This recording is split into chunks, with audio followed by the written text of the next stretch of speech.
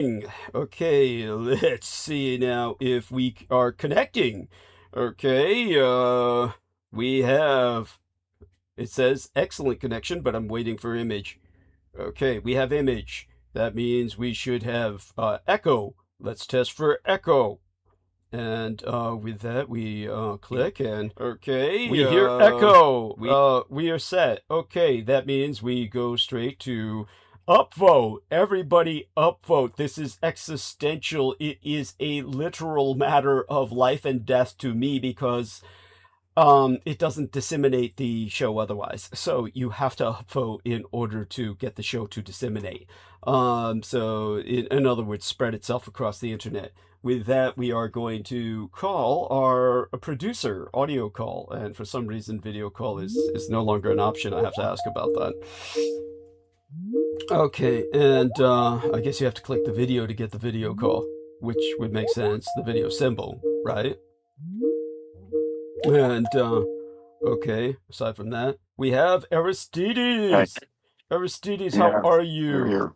Yeah, I'm all right. You sound really muffled. But you're technically.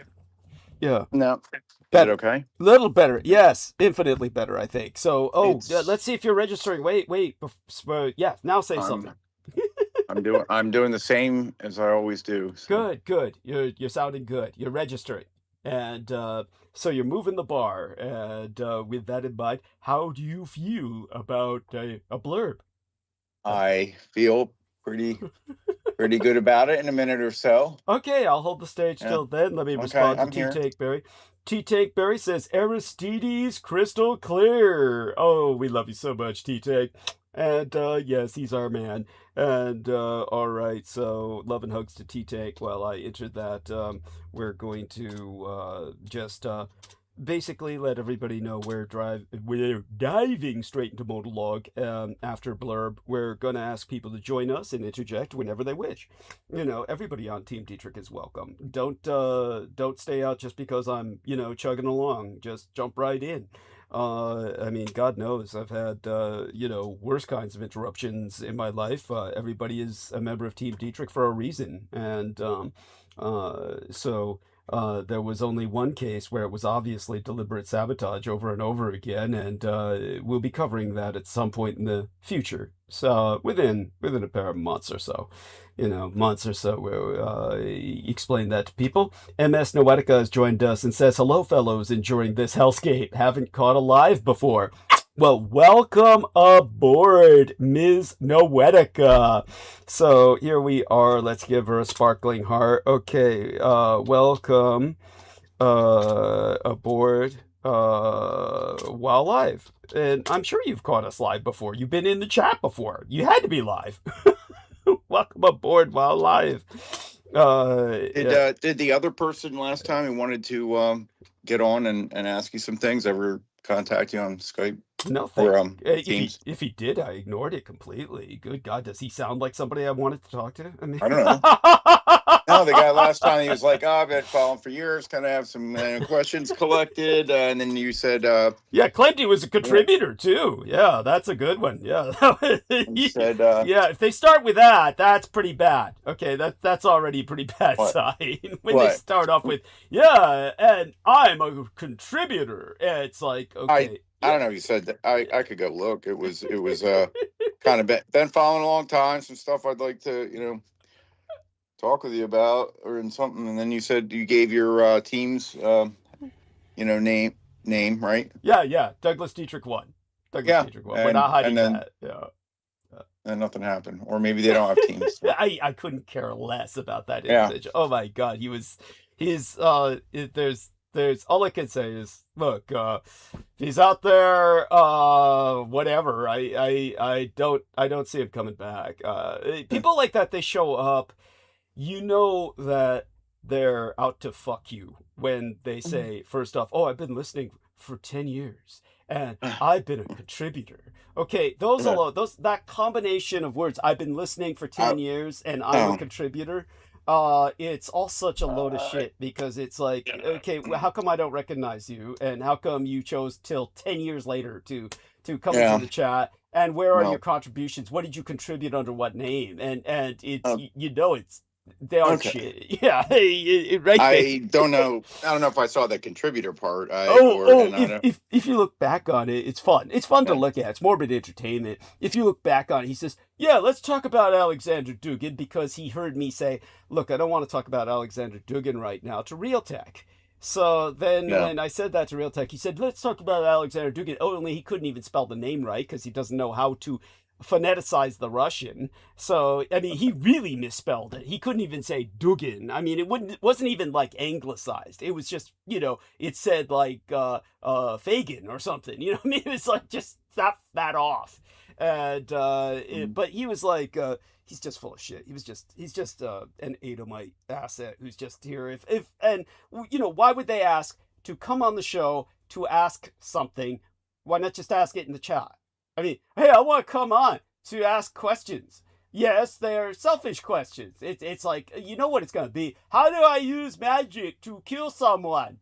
It's always, if it's a selfish question, it's going to be like that. It's same shit, Like, I have to have some fun with this. Give me this, because he has all the symptoms of what I've grown familiar with over many years. It's always the same thing, where if they have questions to ask, they can just ask them in the chat.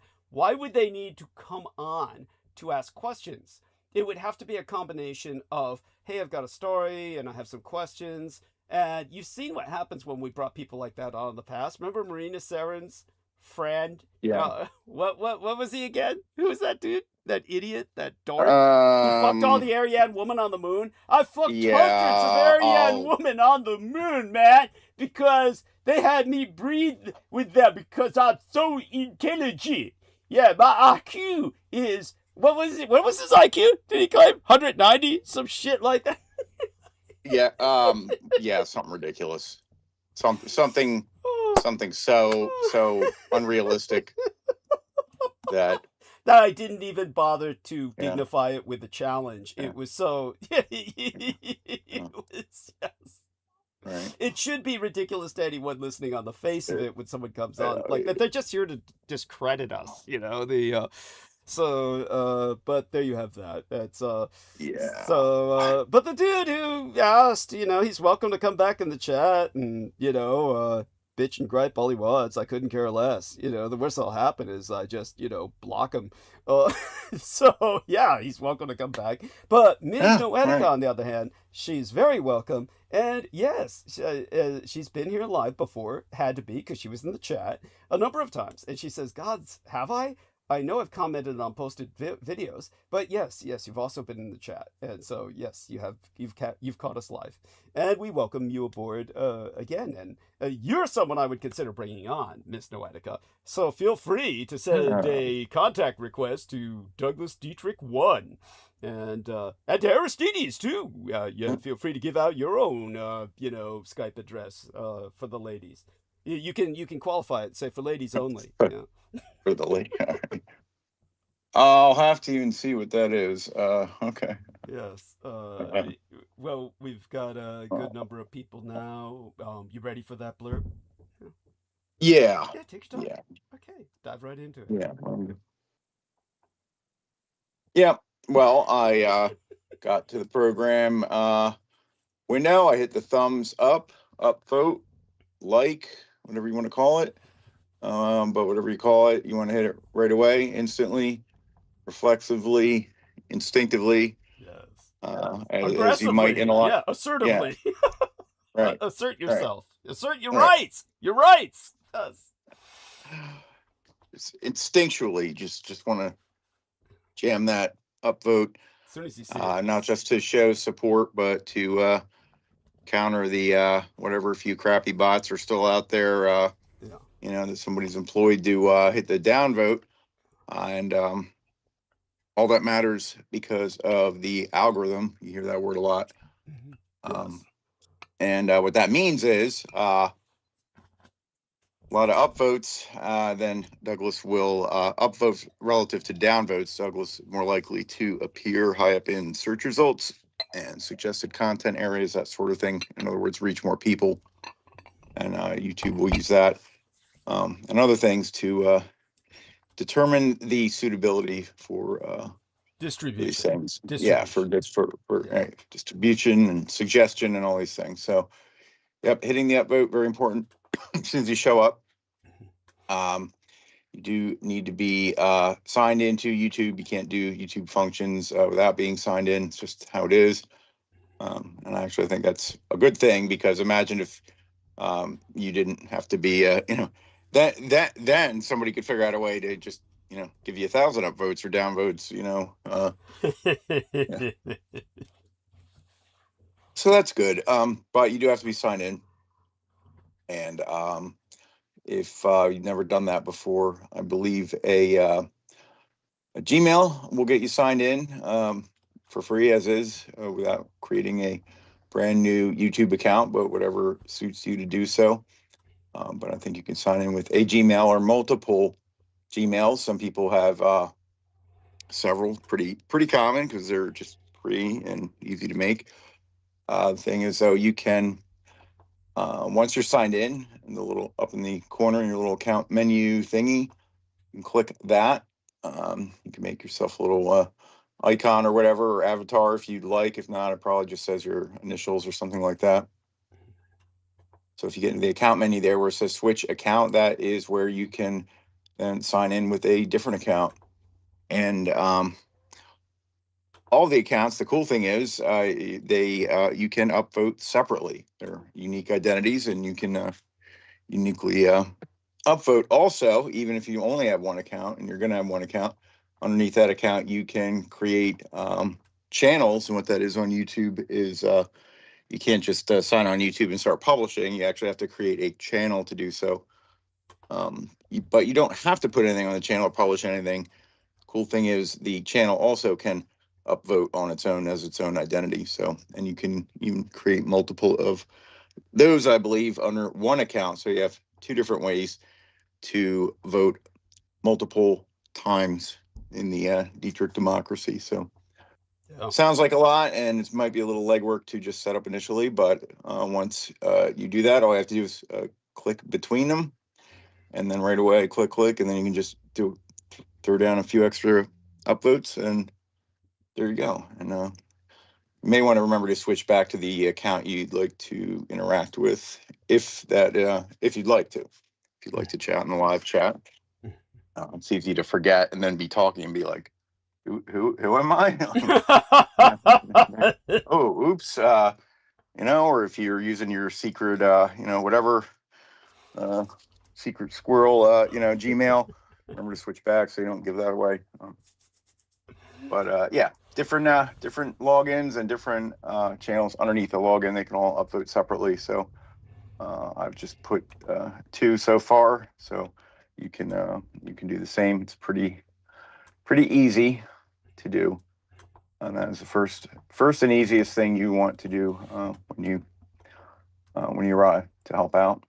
Thank you. Other interaction, of course, helps, such as, say, if you hit the share button there, that will generate a link that you can grab to share with people. That's good for both the live and afterwards for the replay.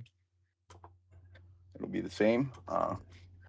And also, I believe YouTube will see you clicking that button and feel it, as opposed to just copying out of the browser bar. So it's true, and believe me, now with the new AI, it sees and feels. Yes. Yeah. It feels your love. Click that same button a few times. Even though you only grab the link once, you just keep clicking it again. Yes. Keep clicking it and clicking it, right? But you can grab the link there. It also has like share buttons for specific, if you want to share to Facebook or X or, yeah. So, you can try. Excuse me. You can try that, or please do that. By the way, it'd be interesting to see how X responds, because X has censored a number of my videos in the past, saying that they violated community standards on X. Yeah. So yeah. But don't be afraid, people. Be daring. Yeah, well, I mean, you just at least, you can grab the link. You don't have to, that's common to see these sharing for specific. I don't know what it does. It links it into that if you have it, but you can always just grab the link itself. I usually don't mess with them. Yeah. Grab that link, save it, share it, email it, put it in a chat, put it into a free QR code generator that you can access online, print it out, tape it up anywhere, in the city, in the bathroom, anywhere you see fit. Be creative. Yes. Paper airplanes. That's right. That's right. Whatever you're going to do. Yeah. So, yeah, share the link. And also, after the live, the comments are enabled underneath the window. There's no general comments during the live stream, only the live chat. But afterwards, the comments are enabled below. So I think both, especially leaving comments, or even if you just check them out and upvote the comments, such as the comment that Douglas always puts with his crucial contact information, especially that needs upvotes, because if it gets downvoted more than upvoted, YouTube could disappear it. So, and that has his PayPal and website, both of which are ways that he can people can find to give him contributions. So upvote the comments, leave comment your own, whatever you feel like. It doesn't have to be very, something very thoughtful about the content. It could just, like, hey, I'm just glad to be here. It's sunny today. Feeling happy. Yeah. Anything. That's right. And thanks for doing what you're doing. Yeah. Or fuck you, I hate you. That too. Right. I couldn't give I couldn't care less. Yeah, or show some skin next time. Whatever you want to. Whatever you want to put. Yeah, comments I think would be a big factor. Any of this interaction. So, and while you're in that said account menu where you switch between accounts or channels, also do check that a little bit lower down where it says restricted mode, that is off, because that limits that account's ability to see age restricted content, and that can happen to Douglas's content due to YouTube screening. So make sure that stays off, or tell anyone that also listens, especially if they've indicated they've had problems finding the content. That could be why. So yes. Sure, restricted mode is off. As far as sharing the content, if you're on a PC listening to the replay, you can right click and get right on the window and get a link. It'll say copy video URL at current time. That adds a time stamp to it if you want to direct somebody right to that moment in the program. I have not figured out how to do that on a mobile, but there may be a way. Things get a little harder there. Also easier on a PC to go and check the main channel while you're still listening. Don't click out of here, this window, but if you have a way to open a new window, such as clicking, or however you might do it on your device without leaving this one and leaving us down the corner where it says Douglas Dietrich in blue, that is the main channel. That's where you want to double check if you are subscribed. It will show you definitively there. In the program window, it may only show you if you're not subscribed. It may offer a button to subscribe. If you don't see one, you likely are, but maybe not. And people have become subscribed mysteriously in the past. So go to the main channel, check there, and you'll see that bell icon there. That's the notification bell. If you click on that, you get a little menu. And the preferred option is all, to be notified with a pop-up of all of Douglas's new transmissions. So the pop-up is convenient. It's a reminder. It's a reassurance that you're still subscribed. I don't imagine that you would get it if you were not. So you can you can turn that on. You don't want to. You can turn off all the other garbage pop-ups from everything else, but that's the one you want to leave on. It's only twice a week. It's only twice a week. I mean, how many ads did you click out, X out, just today for whatever it is, some other algorithm decides that you want to buy, whether it's, penis enlargement or whatever, you know. At least that's what I get all the time. I don't know.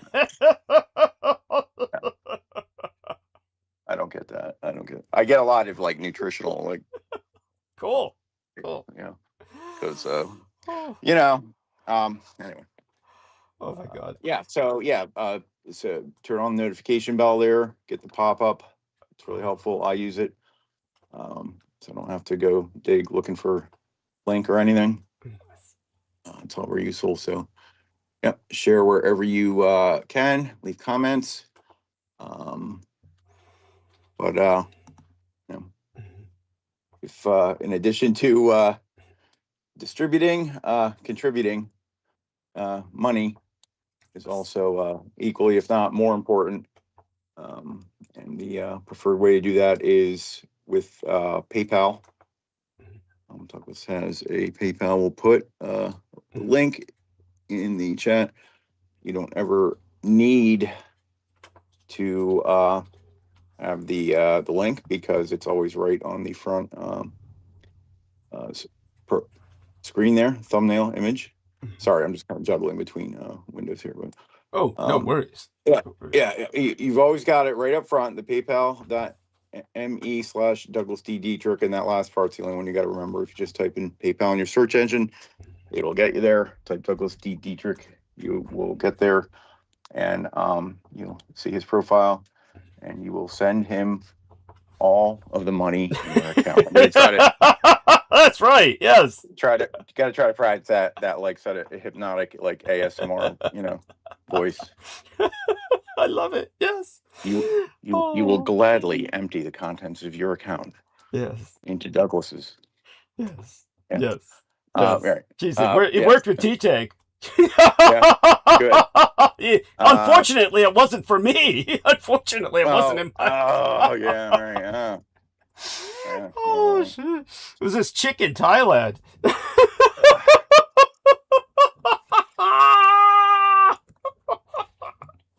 Yeah. Well, if we can only try to keep that kind of charm here, huh? Yeah. No shit.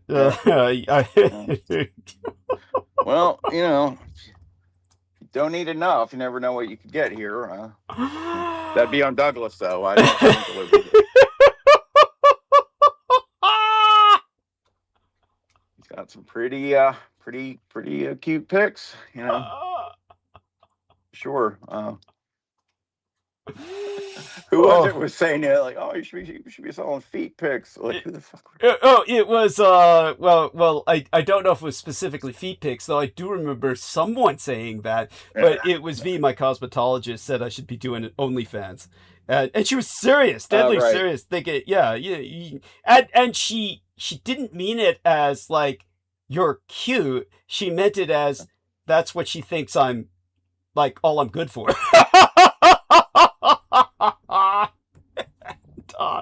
But you know, that or her other ideas she comes up with, like doing a creature features type deal where or you know, just show horror films and, you know, host them, and you could be like those creature features people. And it's like, her opinion of it. So sort of like a circus freak. Yeah.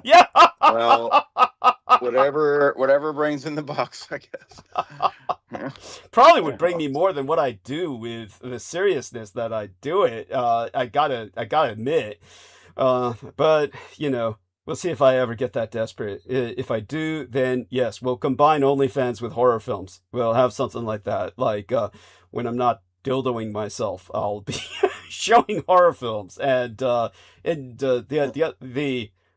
I seriously tried to converse with her about this to come up with some like reasonable like social commentary, the closest we could come up with was a concept with her input called creep factor, where we talked about people and gave them like a creep score. Oh, he's creep factor 10 or something like that for like Pete Hegseth or something like that. But of course, they're all creep factor 10. Hegseth, Vance, Trump. I mean, well, all things to consider. You know, we'll see, but hopefully you enjoy, you know, the information and entertainment here. in the audio sense, without having to see anything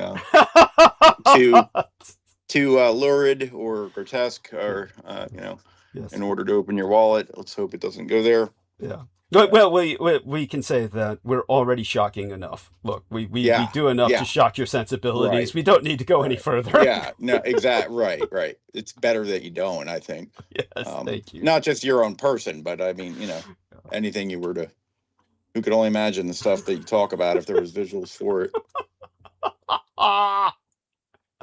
Good or bad.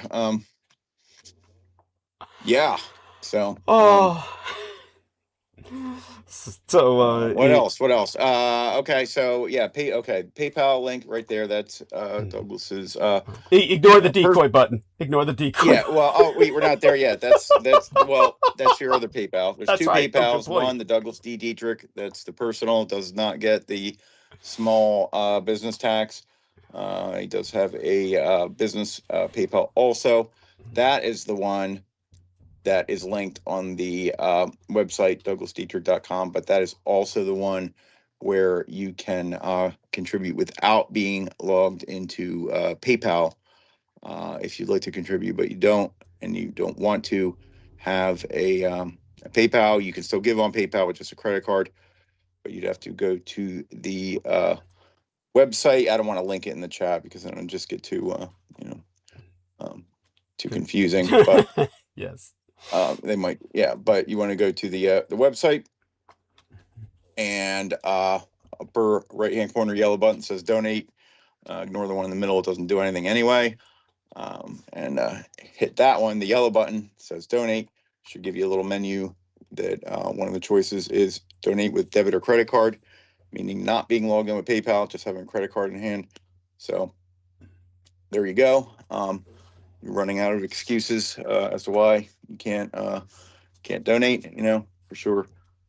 You can skip some sort of discretionary spending. Send Douglas a little bit of money. Probably don't need that $6 second $6 latte of the day. For Christ's sake, make some coffee at home. Yes. Anyway, so true. Yeah. I mean that Starbucks stuff is all sugarized poison anyway. You'll kill yourself. I don't get it. Yeah, and you can kill yourself at home cheaper. So yeah, that's right. Yeah.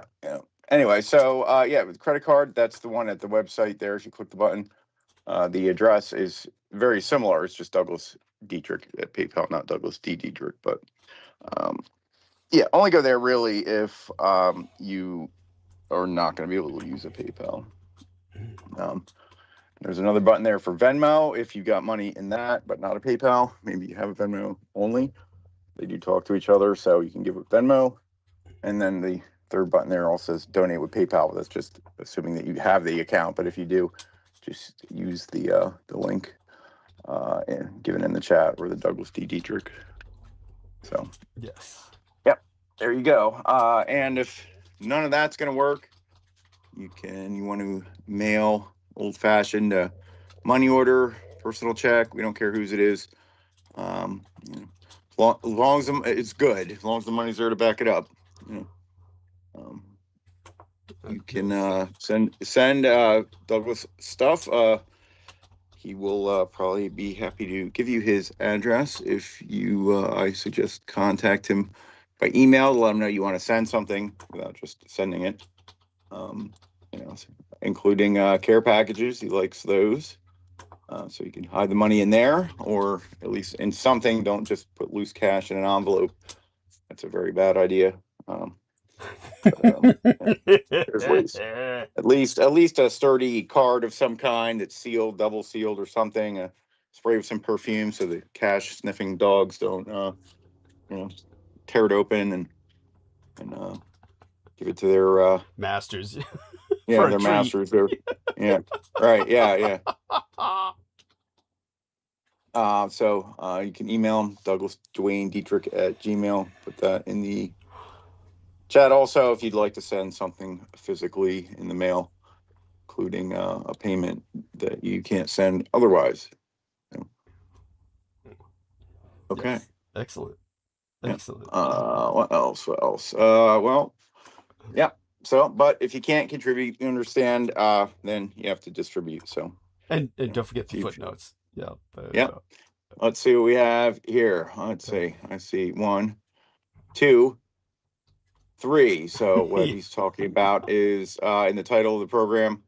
He's always got that filled up, but it's never really enough to acknowledge all the things he wants to. So if you see asterisks 1, 2, or 3, that refers to footnotes in the description.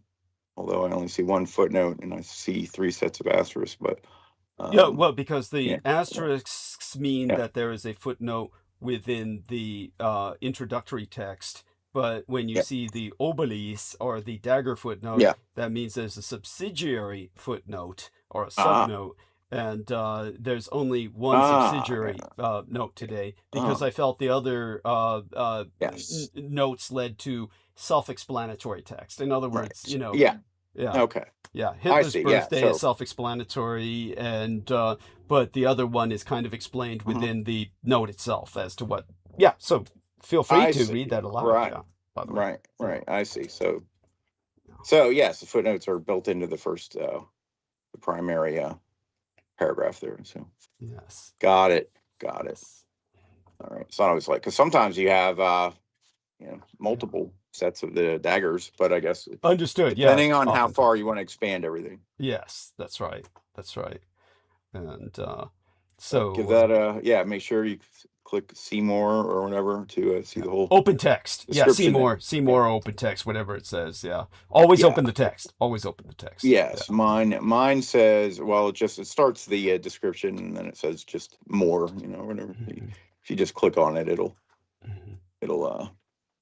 open that up. So always check that out and give that a read. Always something interesting to see there. That's for sure. Yes. So, thank you. I appreciate that. What do we have? Today? Let's see. In here, of course, Yes. Certain someone's birthday tomorrow. Yes, certain special someone whom we all know. Yes. The only person who's some love. Yeah, that's right. Yes. Yeah, the only person whose name ranks up there with Jesus Christ in fame. I mean, there's 2 people in the Western world who hold equal fame, and one would be Christ and the other would be Hitler. So there we go. And it's his birthday eve today and his birthday tomorrow. So there we have that, which was a national holiday during his lifetime. Yeah. And so what else? I'm looking here. Yeah. Cherry blossom festival weekend. Well, things are blossoming. That's right. But actually the most shocking holiday is PD-19, Patriots Day. So today's date, April 19th, Patriots Day. Everybody note that they have discontinued Patriots Day a long time ago. Now, why? First off, it was a shot heard around the world. It was essentially the day that the American Revolutionary War of Independence started, and it's a day that you think Americans would celebrate, and they never have. You might ask why? Because it's traditionally been a day of abject terrorism. The American Revolutionary War of Independence has never ended. We still have many people who believe that the Second Amendment gives them the right to overthrow the very government established by revolution. And yet they put into power the very people that they refuse to overthrow. And these same militia types are the kind of people who instead will obey Trump's word if he gave the order to go out and kill their fellow Americans. That's the insanity of America. Aside from that, just to clarify, validate, and vindicate what I've just said, Patriots Day, April 19th, is the day when basically they massacred a family at Ruby Ridge. It's the day they massacred an entire church of people with its congregation and all their families, plus many children that they don't count, despite the fact that Republicans love human life to the point where they outlaw abortion. They burned tens of pregnant women alive, something like a score of them, and all of their babies spontaneously aborted in the flames at Waco, but they're never counted by the Republicans as murders. And it was the day of the Oklahoma City bombing.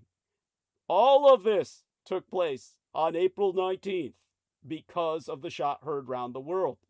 Ruby Ridge, Waco, the Oklahoma City bombing. And so, for that reason, did I forget Columbine? Columbine massacre, the granddaddy of all school shootings. All of this was PD-19, April 19th. So they never talk about it. They never celebrate it. It's completely outlawed. If you're caught out there in some kind of militia uniform, waving a flag and popping firecrackers on April 19th, you will be arrested. Your own beginning day, the commencement of your own American Revolution, is the day of horror in the United States. So just remember, think about what that means. Dwell upon that. Because we had something else happen today. Basically, a black man killed his entire family and tried to wipe out a few others, resulting in the deaths of 8 children at least. I don't know if you've heard about that yet. April 19th. There you go. PD-19. Always a massacre. So there you have that. We can go on, but, take it from there. Any other thoughts? And, don't forget to emphasize the importance of the footnotes. You might want to know why I didn't put all that in the footnotes, because it would take a fucking novel, and I didn't have the energy or the time when I got home. But yeah, there you have that. And yeah. Yeah. Okay, I'm just wow, all these things happened on this date. So yeah, wonder what's happening today. Yeah, black guy just killed his entire family of 8 kids and tried to wipe out a few others. Where was that? Louisiana. Today? Yeah, today. Yeah. Oh. I hadn't seen that yet. Don't worry, I'll get into it. Okay. I'll get into it. Don't worry. Obviously, it's something I have to address. That's inescapable. I would be remiss if I did not. But you couldn't have it all white supremacist. I mean, so far it's been, PD-19 has been identified as a white supremacist holiday. So the blacks had to get into the spirit and show that they're not to be left out. Yeah, so we're getting inclusive here. I guess that's some of that inclusivity that we can credit to the Republican side. Yeah. You might say, Doug, that's totally unfair. Why would you say credit that to the Republican side? Believe me, I'll get into it. Yeah. Got it. All right. Oh my God. There we are. That's it. Yes, you found it. Urside pod. At Urside pod. Let's talk about Alexander Shulgin. Who's that? He's trying to say Duggan, but he's like totally retarded. I mean, that's kind of a stretch. I mean, didn't even begin with a date.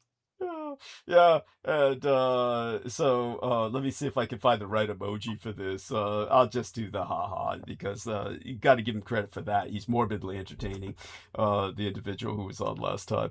And so it's at any rate, I'm just about ready to get into it, but what do you say? Are you ready for me to start the monologue and sucking all the oxygen out of the room? Pretty much. I might not want to take too long going through, I don't know, we're gonna call it the news today a little bit, but also trying to sort some stuff here, so if you want to get to that soon, it's fine.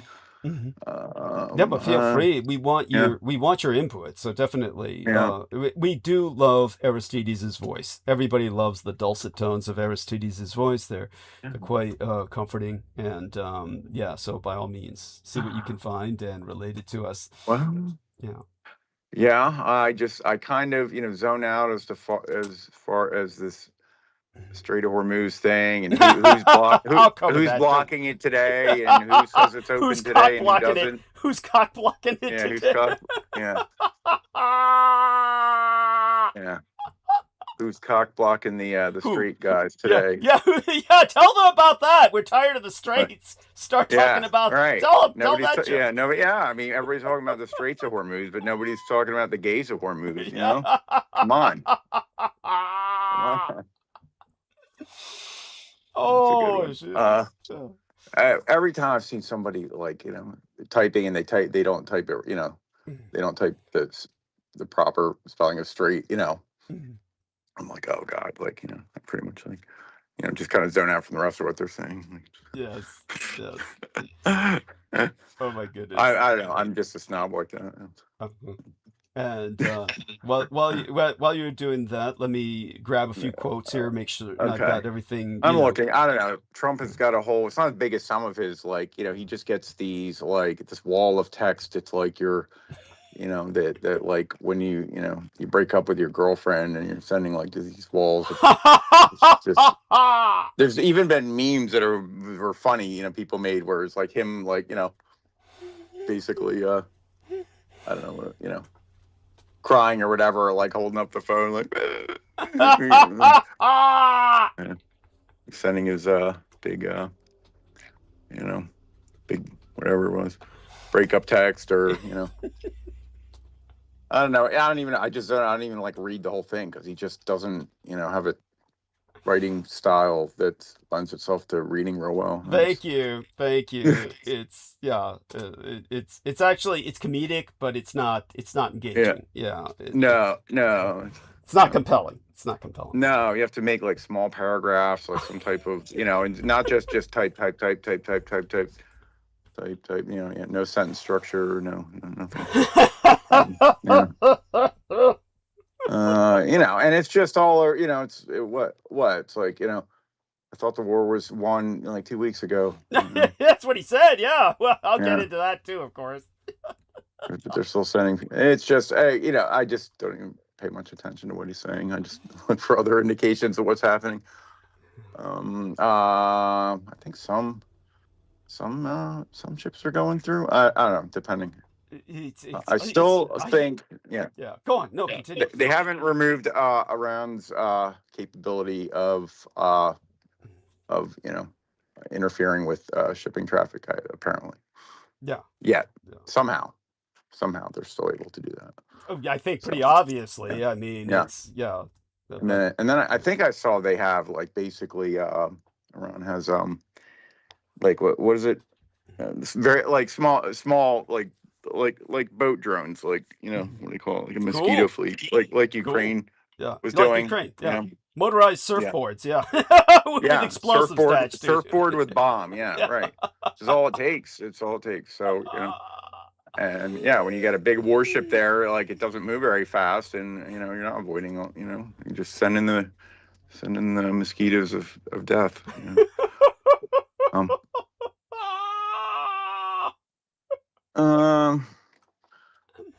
Ron's saying something about opening their airspace to who? I don't know. I assume not to the U.S. Let's see. I don't know when this was. Argentinian President Milei travels to Israel to kiss the wall.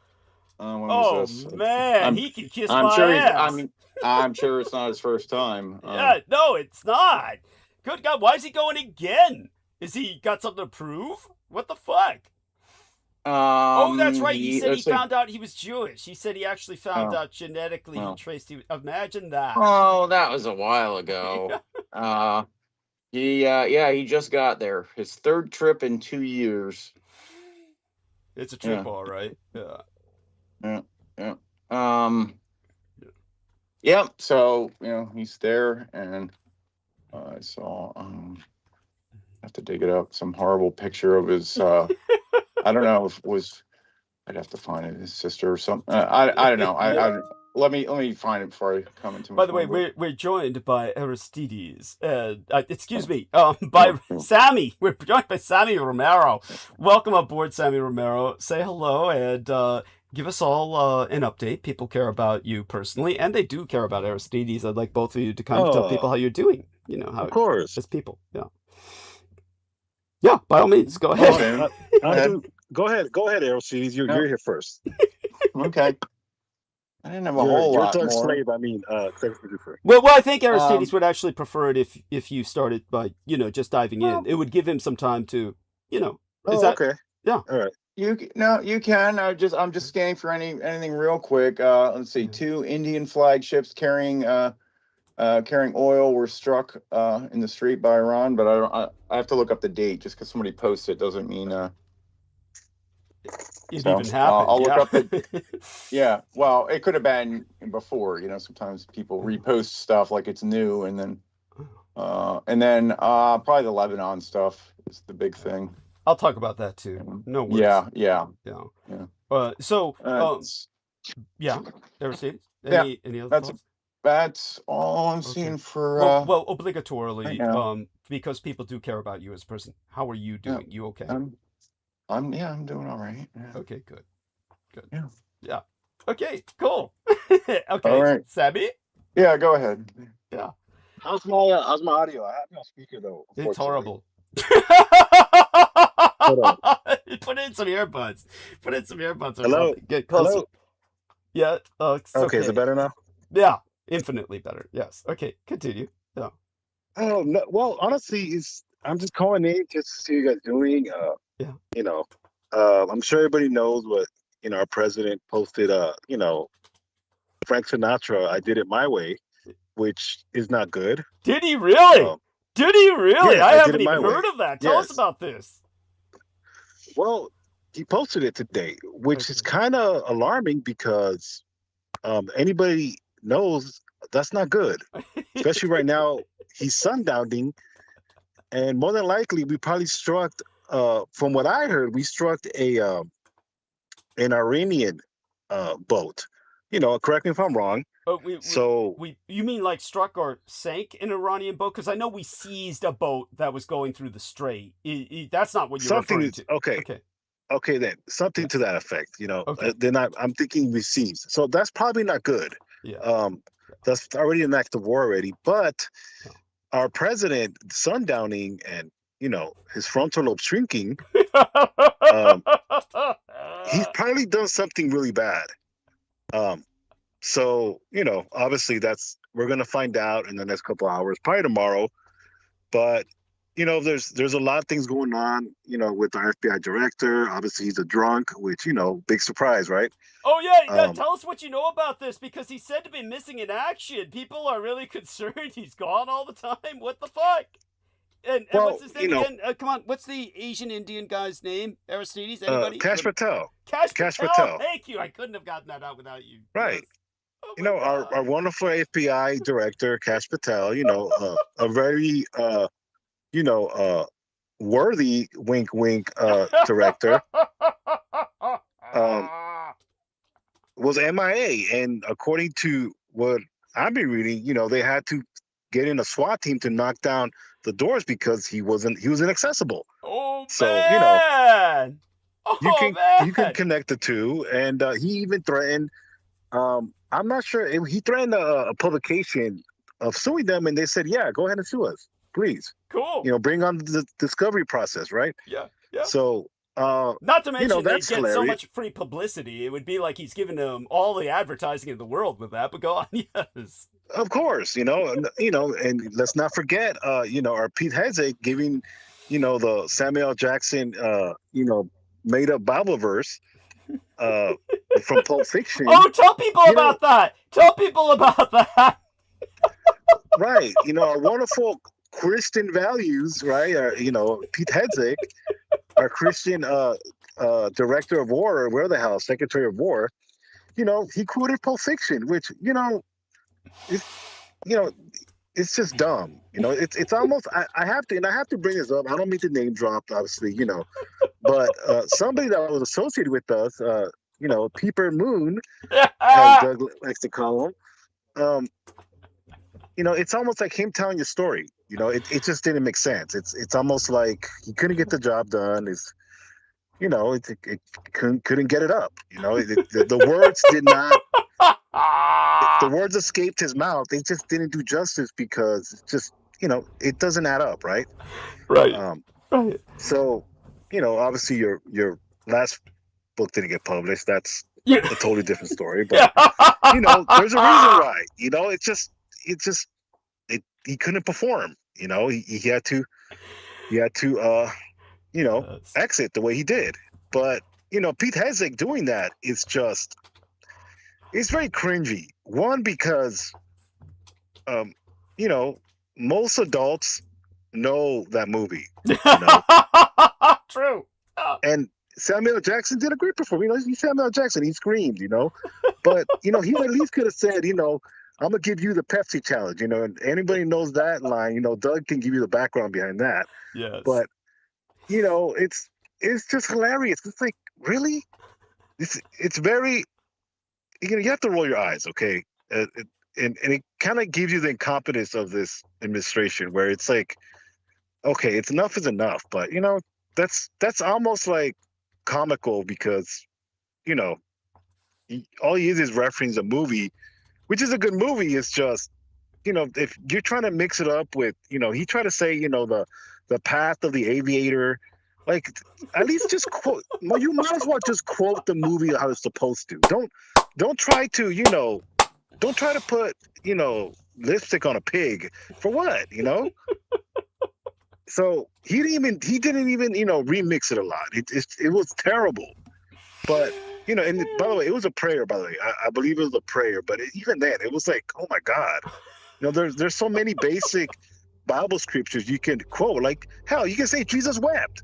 That would have been more honorable, But he wouldn't have. How applicable would that have been to his whatever lunatic point he was trying to make? Absolutely, he could have said, "I'm going to weep when I'm in handcuffs." Yeah, I love it. I'm hanged.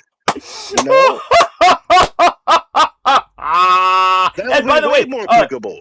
My congratulations to Sammy for using the correct term, hanged. That is the correct term. People keep saying hung, which means something else entirely. When a man is hung, that means his anatomical part is hung like a horse. When you execute him, he is hanged. Okay, yes, so you said it right. Right, yes. Right. Thank you. I appreciate that. It is what it is, but it's just, I mean, we're a laughing stock. We really are. And I keep saying this every week, but they don't really want to try. They really don't. Which is almost like no one in their right mind is even, I wouldn't even say amused anymore. It's just pathetic. It's so easy. It's so easy for the late night shows to roast them. It's like, it's kind of pointless, right? It's redundant, perhaps redundant, but right. That's it's not pointless. It's corny at this time. It's really corny at this point because it's like, at least quote Pulp Fiction the way it's supposed to be. Like, come on, But at the end of the day, it's another wacky week. Obviously with the market manipulation and Trump announcing, oh, the strait's open, and and the world, Iran saying, no, it's not, and, everything goes back to the dumpster, So, it kind of shows you who really is in control, Unfortunately, we still have the cult that follows him and obviously they're not in the right mind. Thank you. Nevertheless, we're still stuck in this ride. There's been a lot of speculation that this week in particular is going to be possibly, when he's unalive. Either he chokes on a hamburger or, somehow, his arteries just close, But, from your lips to God's ears. From your lips to God's ears. Or even, especially this week, because we really don't know the extent of this whole scenario there with, taking hostage of that ship. That's already another quagmire that it's going to have to be reported. Yes. More than likely, foreign news is going to report it more accurately. because obviously the propaganda that we're spewed today is so ridiculous. They don't even want to touch that.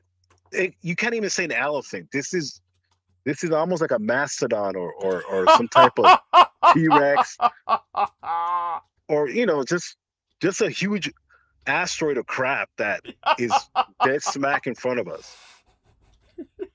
So it's gonna come out in the wars. It's just at this point, like I've said, I do believe the European Union, Europe in general, I think they're gonna take reins and pretty much kick us out of that region. We're already fucked as far as our bases.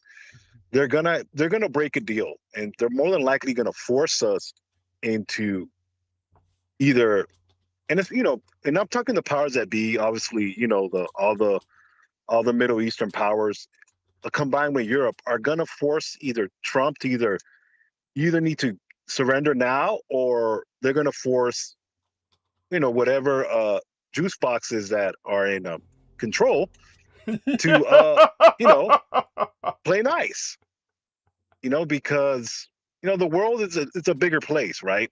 Yes. Obviously, our president is one thing, but the juice box nation that we finance is another rogue. They're another rogue terrorist land. Yes, a rogue nuclear power, no less. A rogue nuclear power, no less. Yes. I love juice. I love grape juice. I love apple juice. I love all kinds of juice. But that juice land that that's protected. By the way, it does remind me of a capital joke, or rather, it's a childhood pun where two guys are in a restaurant and they were saying, "Are there any Chinese Jews?" But by the way, there are. It's from old colonies of Jewish people who settled in China years ago, but they never really interbred. Just like many people, they ethnically enclave, but they were definitely parcel to the communist revolution. It was one of the factors in the communist revolution was that Judeo-Bolshevism was involved. But all such having been articulated, two men are arguing in a restaurant, "Are there any Chinese Jews?" And they finally ask the waiter in the Chinese restaurant, "Are there any Chinese Jews?" And he says, I'll ask."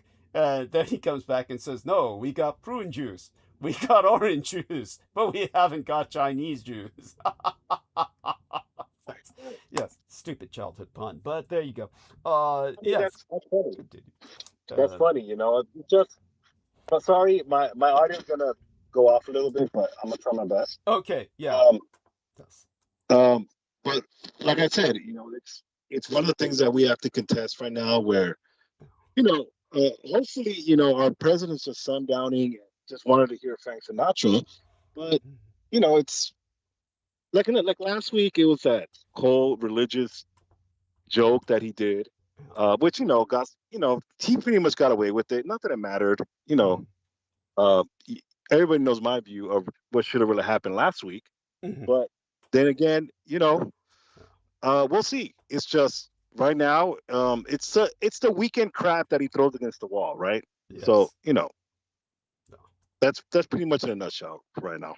Well, I thank you for appearing, and look, stay on as long as you want or as long as you can. I know you have all kinds of responsibilities, but certainly I ask you to listen and just feel free to jump back on bandwidth. You're always permanently on the call, so just jump back on bandwidth and interject whenever you feel like it. Okay, but other than that, how about otherwise? Is everything generally okay with you in your area? Give us a little regional insight. I mean, for instance, you brought up the fact, of course, that it's already Mad Max in Los Angeles and people are puncturing other people's gas tanks. Anything new in that department as to how things are disintegrating? I mean, they're trying to manage it, but to be honest with you, it's almost where,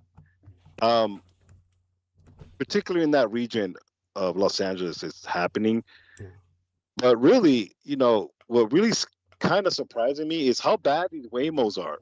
Yes. Okay? Oh, tell people about that. And that was Atlanta. Imagine if that happened in the wrong place in LA or the Tenderloin in San Francisco. But go on, continue. Yeah.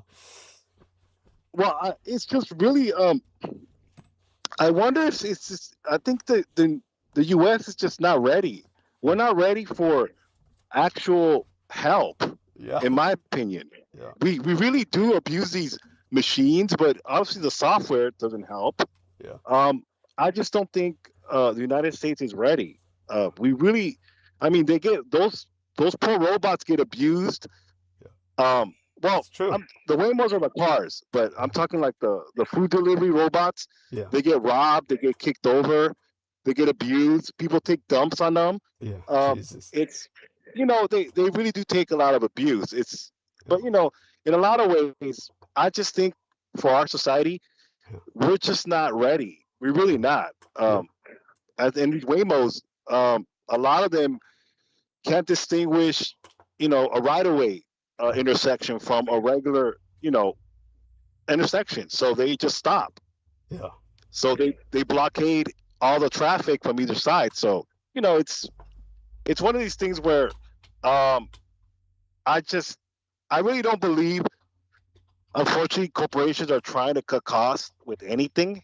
They're going to end up either just giving up, because as far as humanity with the United States, we don't take well to machines. Even the machines that try to save our lives, we really don't. We really just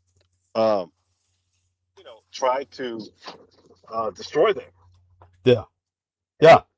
In other words, this is a totally self-destructive society, and the introduction of new technology is, well, it's like pearls before swine. Really, it's just the people are too primitive, too destructive to work with the technology. Right. Yeah, they just see it and they smash it with baseball bats. They're like monkeys with sticks. They just see it, and then they yeah. Go on. Well, absolutely. Even obviously AI is one of the things that that's being abused right now, and Thank you. the way people are fraudulently can really frame you for a crime, to the point of you'd be thrown in jail. Yeah. Has it happened? I'm sure it has, because we're at these stages right now where it's not really regulated. So we're living right now in very much dangerous times, but there's just so many fires right now that are inflamed. Obviously there's that shooting in Louisiana that happened. Yes. What is your own intuition? What's your own intuition there? I really do think since 1999 with Columbine, obviously the birthday of your biological father, I really do think they always do a mass sacrifice, especially for your father's birthday. Yeah, it's true. Ever since 1999, which was very interesting that it was the last year of that millennium. Yeah. I really do think they try to almost just set the atmosphere as almost to disrespect your father. It's true.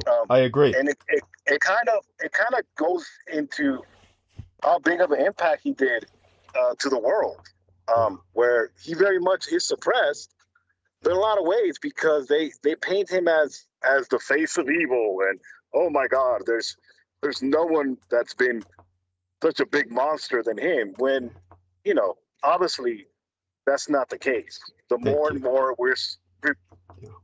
more history is being repeated itself, where people are really questioning that, because to rise to the level of chancellor, of Führer, I mean,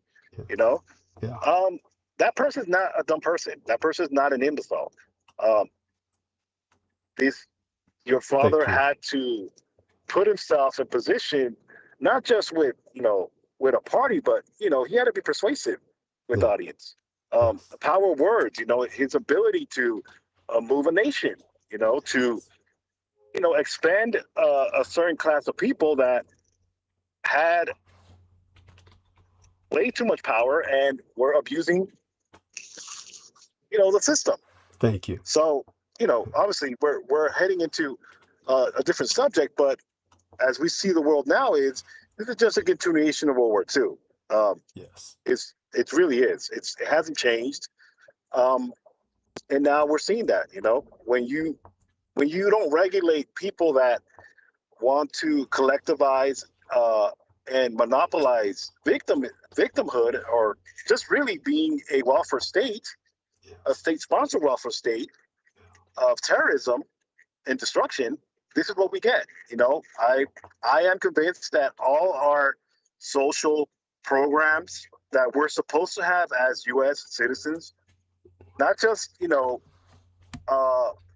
certain demographics, but all U.S. citizens, even our working class, our immigrant class, they deserve at least a cut of those social programs. And if anybody argues with me, then why do they have those social programs? That's always been my argument. If those social programs to our U.S. citizens should not be given, then why are they given to them? That is my simple question. Honestly, they're not going to answer that. The billions of dollars that go to them, well, why isn't it given to us, off our back? Not just, minorities, but obviously people that are a different complexion. Thank you. And that's never going to be answered. Why? Because, they're institutionalized. They're indoctrinated to hate themselves. Really, it's not even, any Judeophobia or anything. It's really self-hate that the United States has been having since, the dawn of this godforsaken nation. Yes. We have self-hate. That comes down to it. It's not even ignorance. We can hate each other in harmony. I don't have to like Doug because he's Asian, but that doesn't mean we can starve together. I don't want to be united in that. Let's not like each other, but let's not also starve. What is the difference between that, Thank you. I don't have a problem with that. Doug doesn't like me. If he doesn't like me for eating tortillas and beans, well, that's fine,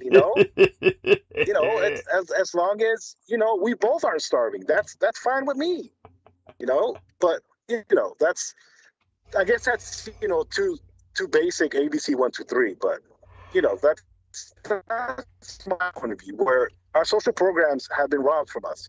That's true. And I don't see how anybody can disagree with that. As U.S. Citizens, we should all be having these social programs and still hate each other. Yes. But obviously I don't hate nobody. But you guess what I mean. Yes. Let's put it this way: there's nothing in the Constitution that says anyone has to like anyone, and the entire point is not to like each other, which then later on became an indoctrination point. Only when the school systems did, in a very real sense, get a leftist, shall we say, influence that I've spoken of exhaustively in the past. That's when school programs began to concentrate on, we've got many children from the inner city that we're trying to bus into a kind of more heterogeneous situation where they were trying to get the population to be used to each other. There was this sense of shoving it down your throat that you must like other multiculturalism. That was one term for it. The reality is, of course, we don't need to really be deprived of the right to associate. And I think that people naturally associate by ethnic enclaving. But the point that Samuel Romero is making is obviously we wouldn't have the problems we have today if we had universal basic income. If we had a universal basic income, the ethnic enclaving would not be an issue because we would all have a basic, quality of life. We would also need universal health care, obviously, because no one can afford to pay for healthcare as it's evolved into an astronomical expense.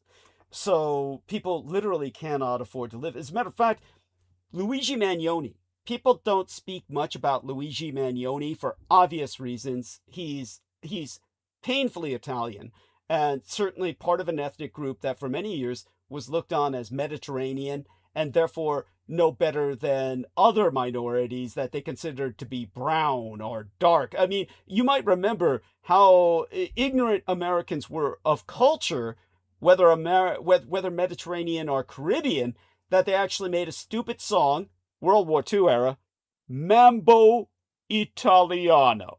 I mean, really? Fucking really? That's the Mambo Italiano. And it's like, dude, they're totally different cultures. But to the Americans, oh, they're just both brown. Yeah, aren't they the same thing? I mean, seriously, that's the level of, well, there was obviously a need for some diversity education there. But that having been articulated, Luigi Magnoni is not an ideological extremist. He has never called for any kind of supremacy of any culture.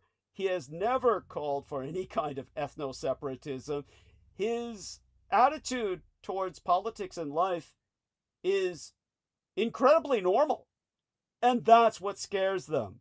His only revolutionary act was to kill a CEO that had deprived himself and his family of care to the point where his loved ones died. And that's what scares them to death, because that's what's coming for them. And when it comes to this entire point that we're making, that Sammy's making, we need universal health care, we need universal basic income, and you won't have these incredible problems with violence. Instead, they divide us all against each other, engender hatred amongst ourselves, while all of the money is just recollected at the top, to the point where nobody who's beneath a multi-billionaire status can have any quality of life that's worth living. This is incredibly short-sighted, and they're bringing about their own demise. This is, again, to reflect on what Sammy brought up about the Waymos, these companies that are pushing this technology literally flooded our cities with Waymos. They, as a matter of fact, have made parking impossible in downtown San Francisco, except for Waymos. It's Waymo-specific parking. There's no room for anyone to use anything else. They want you to start taking those Waymos. And this is why people are fighting back and destroying them. And I can't blame them. But what Sammy's bringing up is something more poignant. These other kinds of service robots that people are sabotaging just out of viciousness. And that, of course, has no reason other than the fact that they can literally get away with it because these little individuals on wheels that serve us our food delivery are not considered to have a soul by legal standards, at least as of yet. In Japan, of course, there's a respect for such entities. They view them as having a soul, that all machines have soul, that they're imbued by creation as a child is through childbirth. And so when it comes to the society we live in, we have no concept of empathy, which of course is a sign of psychopathy. And that's where we have to start educating people. So education is the key in that regard. And what we had before was not education. It was indoctrination, which nobody appreciates. So what we're facing now is the challenge to that. I mean, certainly, Sammy, I'd appreciate your response to that. Otherwise, of course, I'll go straight into monologue. But definitely want your feedback in that regard, and I'll try and address some of these. Yeah, please. That's you said it well. You well said. I mean, you couldn't have said any better. As far as what the benefits that are really ours, I really do think. Yeah, it all goes to fucking Israel. Point. That's the pisser. Yes, it Absolutely. All does go to fucking Israel. Yeah. And if people have a problem with what I say, well, you have to ask the question: why do they get billions of dollars? Why don't they produce whatever the hell they produce? I don't know. Do they produce sand pies? I don't know. And as Sammy has brought up, which is quite true, Sammy is not pointing out something. Sammy's pointing out something we should all know. We have Jewish ethnic enclaves in America where nobody works, where nobody has worked for generations, yet we think of Jewish people as a high achiever class. We think of them as movie directors, accountants, scientists, politicians, attorneys. Let me but go on. Yeah, please. let me argue that. Let me argue that point. That's nothing against them. In fact, that's commendable. Here's the problem. When most 99.9% of U.S. citizens, doesn't matter what race, if they don't have the time to build themselves up educationally, if they don't have time to go to law school, if they don't have time to open their own universities, their own, ethnic enclaves where they can focus on themselves, if they can't control their own media, they can't control their own. They can't control their own grocery stores, banks. The banking system is they don't have no banking system of their own. Well, that's a problem. So I have no problem with they have. I just want the same. That's right. I want, but beyond that, they have entire populations within their community, subcultures that are Orthodox religious that do nothing but get welfare for generations. And all they do is produce kids. Well, absolutely. But here's the thing. I can't really, yes, it's wrong. It's not wrong per se. It's just very dysfunctional in the sense that people are indoctrinated to believe that doesn't exist. The real question is, why aren't Americans given that privilege to raise their family? Maybe take a 5-year sabbatical if you want the opportunity to get paid to homeschool your children, then do it. Or maybe take a sabbatical to pursue another degree. Enrich your life. My point is, all these programs are there to help you. I'm not saying people don't take advantage, but at a certain point, you have to look at Japan and how they run their society. Obviously, it's night and day.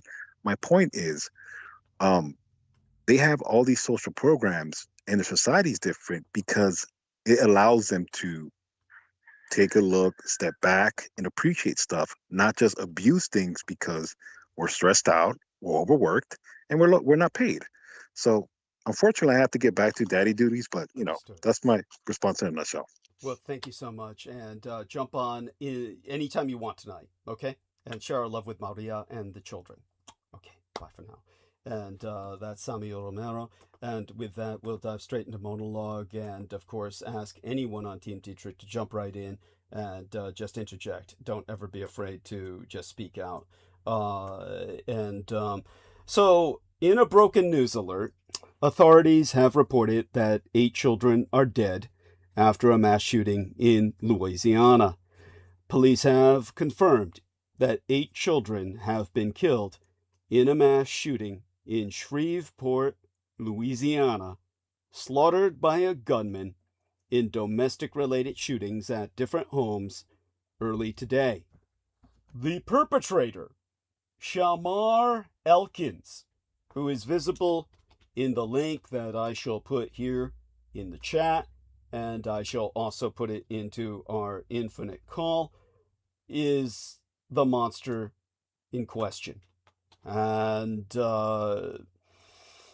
at any rate, just looking at him makes me sick. He's also dead. 7 of the 8 children killed being his own. Elkins was later killed by police after fleeing in a carjacked vehicle. 10 victims were shot altogether, 8 fatally. Those among the dead ranging in age from 1 to 14 years of age.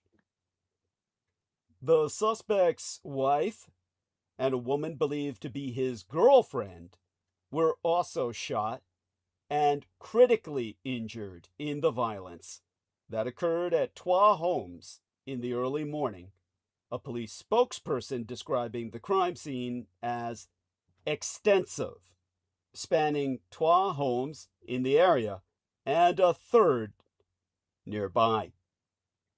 Now, before I really dive into this, we're joined by Holly Kiefer. Welcome aboard. Say hi to Sammy and Aristides. And, of course, people care about you as a person. Let us know how you yourself are doing. Hi, everybody. Sammy, Aristides, Douglas, all the listeners. I just had to jump on real quick before you run free because this is funny. This happened to me, right? I got a friend in the hospital and I'm walking down the hall and here comes the so adorable hospital robot. Okay. And it's one of those rolly ones. It's all adorable, Star Wars looking, making little beeps and shit. Douglas, Sammy, so help me God. They glitched you. As soon as you said, so help me God, they glitched you. Gotta say it all again. Okay. Yeah. So Sammy and Douglas, all I wanted to do was kick the living shit out of that thing. It was an entirely visceral reaction. I wanted to hurt it. I don't want your help, you fucking little piece of shit. Give me a person walking by. Oh, God, it still roils my guts with rage. So don't let me near a Waymo, man. I'll fuck it up. I won't be able to help myself. It's entirely subconscious. Yeah. It's with many people, yes. But why? Why? Was it? I don't know, but I was so deeply offended by the thing's mere existence. Yeah. And who the hell would want one of those adorable little things running around their house? I mean, I could just see the hundreds of people that just oohed and ahhed, petted the thing in the hall, and I just wanted Were they doing that? Were they actually doing that? Yeah. They think it's so adorable. That's incredible. I just wanted to vomit on its electronics and watch it fry. Jesus Christ. I know. You It was need that counseling. bad. You need counseling. It was that bad. It's some kind of technophobia. You have some kind of technophobia, but apparently, yeah, but don't make it all so cute. But obviously we have to go in that direction because what do you want, the Terminator? I mean, yeah, I know. I just want humans at the cash register and humans doing the care. But I don't feel, for what it's worth, I don't feel that robot is a threat to anyone's job. It cannot do anything on the level of a human being. It's entirely. It was the meds robot. And it was delivering the meds hither and yeah. But is it up so that was a person's job? Well, let's put it this way. My experience with many of the people working those jobs was generally negative enough where I'd rather see the robot myself, because most of my experience was usually with well, they were ethnically Filipino in general. Right. And they did things like steal jade bracelets off my mother's wrist, that kind of shit. So the robot's not gonna... Well, this was completely unexpected and unlooked for. Yeah. I was surprised myself at the level of violence it summoned in me. Yeah. So I'm just here to confess that. I mean, I've been there and I've expressed that. Who would want one of those in their goddamn house? Who they're all over in their house. They're all over Japan, robots like that. And yeah. Completely. They clean the supermarkets at night. They do it all. Yeah. So I'm not for it. I want to burn them. It's before they get any smarter and can feel. all I can say is that when I compare them to the kind of experience that I've had with the people who work in hospitals who steal the jewelry and just give you shit and don't answer when you ring the bell. I know my experience has been mixed. I try to think of the positive. Try to think of the positive, but Yeah, I'd prefer the Rōmā. This Yeah. was involuntary, man. I just went rabid. Yeah, I've had that kind And of I visceral. didn't touch it. I didn't kick it in the nuts. Yeah.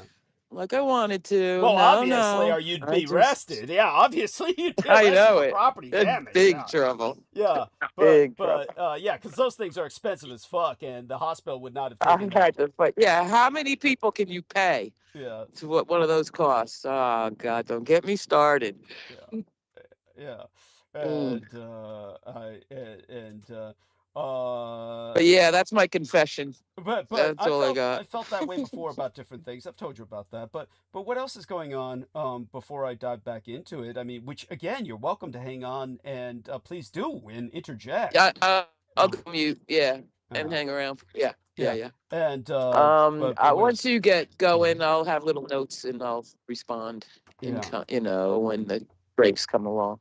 Yeah, sounds good. Nothing more than the general chaos. That second Trump meme, Mhm. that he put out with him and Jesus. Yeah. It's funny because if you crop that just from a little up from the bottom, it looks exactly like Jesus is giving him a hand job.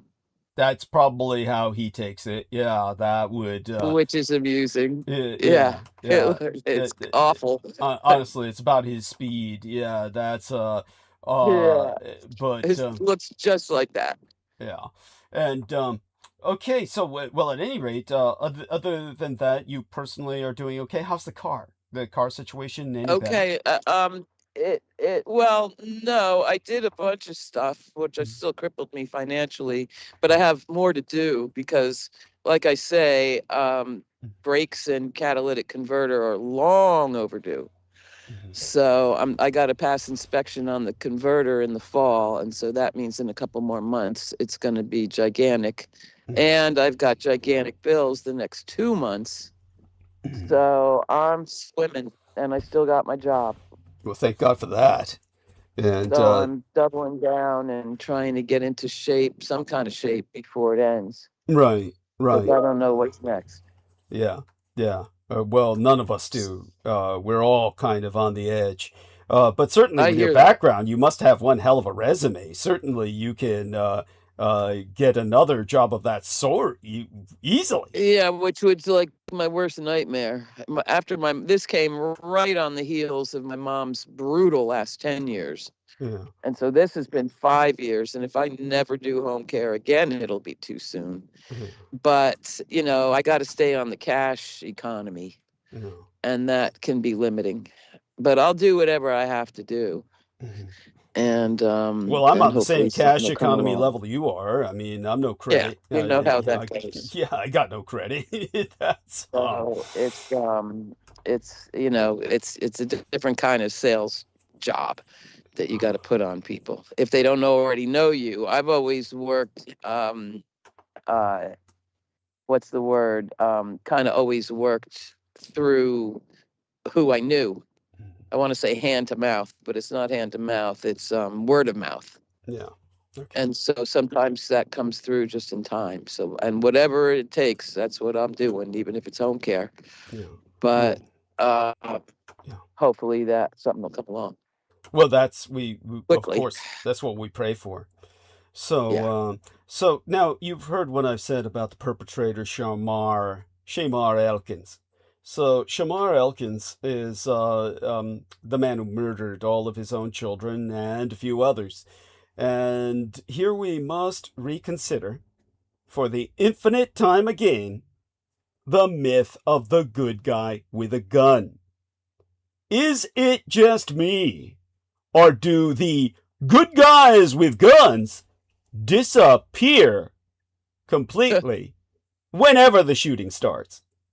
They can pose for pictures, wear all that silly Call of Duty shit, but guaranteed we never see these guys around at mass shootings. What the fuck to mention the cops, like at Uvalde, they hung around outside for 40 minutes. Your point's well taken. Now, let's talk about something that hits the subculture that I deal with personally.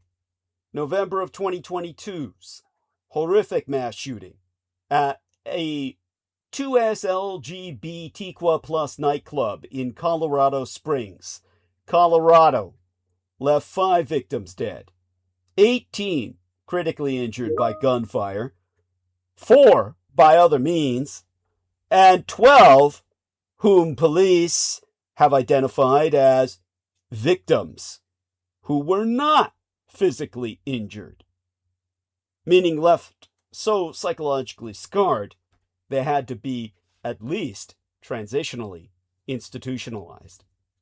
And as dire as these numbers are, they cannot begin to factor in the trauma still carried by everyone else who was at Club Q that night, the victims' loved ones, and entire communities who must today grieve because a 22-year-old opened fire as people danced. The near constant nature of such horrors in this country has long since birthed a series of responses as predictable as they are inefficacious.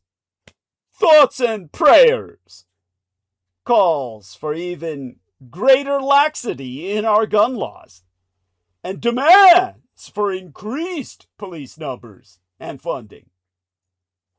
Now, such appeals are rooted in the widely held misbelief that the only way to stop a bad guy with a gun is a good guy with a gun. But the facts themselves belie that very notion. Indeed, the presence of so-called good guys with guns all too frequently fails to prevent such tragedies or actively increases the danger of the moment, even when the people with the guns are trained, armed, and depended upon to provide our public safety. As pointed out by Holly Kiefer just now, 376 heavily armed officers stood by, talking to each other, smoking and joking and blowing bubble gum as 19 fourth graders were slaughtered in Uvalde, Texas in May of 2022. Even as 12 teachers died trying to save them in front of those officers' eyes, with officers taking bets on who died next and who would live the longest once they got shot.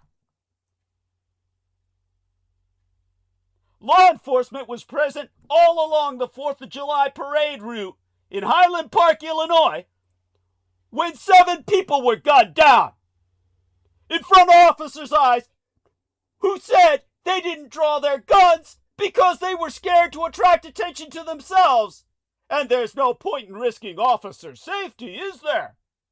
Even though we pay these sons of bitches and these motherless cunts to do just that.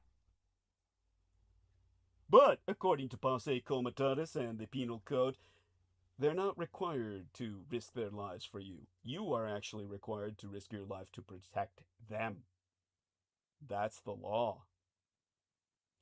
Such officers, under that protection, arrived within 4 minutes of a gunman opening fire at Virginia Walmart on the day before Thanksgiving of 2022, but by then he'd already killed half a dozen victims and himself.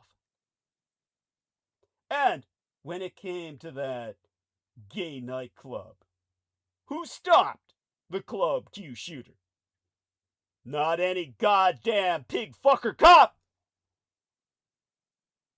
It was an unarmed trans woman who stomped on the gunman's head with her high heels,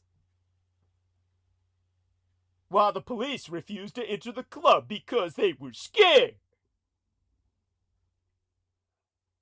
In fact, all recently gathered data proves that fewer than 1/3 of all active shooters are ever actually stopped by law enforcement. Moreover, good guys with both guns and badges have been responsible for scores, well over dozens, more like scores of friendly fire deaths of their own fellow officers, shooting each other in outrage at their own behavior, fighting over drugs, prostitutes, and whatever else they think is within their beat. Patrol competition. That's where I collect my protection money, motherfucker. That and the other good guys with guns. Security guards are bystanders, are frequently victims, killed by police arriving on the scene. As a former security enforcement officer, I can tell you the first thing the motherfucking cops shoot, soon as those pigs show up, is the security guard. What a bunch of clowns in uniform. You know what really kills me on top of all that? Every single time anything from large to small happens like this, there's this great chorus of voices saying, yeah, well, we defunded the police. It's like, hello, that never happened. Thank you. There's never been any defunding. Thank you. Places where there was efforts, it's been revoked.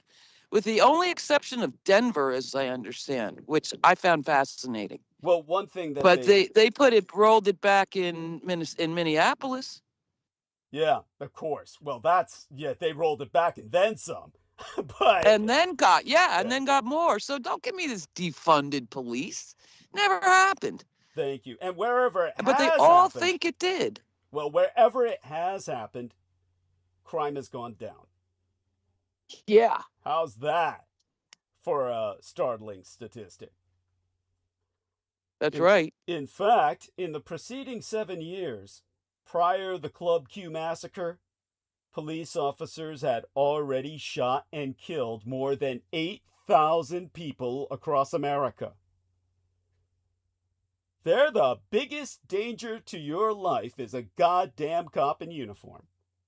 They're out to kill you. Public safety is about much more than any single statistic, but let's start with this one. The United States buries more than 45,000 firearm victims every year. More than half of these are deaths by suicide. More than 800 are women killed by intimate partners.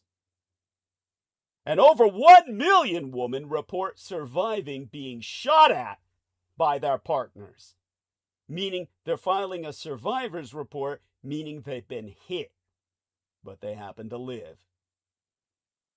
Those that haven't, each life cut short, every grieving family, every recovering survivor, and each fresh layer of communal trauma is a stark indictment of our nation's public safety systems writ large.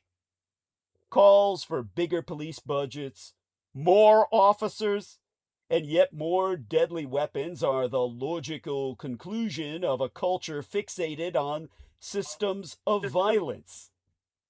But in the face of such horror, we must begin to understand that true public safety is far broader, much more complex, and fundamentally different from throwing yet more armed people at problems a gun simply cannot solve. Now we're going to take a look at Sammy's here says, Sammy Romero says, the media suppresses all law enforcement crimes and corruption. Quite so. Now, consider, for example, the Denver Police Department. One Sunday morning in the summer of 2022, officers opened fire on a man they reported to be holding a gun, ultimately injuring him and 5 other bystanders. How do you even fucking do that? And consider the 10 Chicagoans killed and more than 60 injured to point of hospitalization on the same holiday weekend as the shooting in suburban Highland Park, despite already heavy-handed policing of their primarily black and brown communities. Consider all the people who were doing nothing at all to warrant any kind of police intervention, but who were nonetheless shot dead by men and women in blue. Breonna Taylor, at home and asleep. Philando Castile, out driving with his family. Ayanna Monet Stanley Jones, just 7 years old, when police gunned her down mercilessly for no goddamn good reason, other than to see, as they reported, how long her body would stay standing up.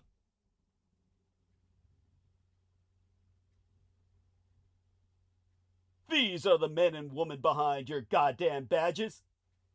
And the list of their victims is seemingly endless. You are under occupation by an enemy army, Americans.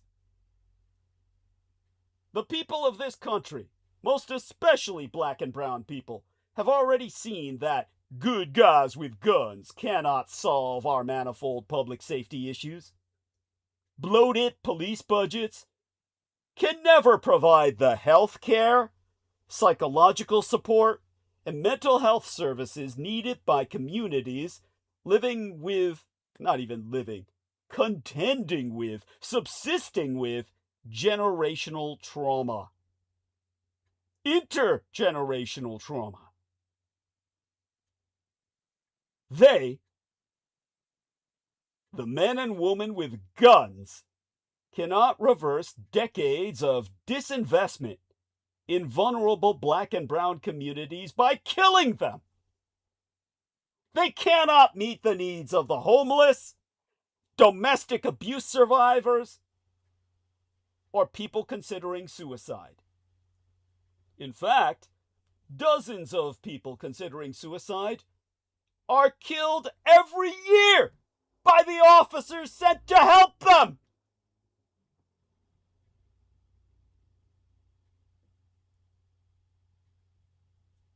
Some of this is recorded on body camera, mostly by people with cell phones. Cops saying, "You want to die, motherfucker?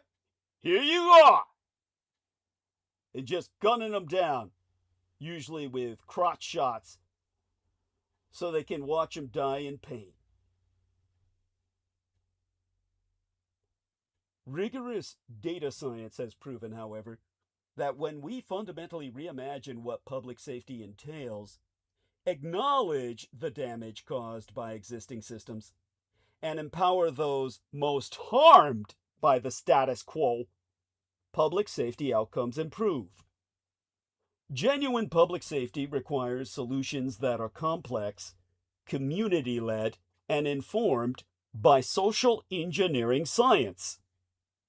If we are to build better systems of response, we must train our focus away from long-held ideas that center violence as a solution, and center instead the voices of those living with these challenges. We must also grapple honestly with the fact that so much of our nation's thinking around public safety, first and foremost, the fallacious good guy with a gun narrative, often serves as cover for a deeply held misbelief that the black and brown Volk need to be violently policed.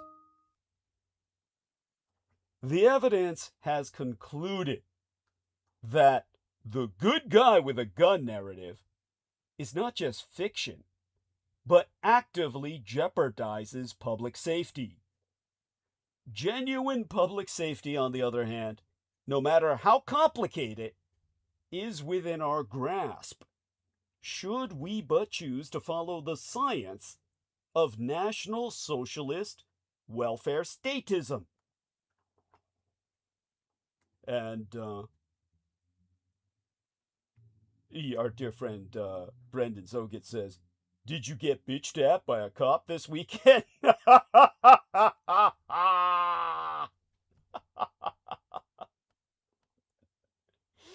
Oh, no, I'm trying to make a political point. Now, speaking of national security, the FBI director is MIA, or missing in action. As pointed out by Sammy Romero, Kash Patel has alarmed colleagues with episodes of excessive drinking and unexplained absences. On Friday, April 10th, FBI Director Kash Patel was convinced that he had lost his job. Unable to log into an internal computer system, the Atlantic Magazine staff writer Sarah Fitzpatrick exclusively reported that he panicked, frantically calling aides and allies to announce that he had been fired by the White House. As news of the episode spread, the White House fielded calls from within the Bureau and from members of Congress. If Patel had been ousted, who was in charge of the roughly 38,000 people employed by the FBI?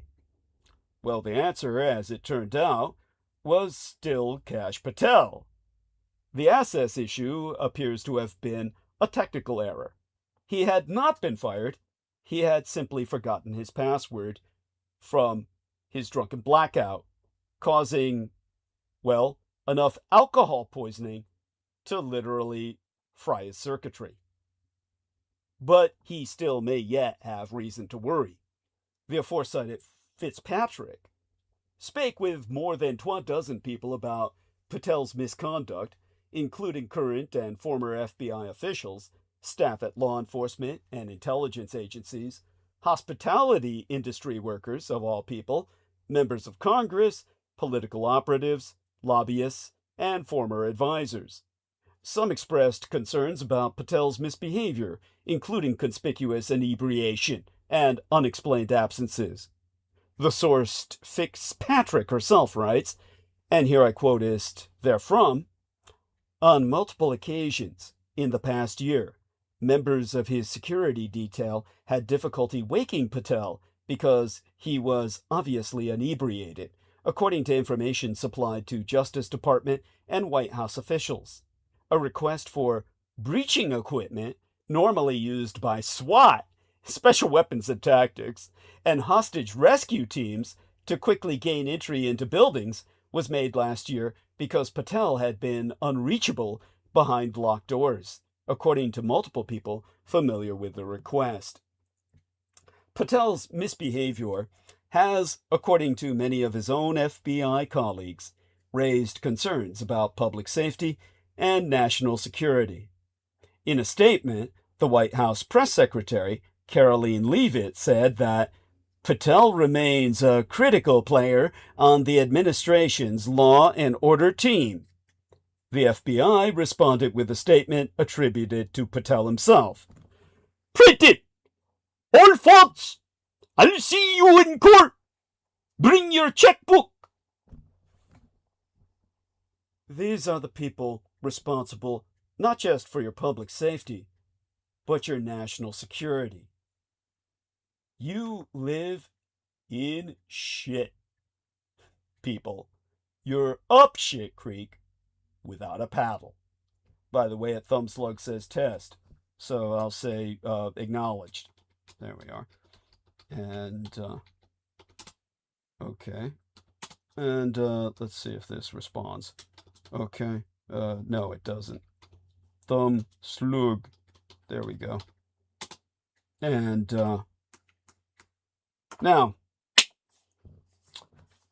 in breaking news, Trump claims that the United States has seized an Iranian ship as tensions rise amid the suppository ceasefire. Yes, I know that's incorrect English, but it is supposed, and it's blockage, right? So it's suppository in effect.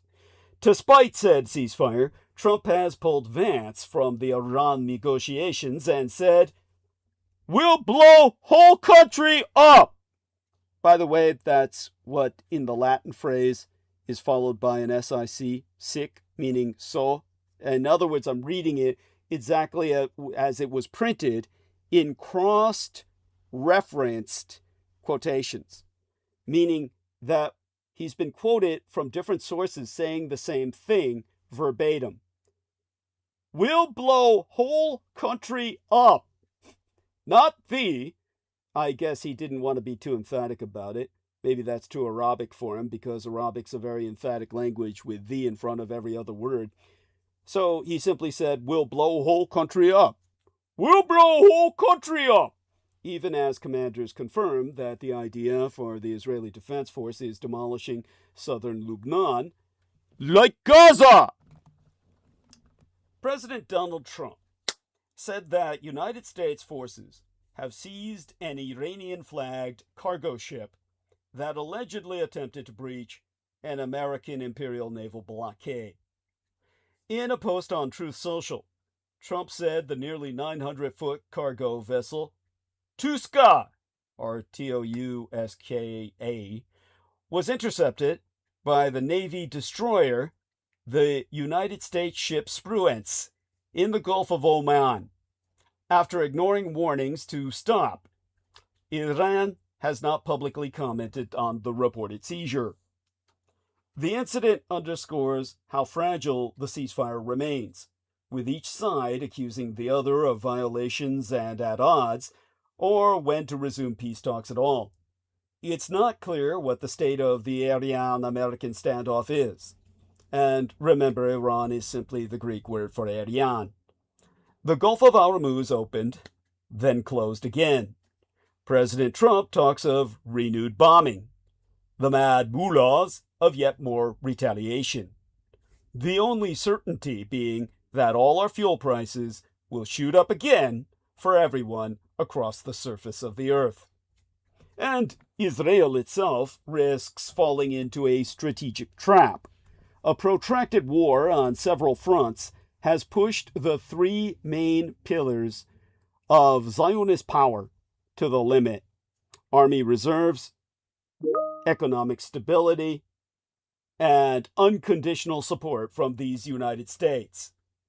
If Netanyahu does not change course, his white settler regime faces a dangerous future. And as our dear friend Brendan Zogit says, okay if they're blasting holes in ships. What the fuck does ceasefire even mean? Thank you. Thank you. Indeed. Indeed. What an incredible misuse of the term. By the way, Thumbslug says, it seems that I sent about 3 messages in chat, but it seems they didn't appear. Well, they did not. So what's weird is I said acknowledged Thumbslug, and it didn't appear either until after his next message. So there's obviously a delay. Such having been articulated, emphasizing that one of its goals is to prevent Lebanese residents from returning to areas near the border, military commanders have told the press that the IDF, or Israeli Defense Force, is continuing the systematic destruction of villages in southern Lebanon, demolishing civilian homes, public buildings, and schools as part of a broader policy to clear the area. Sources confirming that the policy is a replication of tactics abused in Gaza. Today, the Lebanese army said it is working to reopen roads and bridges that Israel bombed in the country's south amid the fighting that has already displaced some 15% of the population. According to the IDF, despite ceasefire with Hezbollah, 12 Israeli soldiers were killed in southern Lebanon over the past 24 hours. Yesterday, the 31-year-old Sergeant First Class reservist dy41926 was killed after an IDF engineering vehicle, or vehicle of destruction, ran over a Hezbollah explosive device. In a similar incident on Friday, the 48-year-old warrant officer Barak Kalfon was fatally wounded and died a day later. I hope he died in terrible pain, alone, afraid, and, suffering every second. Now, An Israeli defense official told Haaretz that maintaining the buffer zone the IDF has ethno-cleared in southern Lebanon would require a total of 80,000 reservists annually, double the amount proposed during preparations for the state budget. According to calculations, this would cost about 1.6 billion shekels. That would be about 540 million United States dollars a month, or 19 billion shekels, which translates to 6.4 billion United States dollars annually. Not to worry, of course, the Zionists pay for none of that. You do. Senior IDF officials must prepare for an additional wave of assaults as well by Netanyahu's mouthpieces, who are finding it difficult to fill the gap between their delusions at the onset of the war and the present unpleasant reality, mainly the fears and frustration felt by residents, and in this case I mean Israelis, along the Lebanese border. The war on several fronts has weakened the three main pillars of Israel's power. The war on several fronts is becoming an ordeal for the Israeli army, the economy, and relations with these United States. When the Israeli-conspired American attack on Iran began on February 28th, Israel looked very much like a regional power, and more accurately, a great power. At least, that's what Prime Minister Benjamin Netanyahu claimed, and there was little reason to doubt his words. Over the past 2.5 years, Israel has seemingly defeated Hamas, Hezbollah, and Iran, which are its worst enemies. The IDF has displayed that it can conduct long-term military operations, demonstrated impressive technical capabilities, such as attacking Hezbollah with pagers, and used force throughout the region, abusing such force in its striking of Iran itself and the Houthis in Yemen. Now, Bibi Netanyahu has unleashed a war that, as he himself has put it, will end all wars and be the last strike that will eliminate the Iranian nuclear missile threat. During the 6 weeks of fighting, yes, we're joined by someone, I believe. Let's check Just in. me. Yes. The call dropped. Oh, and you regained it. Well, please, Yes, any I did. input is welcome. No, but I missed what you were just saying for this little while. Oh, okay, no But thank worries. you. You Okay, can replay okay, it later. okay. Yeah, that's fine. Okay, great. Now, as I was saying, when it comes to Iran and Israel in their conflict that was started by the Zionists, it's important to note the terminology. Now that he has unleashed a war that, as Netanyahu himself has put it, will end all wars. He claims this will be the last strike that will eliminate the Iranian nuclear missile threat, which of course does not exist and never did. But nevertheless... And that is the whole playbook right along. Let's have a ceasefire and then blowing away Gaza. Yes, well, he attacks every ceasefire, continually. The Netanyahu method. Yes. We'll have a ceasefire so I can just do this while they're like getting on planes to have a meeting on it. These people that he's telling there's a ceasefire and just keeps blasting away. The Zionists repeatedly attack under a flag of truce. So you cannot negotiate with them. They are literally non-negotiable. They literally cannot and the be settlers trusted. are just lawless. Yes. The settlers are unto themselves. Well, tell they people. Got free reign. Well, that's, as I understand, free reign, the rear flank of the closeout of Gaza and Palestine and all of it. So it's theirs now for a little while. Mm-hmm. We don't know. Yeah. But they'll get probably most of it, all the countryside. There, where we have as it. they've been groomed to do, and so many more be shipped over there. Well, they're mass indoctrinated into a ethno-hatred, a literal genocidal mentality to wipe out a human population they consider, to be subhuman. And there's still little clumps of Indians up in. Can you You're imagine? totally garbled. We can't hear a word you're saying. You'll need to repeat all that. There's still little clumps of actual Palestinians still hanging on in there. Yeah, by the fingernails. Yeah. They'll be gone Little soon. clumps. Yeah. But by the way. And they are just, the settlers are just moving systematically to annihilate them. Of course. Night after night after night. I don't know. Well, our friend Brendan Zogic calls him Satan Yahoo. So I like that. But continue with what you were going to say. You were talking about the ethnic cleansing. That's about it. When it comes to the ethnic cleansing, yes. You must have some Spinning other off details. From before. Yeah. No, that's pretty much it. I mean, it's all, I need to understand of it much, you know what I mean? Mm-hmm. Details. Well, disambiguate for our listeners the West Bank from the Gaza. In Gaza, it was straight out genocide. In the West Bank, they treat them as like Native Americans to be slaughtered by the incoming Jewish cowboys. Yeah. But then coming from the backside, where the settlement program that's been going on my life, across that tiny little New Jersey-sized place, for God's sake, all those vast lands. And so sheep herding was a big thing, and the 1,000-year-old olive groves, and Jesus, which the Zionists cut down so that the Palestinians would have no livelihood.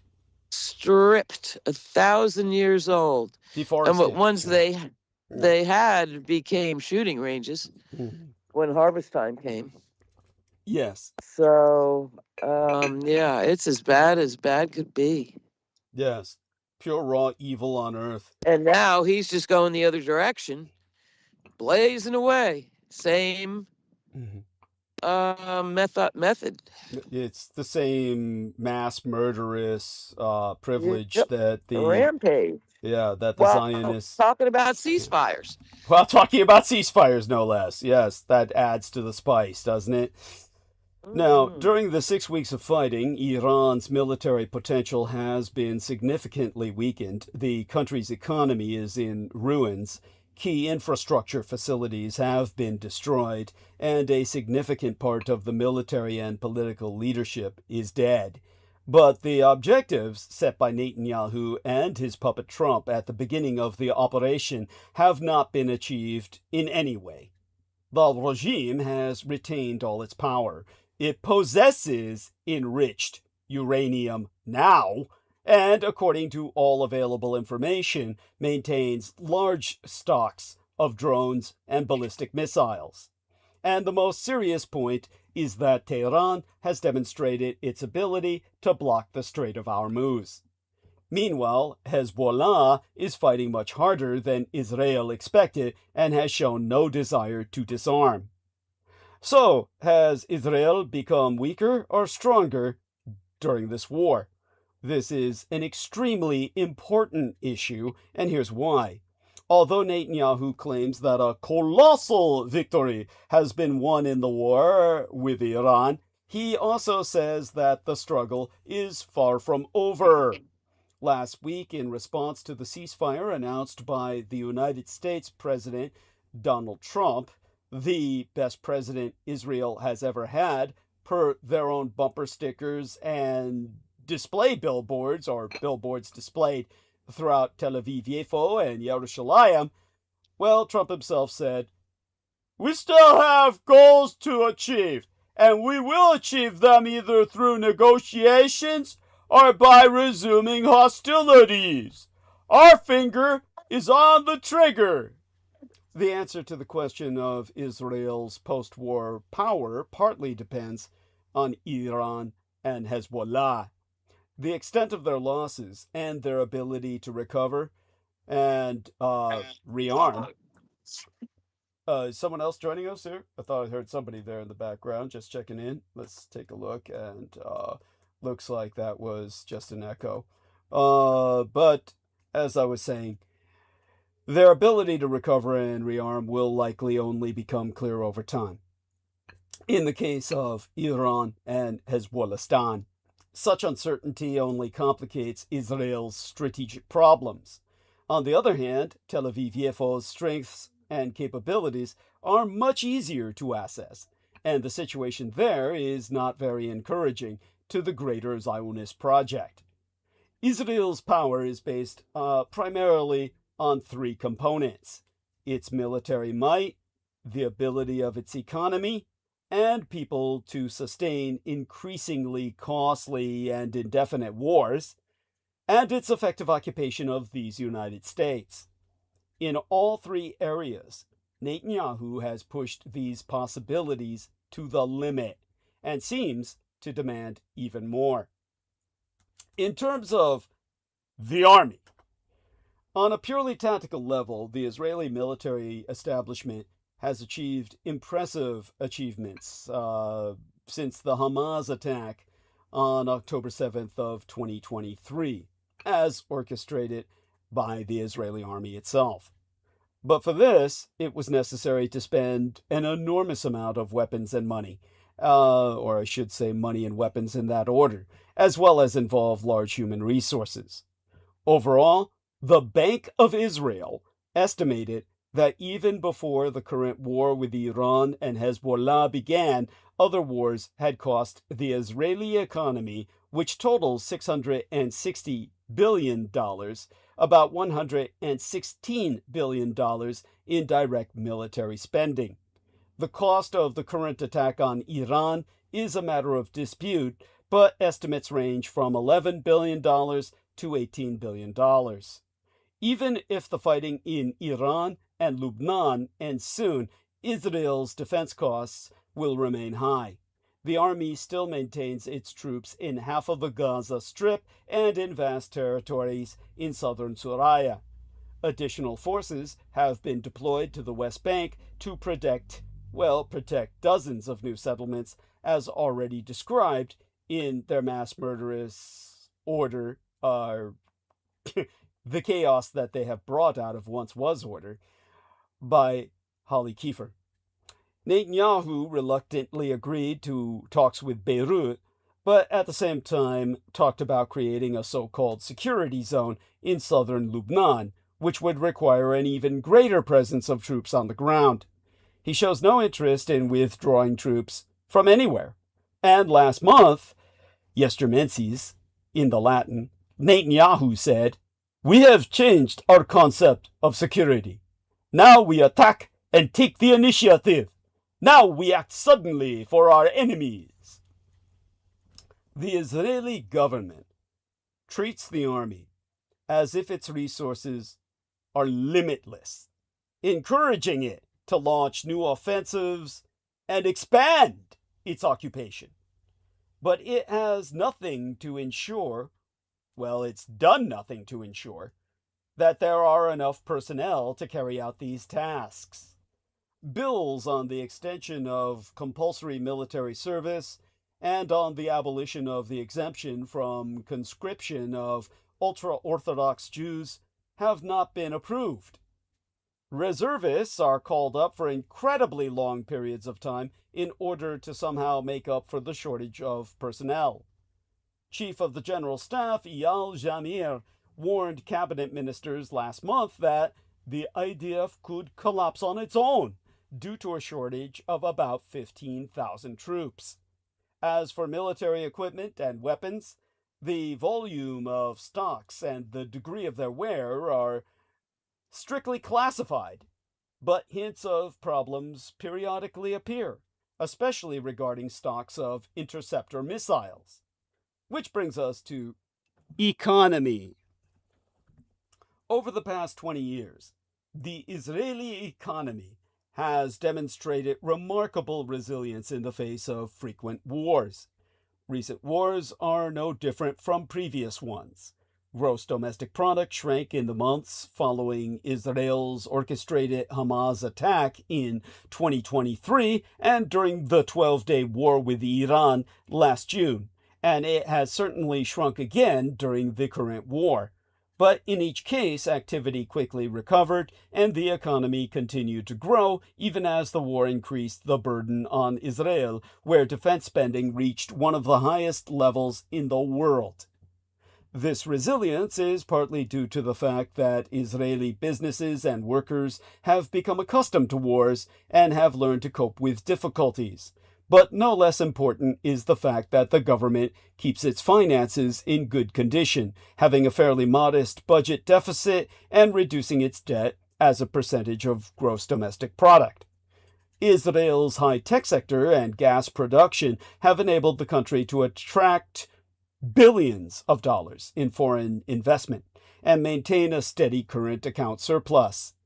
Generous, I would say generous to a fault, or pathologically generous American imperial aid, amounting to about $22 billion since the outbreak of the Gaza genocide, has also eased the economic burden. Israel is being paid to eradicate populations by Americans. Israel is able to pay for its mass extermination campaigns because you do, as a taxpayer. But Netanyahu's policies are putting all this resilience and American largesse to the test by covering the astronomical costs of conducting all these military operations simultaneously, no less. The Israeli government usually prefers to avoid raising taxes and reducing civilian costs. This helps keep the economy growing, but at the same time, Israel's public debt has jumped from a relatively low 60% of gross domestic product before the Gaza genocide to a projected 70.5% by the end of 2026. Now, considering the fact that Israel is in the midst of perpetrating a Holocaust before our eyes, such a debt burden is not very dangerous. But Netanyahu continues to pump money into the army. He plans to increase the defense budget by $116 billion over the next decade in a conspiracy of war, which means as well, or rather as ill, a sharp increase in military spending to 6% of gross domestic product. This is a war mobilization economy, or rather an economy mobilized for total war. This amount of spending will place a heavy burden on the economy itself as a result of increased debt and or higher taxes, as well as lower civil costs. Which brings us inexorably back to these United States. The Israeli-conspired Hamas attack in 2023 brought unprecedented amounts of American military, financial, and diplomatic aid and support to Israel. The joint attack on Iran seems to have raised this support to a whole new level.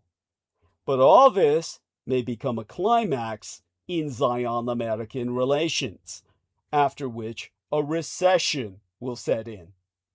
The war against Iran has hurt Trump politically in the critical months leading up to the November midterm elections.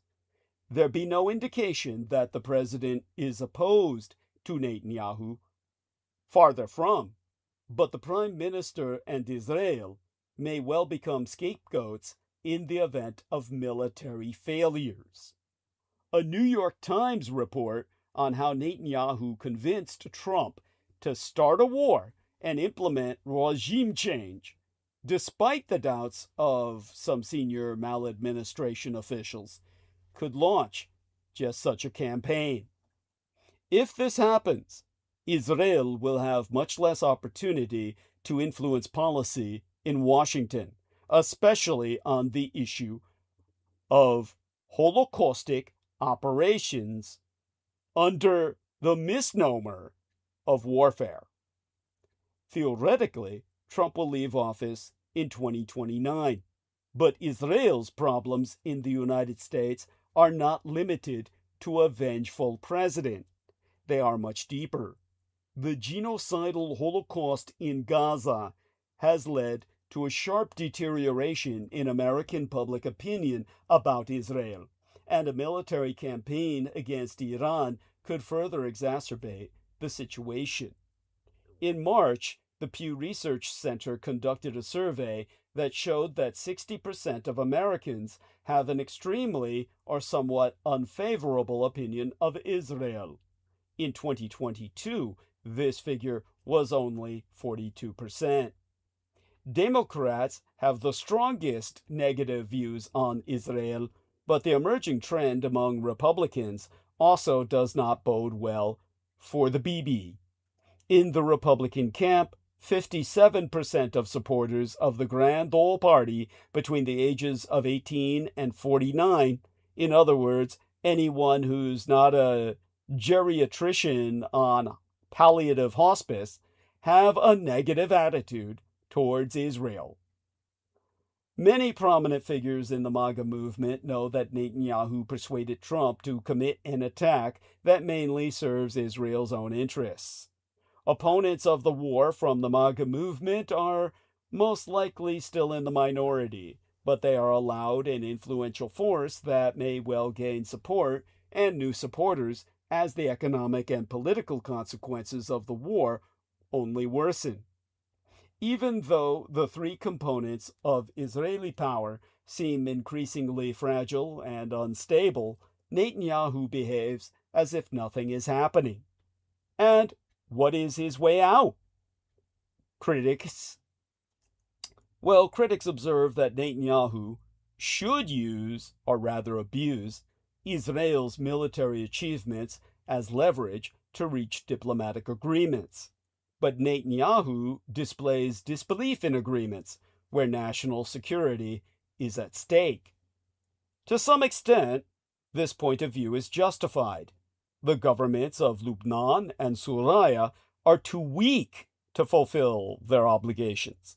Iran and Hamas are ideological opponents of Israel's very existence and are therefore not inclined to negotiate meaningful agreements. The catch is that Israel's overwhelming military superiority over its enemies has not forced them to submit. Even Hamas refused to back down, despite losing virtually all of its military capabilities and pre-war leadership, as well as losing control of half of the Gaza Strip. Thus, Israel, apparently, is doomed to an uncertain future, in which endless wars await it against the background of dwindling resources and the lack of full support from its puppet American patron. To reiterate, as the Strait of Hormuz remains shut and Netanyahu's war narrative unravels, Iran's uranium becomes his lifeline, whereas Iran states that handing over enriched uranium is a non-starter, all while the war is hurting global growth. Per a new report by the International Monetary Fund, which warns that the world could fall into a recession if the blockade on the Strait of Hormuz continues, the war in Iran and the subsequent oil price shock have abruptly darkened the prognosis for global growth. Is this the shock that finally tips a fracturing system? And how should countries even prepare? Now, let me take a breather here for a moment to check into our communications on chat. I want to as well take a look at some further stats here, and see what I can come up with. All right, there we go. Now, when it comes to the chat room, let's see who's saying what. We have Heather Manaktala, who says, "Hey everybody, I just shared your stream with my Facebook." Oh, cool. I mean, I don't know how you got away with that, but yeah, cool. I love it. So let's give her an appropriate few emojis here, because she's adorable. And there we go. Okay. Love and gratitude. All my love and gratitude. All my adoring gratitude. Adoring gratitude. Gratitude. Okay. Okay. Heather Manaktala, because it's not doing the work for me. Manaktala.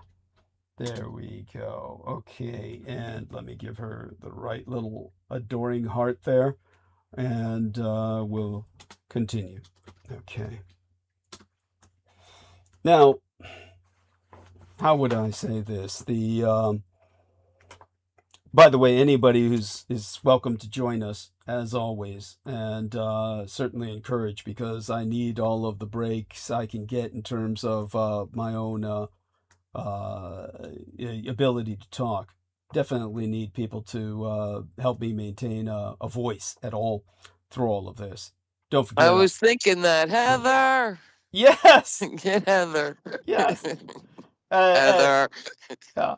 Get on the call so he can get his eyelash out.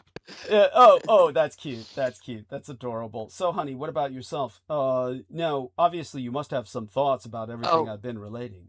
Yeah, it was unbelievably great. Thank you. It was a wonderful rundown. Well, we're just beginning, so yeah, that's yeah. You're doing great.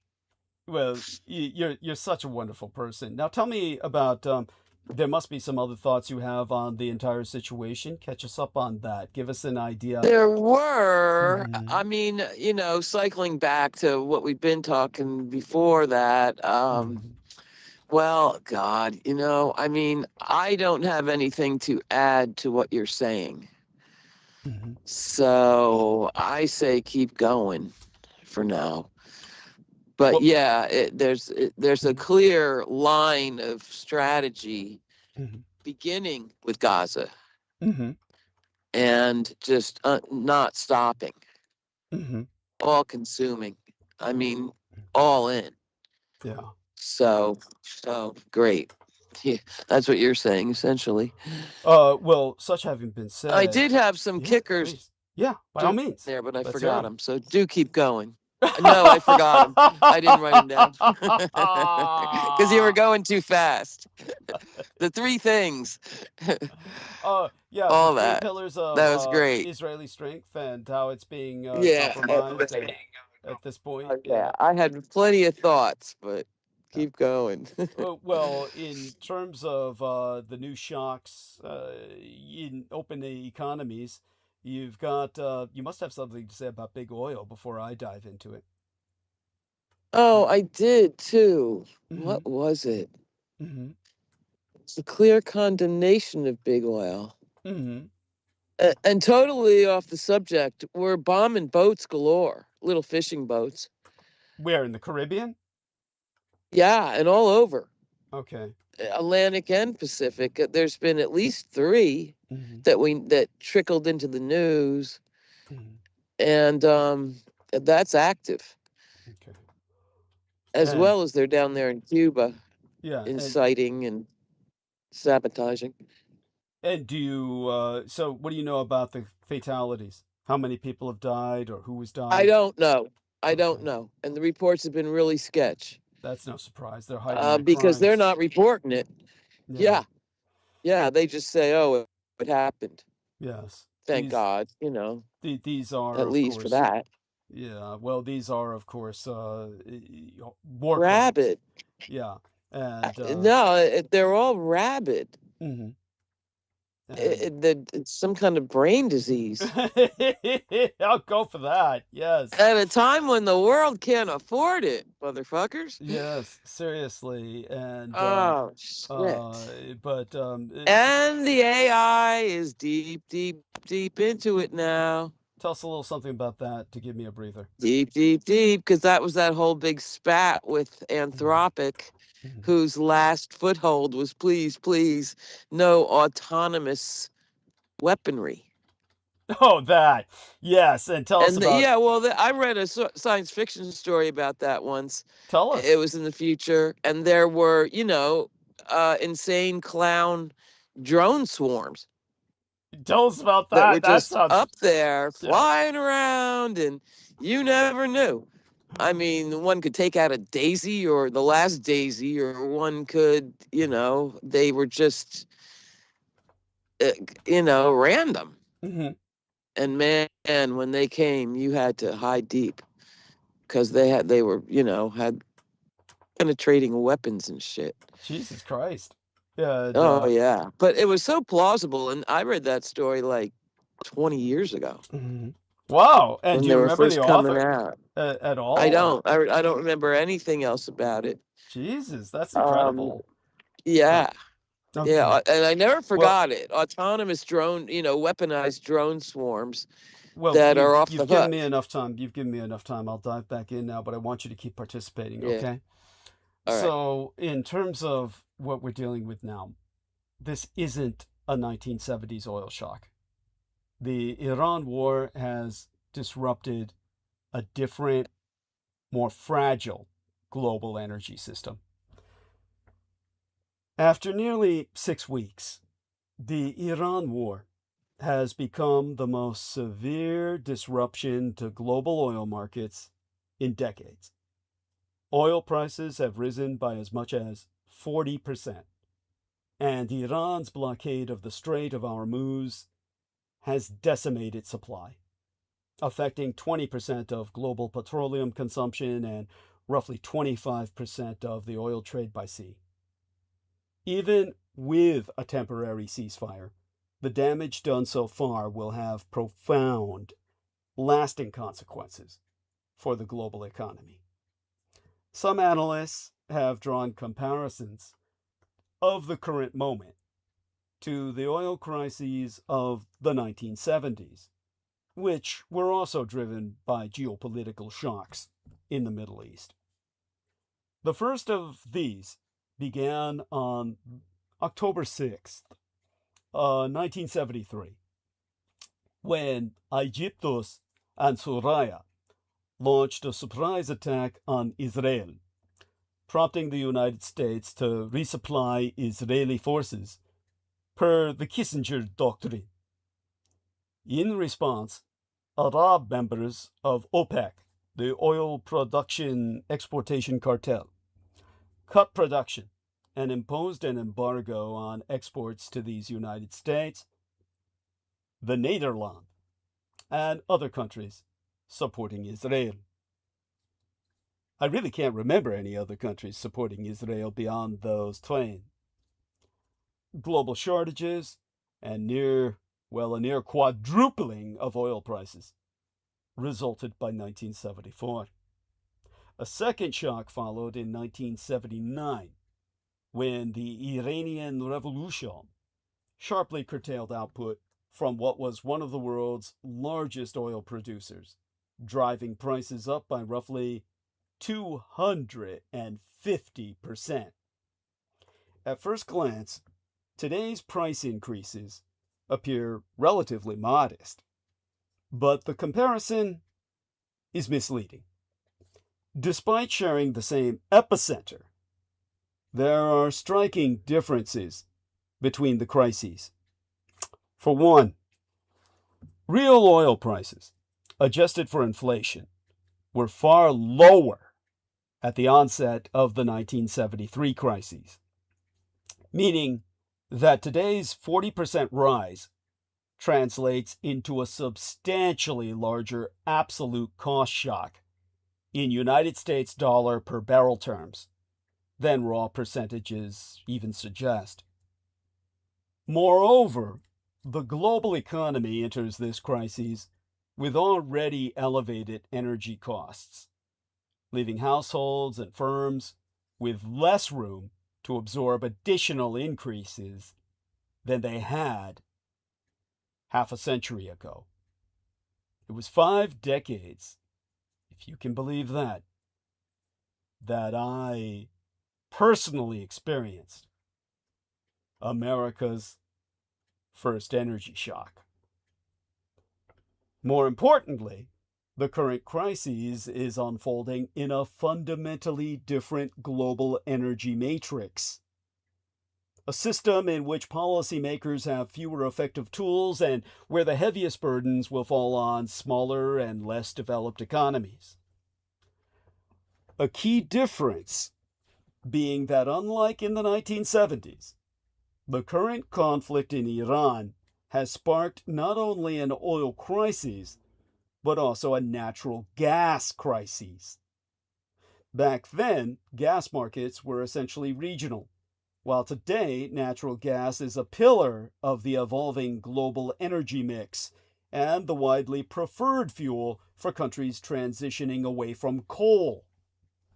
The expansion of LNG, or LNG, liquefied natural gas technology, has further globalized gas markets. Approximately 20% of annual LNG, or LNG trade, passes through the Strait of Hormuz, making it a critical choke point in ways that it simply was not half 100 years ago, when I was but 10 years of age. Geographic exposure has also shifted dramatically. In the 1970s, Europe and North America were the world's industrial and consumption centers and bore the brunt of the shock. Today, Asia is more exposed, especially as Communist China on the Asian mainland has become the hub of global industrial production. The entire world's, or the whole world's factory floor.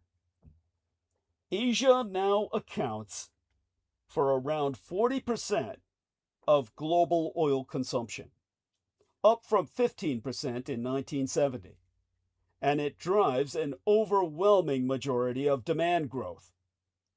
Its role in natural gas markets has expanded similarly, now approaching 1/4 of global consumption. Approximately 83% of the LNG flowing through the Strait of Hormuz, is liquefied natural gas destined for Asian markets, principally Hongjiangua, Red China, Asian India, and South Korea. Europe also finds itself in a precarious situation. It has fallen further behind in industrialization, seen its external accounts deteriorate, and now must grapple with an energy shock already compounded by Russia's war in Ukraine. By contrast, although the American imperial economy is not shielded from global price increases, the United States occupies a comparatively comfortable position when it comes to energy security. The shale revolution of the mid-2000s, encompassing both oil and LNG, or LNG, helped spark a modest industrial revival and has given the United States a degree of energy independence unimaginable in the 1970s. The American empire also stands to benefit from increased LNG exports, or LNG exports, to a supply-constrained Europe. This time around, the damage also extends beyond hydrocarbons. Disruptions to helium production, particularly in Qatar, a key supplier, have cascaded into semiconductor manufacturing in South Korea and Taiwan. And the war's effects on fertilizer supply chains, combined with higher transportation costs, are likely to push food prices higher, disproportionately affecting vulnerable households across the developing world. The shift of global industrial production toward Asia, combined with the deeper integration of energy markets through LNG, and global supply chains, has enabled the current oil shock to spread faster and further than before. More troubling still, the long decline in oil intensity, the amount of oil required to produce a unit of gross domestic product, has fostered a sense of complacency that leaves governments, institutions, and markets ill-prepared for precisely this kind of shock. Escaping the crises of the 1970s required a combination of market deregulation, conservation policy, monetary tightening, and diplomacy. Removing price controls on oil allowed markets to rebalance supply and demand, while new fuel economy standards reduced oil intensity. In these United States, the Federal Reserve's aggressive interest rate hikes broke the spiral of inflationary expectations, and sustained diplomacy played a crucial role in ending the Arab oil embargo and easing the immediate supply crunch. These efforts also accelerated American imperial diversification away from Middle Eastern oil, spurring technological breakthroughs in exploration, including deep-water drilling in the Gulf of Mexico through the 1990s. And no, I'm not going to call it the Gulf of America. Fuck you very Trumply. Taken together, these measures helped reduce American oil intensity by more than 70% between its peak in 1973 and 2025, just yesteryear. Yet the structural improvements have not insulated economies from the current crises. Deep integration of global energy markets means that the United States and Europe are exposed primarily through prices, while Asia, whose supply chains depend more on physical flows from the Gulf, is exposed through quantities. Both channels inflict real damage, driving up inflation, while leaving lasting economic scars such as elevated unemployment. As the nature of the price shock has changed, so have the tools available to respond. High public debt across advanced and emerging economies means that fiscal space to confront the crises is limited. Though it may be politically tempting to reinstate price controls or broad fuel subsidies, doing so would be fiscally reckless and would blunt the price signals needed to encourage conservation and fuel switching. Yet doing nothing also has political costs, given that oil price shocks have a tendency to reduce approval ratings and re-election odds. Leaders are caught in a bind, doomed if they intervene, and doomed if they don't. Hey, that's almost like a rap.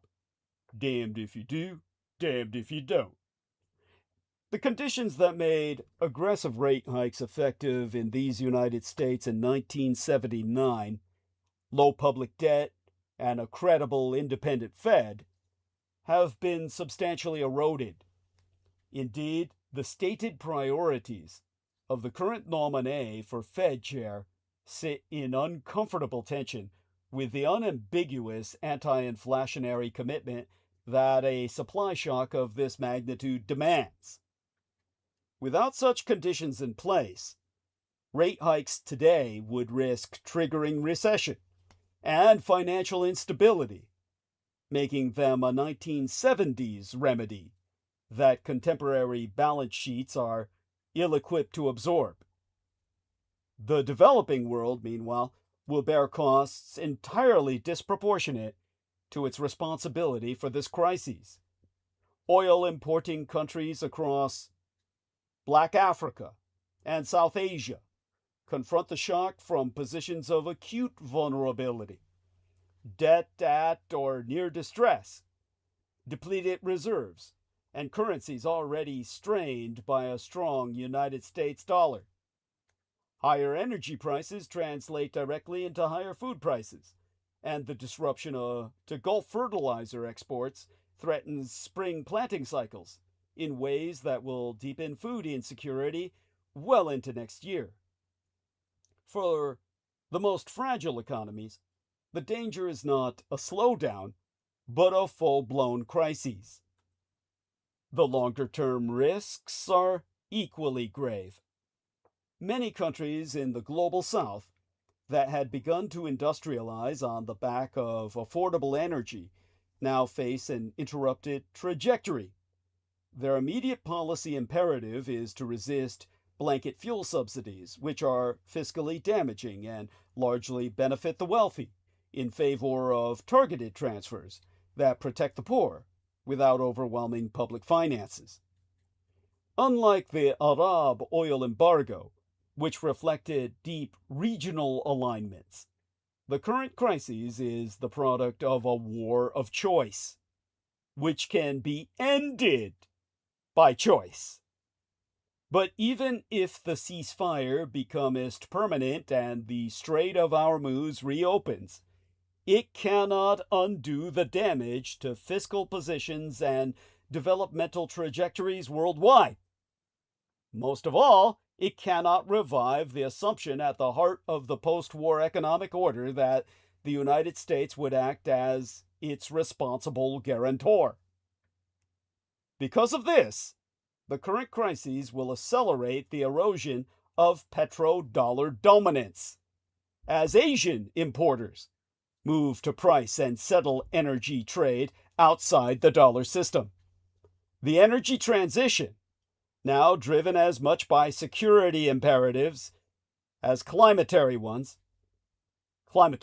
ones, I mean to say, and the Communist Chinese Empire's emergence as an alternative. Hey, I gotta step away. I'm just saying, I gotta step away. But I'll be listening, but something's come up.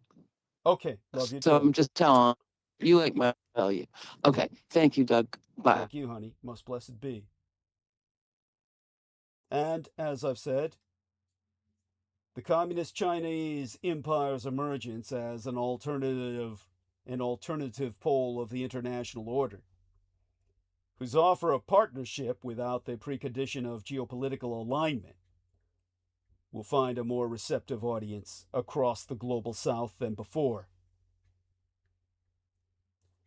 What is needed now is genuine statesmanship to secure an enduring resolution to this war, and proactive economic measures to help the developing world avoid the worst outcomes. Emergency liquidity, debt relief, and coordinated support from the International Monetary Fund and multilateral development banks are the difference between a shock that is absorbed and one that causes lasting damage to developmental progress.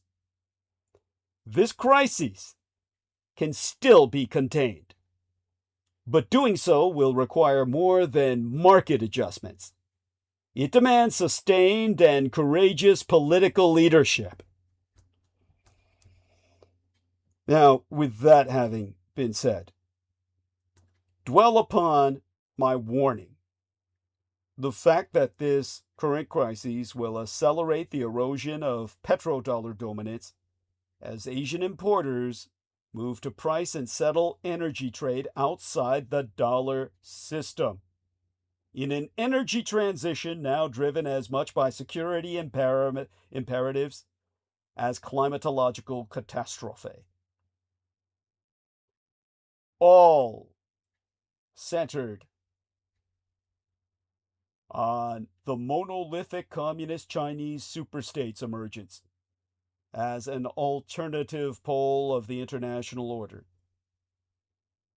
whose offer of partnership sans precondition of geopolitical alignment, will now find a more receptive audience across the global south, the developing third world, no longer third but falling in the ranks to fourth, fifth, and sixth.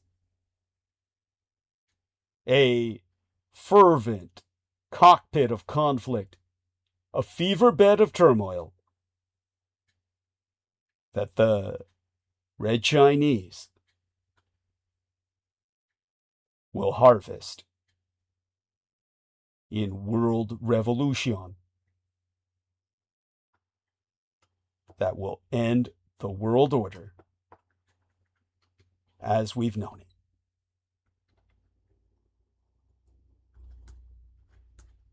Someday soon,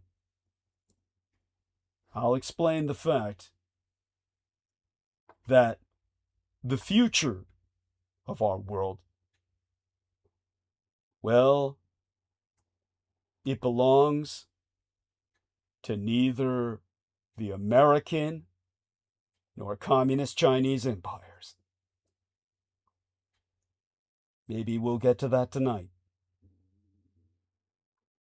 But for now, we're going to concentrate on the crises, the polycrisis of convergent crises we have at hand. With that in mind, let's take a short look at Brendan Zogit's latest input. He's given us a link here I'm going to check into. He says, oh, yeah, what's this one? Oh, there we are. Oh, my God. Wow. Yes, it's our girl, Dilia Abdusalamova, who we've been following, formerly of Dubai. She's with a bunch of idiots now in Thailand. And, oh, my God, these guys they don't know how to behave around a lady. Let's put it that way. Thank you for sharing that, Brendan.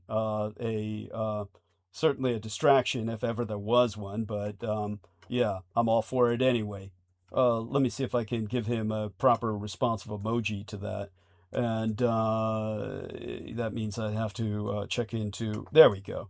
Okay, 100%. And then here we are. Yeah, let me give him 100 on that one. That's for sure. Okay. With that in mind, let's take a look at any further input from our listeners in the chat. Now, how would I express this? A French source told the press that Paris believes it is better to strengthen Lebanon so that it can lead the mission itself, and that a military mission against Hezbollah involving foreign forces would only further destabilize it and increase the risk of civil war. After Israel's envoy to Washington said last week that France is not the positive influence on negotiations with Lebanon, an Israeli source said Israel expected France to send forces to assist the Lebanese army to disarm Hezbollah.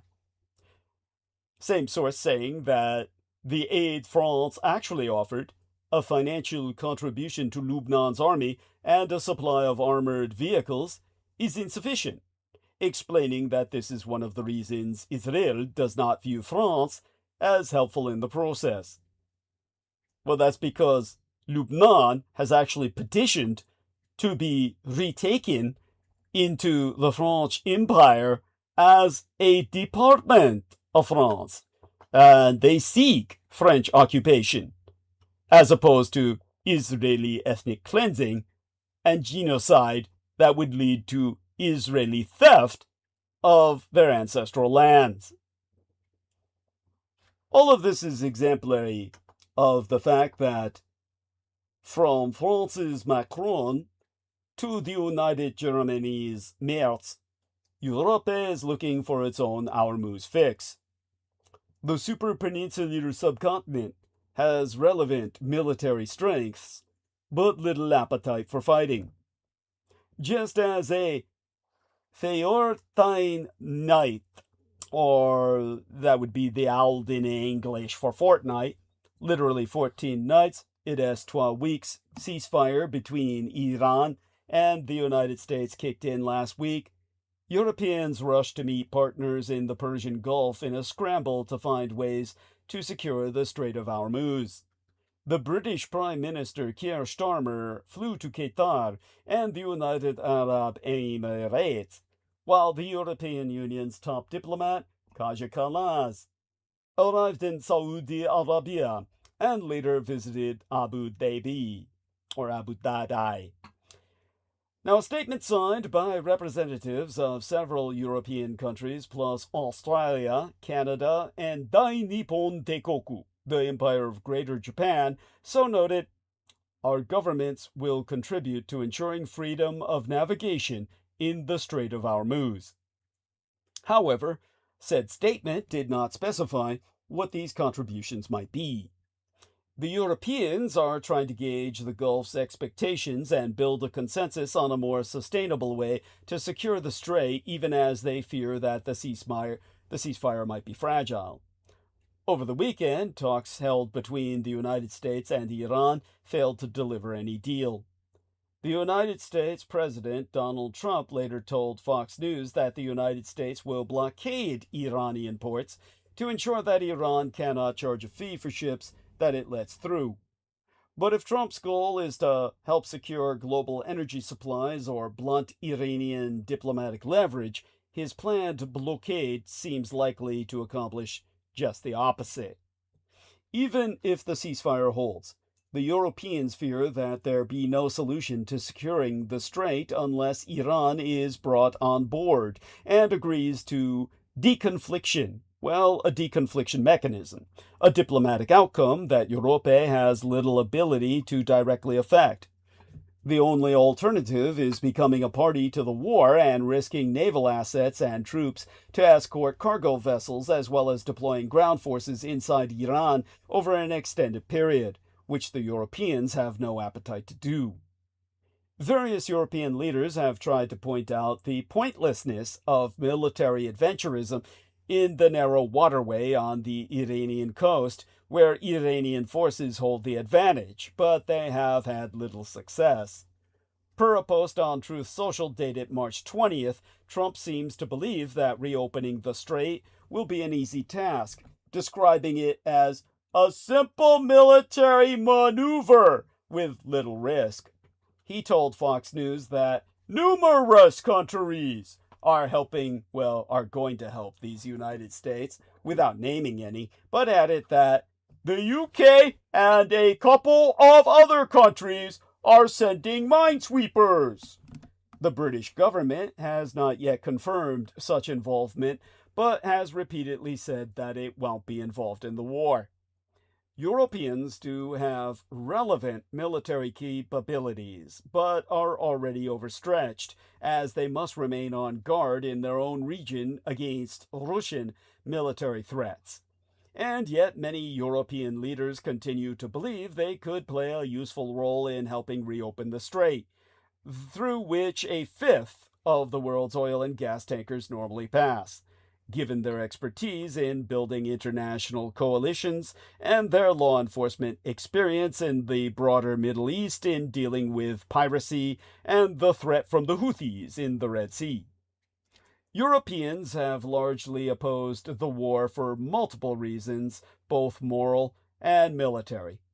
Firstly, they say that they were never consulted beforehand and are still unclear about its objectives. Secondly, the recent experiences of countries such as España and the United Kingdom have made them wary of the backlash of following the United States into war. Both countries sent troops alongside the Americans in Iraq and later suffered terrorist strikes.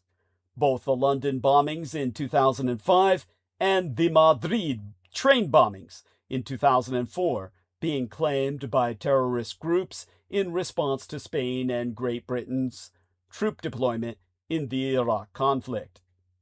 Qualifying that previous venturesome American imperial endeavors in region came at a hefty price for Spain and the United Kingdom. Grégoire Russe, the director of the Europe and Russia and Eurasia or Evrazia programs at Chatham House, told Foreign Policy magazine that we cannot exclude the psychological wounds on both societies. There are also legal and more practical concerns. Jürgen Ellier, a retired United German Rear Admiral and former senior military advisor to the European Union, has asked and answered, to quote his T, how many ships would we need to escort cargo vessels via the strait safely? What's the mandate of the naval troops? Is it defensive, only hitting missiles and drones fired at the vessel? Or offensive, also taking out Iranian launch pads on the coast? All of this first needs to be decided, ideally by a UN mandate, referencing the United Nations. Bence Nemeth, a senior lecturer in the Defense Studies Department at King's College London, said it was unrealistic for naval assets to escort thousands of cargo vessels in the middle of a conflict. And even in a post-conflict scenario, he argued, committing significant British assets to the Gulf would come at the expense of Great Britain's primary security responsibilities in Europe, himself going on record to say, and here I quote his T, I think it would be very irresponsible to contribute any significant military assets toward the war in Iran, now that Europe is trying to rearm so it can deter Russia with significantly reduced U.S. support. If Europe starts to divert capabilities to another theater now, it is giving up capabilities it might need for deterrence closer at home. The United Kingdom is already running short of ships to fulfill its NATO commitments. It has had to deploy a Type 45 destroyer, His Majesty's ship Dragon, to the Mediterranean Sea after its aerobase in Cyprus came under an Iranian drone attack, while one is deployed in the high north and a third is in training following maintenance work. That has left the United Kingdom unable to contribute to a NATO mission in the North Atlantic and Baltic Sea, now passed on to the United Germans. On X, the United German Embassy in London posted that Dàïnīppō, the new United Germany, will increase its military presence in the North Atlantic under NATO. As the UK deploys HMS Dragon to the eastern Mediterranean, German frigate SAKURA will take over from HMS Dragon. But both Die Vereinigte Deutschland, the new United Germany, and the United Kingdom are worried about deploying their few ships to the strait, which they fear might come at the cost of leaving their own coasts undefended, with the aforecited Ellier emphasizing that Die Vereinigte Deutschland has 3 frigates with aerial defense capabilities, but diverting them could risk leaving the Baltic Sea at risk of Russian spying. Just late last week, the British Defense Secretary John Healey confirmed that 3 Russian submarines had conducted a covert operation in the Atlantic waters north of the United Kingdom. As mine hunting is a Deutschen or German specialty, Das Vaterland, or the Fatherland, floats 12 minesweepers and 10 mine hunters, but neither could be deployed without an assurance of prolonged peace and a mandate. Again sourcing the Rear Admiral Ellier. He directs the press to Der Deutschen Bundeskanzler Friedrich Merz's statement on the United Germany's plans to contribute only after a peace agreement is reached. Merz saying Trump was aware of United Germany's prerequisites, an international mandate, preferably from the UN Security Council, and approval from the United German Parliament. affirming that the European Union could potentially expand the existing maritime operation in the Red Sea, called Operation Aspides. That's the Greek the Greek word for shields in the plurality, which is deployed to deter the Houthis from attacking ships. Kalaz having previously indicated that expansion of Aspides was on the table, but ruled out by member states, at least as long as there was active fighting. Now, oh my God, here we are. Ooh, there we go. That's, oh, Jesus, that's frightening. Oh my God, that's scary. Dad, why did you show me that? That's like, it's like, dude, the Joker looks better than this chick. This is like just grotesque, Brendan. You owe me for this. Fuck you, Brendan. Truth Troll. He publishes Carina Millet, the sister of Xavier Millet and General Secretary of the Presidency of Argentina. She has become one of the most powerful figures in the Argentine government. Xavier Millet has not officially converted to Judaism, though he has expressed a strong desire to do so and studies the Torah. Yes, after having revealed his Jewish heritage. Yeah, so there you go.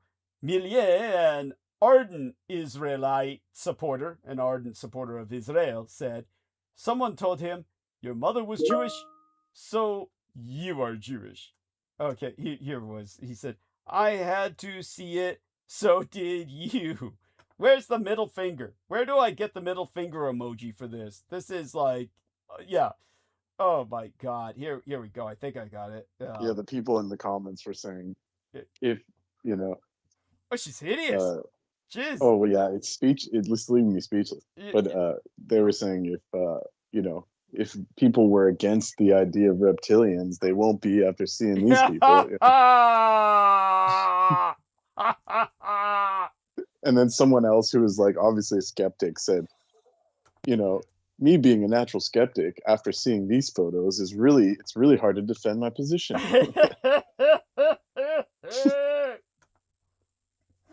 Like you can see the commentary. Yeah, it's ridiculous. Man, I wish I could. Damn, that's rich. Yeah, and but well, I mean, why does she look like that? It's just shocking. It's like it's not being rude. It's just I have no idea. That's not human. That's not human. That's like yeah. Dude, that's like I don't know what to call that, but whatever the fuck that is. By the way, Sweet Bells, our dear friend Troy Bellamy says, Netanyahu's first cousin is the president of Argentina. This is a Ponzi scheme that we are financing and victims of. Thank you, Troy Bellamy. Netanyahu's first cousin. Yeah. Is that true? Is that? Yeah. Okay. Well, I wouldn't doubt it, but okay. I just want to say that I didn't call him Satan Yahoo. Yeah. That was a Bulgarian lady. That was a Bulgarian lady. Okay. Do I know her or know of her? Yeah, the astrologer. Oh, Bulgarian astrologer. Okay. So she calls that does. That's brilliant. That's brilliant. Yeah, she's funny. She was like, we don't call him Netanyahu, we call him Satan Yahoo. Yes, I love it. That's cool. That's what they should. Because I'm totally cool. Like they're totally nice. I love, I'm eating Israeli products right now. It's really good stuff. Like the za'atar they make is so traditional and so good. Oh man, I'll send you some sometime. Yeah, I look forward to it. Yeah, because that other one got confiscated. Yeah, that's right. Those other people that happen to be there, just clogging up the works and taking their sales. Yeah, that's well, like they said, it's your buddy, Vance, right? They told you, that's oh no, this is when I tried to I was trying to sample the za'atar. It's like a special type of Levantine spice herb mix. Yeah. And I had one that said it was like genuine Palestinian product, and they held it at the post office. They said you have to come and physically pick it up. Oh my fucking God! Like I was trucking in yellow explosives. Yeah. No, it's obscene. It's obscene. Yeah, anything from that part of the world, they're treating now as if you were, some horrible terrorist or something. It's so fucking obscene, and it's And really it was offensive. like the middleman probably made more money than anyone in the local area made. It was Yeah. just like absurd. Yes. Yeah. And so There was no way I supported, those people. yeah, is what I'm trying to say. yeah. Well, I mean, tell people that you're a Christian from that part of the world, and they've slaughtered your kin. Oh yeah. Yeah. And which side? Because both sides are doing it now. yeah, both sides are doing it now. Yes, Because I don't know if you saw the latest, but Tell us. when IDF stormed the Christian area of southern Lebanon, Mhm. they like started taking down Christ statues and smashing Christ statues. That fucking things, the sons of bitches. And then Filthy sons of of course, instead of doing the normal, control thing where they just lie about it, they straight up said, "Yeah, it was us." Mhm. Mm. Like their Well, they don't personal even bother. account They said don't it. even bother. They don't bother to hide it anymore because how can they? They know everybody's recording them, so they Right. don't give a shit. I mean, So they just came out and said, "Yeah, we did it. Congratulations." yeah, there you go. Yeah, and fuck Zion. And all I can say is that, well, good news. By the way, several bits of things for your consideration. I mean, I'd certainly like to hear more from you Yeah. about a number of things, but good news that I'm getting from Asia, out of Asia, is that Japan and Australia have signed a defense deal. So we've got a God. Japano-Australian, or Austro-Japanese. That would be the term for Austro-Japanese. Well, then that's a checkmate. China is completely just a checkmate. So yeah, the Chinese have no chance. Yeah, I don't know about that, but we'll definitely. I'll take any hope I can, of course. I mean, you know me, I'm always cautious. I'm always very cautious. I'm saying strategically. Yeah. If they cut off Yeah. the Sea of Japan and they cut off the Indonesia travel, Yeah. China has nowhere to go. Yeah. But overland. Yeah. I mean, I hear you. It's just like, well, overland. Economically. Overland had the Chinese are welcome to it, really. The majority of what's down there, but yeah. All that being said, however, well, if you go back to like Silk Road days, then nothing will make it to the West. It'll just get stolen. Oh yeah. I mean, well, that's why I said Japan. You'll have to do it under armed guard. Yeah, Japan needs to dominate the goddamn Silk Road. I mean, that needs to be the future, so that it forever divides the Russian and communist Chinese entities. But that having been said, what else was I going to bring up with you? Well, any number of things. I suppose I'll remember them later. Other than that, how are you doing personally? People care about you personally? How are you? Everything is great. You're going wonderfully. Oh my god! Yeah. Just scraping together some bread and onions and living off Oh my god. barely anything, but everything's fine. Oh my god. Well, take a look at the latest link from Real Tech Geek. Who, by the way, Real Tech, you can jump on the band with, in case you didn't know. You are on the call, or should be. If not, let me know. If you're not on the call, let me know. But you must be on the call since you're in the chat. I mean, the text box. But anyhow, he sent this. Take a look at what he sent. Japan's Mitsubishi Heavy Industries sees shares jump nearly 4% on first ever warship export deal. Cool. This will be Japan's first ever warship export project, and the first ship is scheduled to be delivered to the Royal Australian Navy in 2029. Yes, a frigate deal. Damn, that's cool. epic. Yes, epic, excellent. So yeah, so much for self-defense force. Yeah, they're just the offense force now. Yeah, cool. As well, it should be. And so why don't they just change it back to the Imperial? Oh, it'll happen soon enough. I guess they can't. No, they will soon enough. No, they will soon enough. What's going to happen is they will simply refer to the Japanese Maritime Self-Defense Forces. Will refer to their submarine force, but the High Seas Fleet, they'll go back to calling it the Imperial Japanese Navy soon enough, guaranteed. That's inevitable. I mean, just to shove it in the eye of all the idiots around them. Our man Real Tech says just woke up a little while ago. So what about any catch us up on the latest anime, Brendan, before I get back into the arc of narrative for tonight. Oh, well, did you see that one that I sent you that was just so sus? Yeah. That frame popped up. I don't think you saw it yet. Oh my god. But it was like something you would draw. It was horrendous. Oh, I need to see it. But that was published. But it was published. Oh my god, I need to see it. I need to see it. Okay, I'll look at it later. I didn't have a chance to look at We can't talk about it on air. When I came home. Oh, okay. Damn. Well, that reminds me of what we should talk about. I don't know how it got through the censors. It was shocking. Oh my god. Well, I can't wait to see it. At any rate, yeah. Well, yeah, don't be afraid to hit me with your smart ass remarks as we But there are some good new series, like from the creator of Full Metal Alchemist. She just brought out a new series. Cool. The manga's been around, but it's just now gone animated. Okay. So that's good. Okay. And do you remember what it is, or no? Yeah, it's called Demons of the Shadow Realm. All right. What do you know about it? It's about these twins that were born in a hidden Japanese village that was stuck in, it was like time chronologically stationary. So it was hidden in the mountains via like magic, and it was like this monastery type village that was not allowed to interact with the modern world, and then it got opened up, and then the twins came out.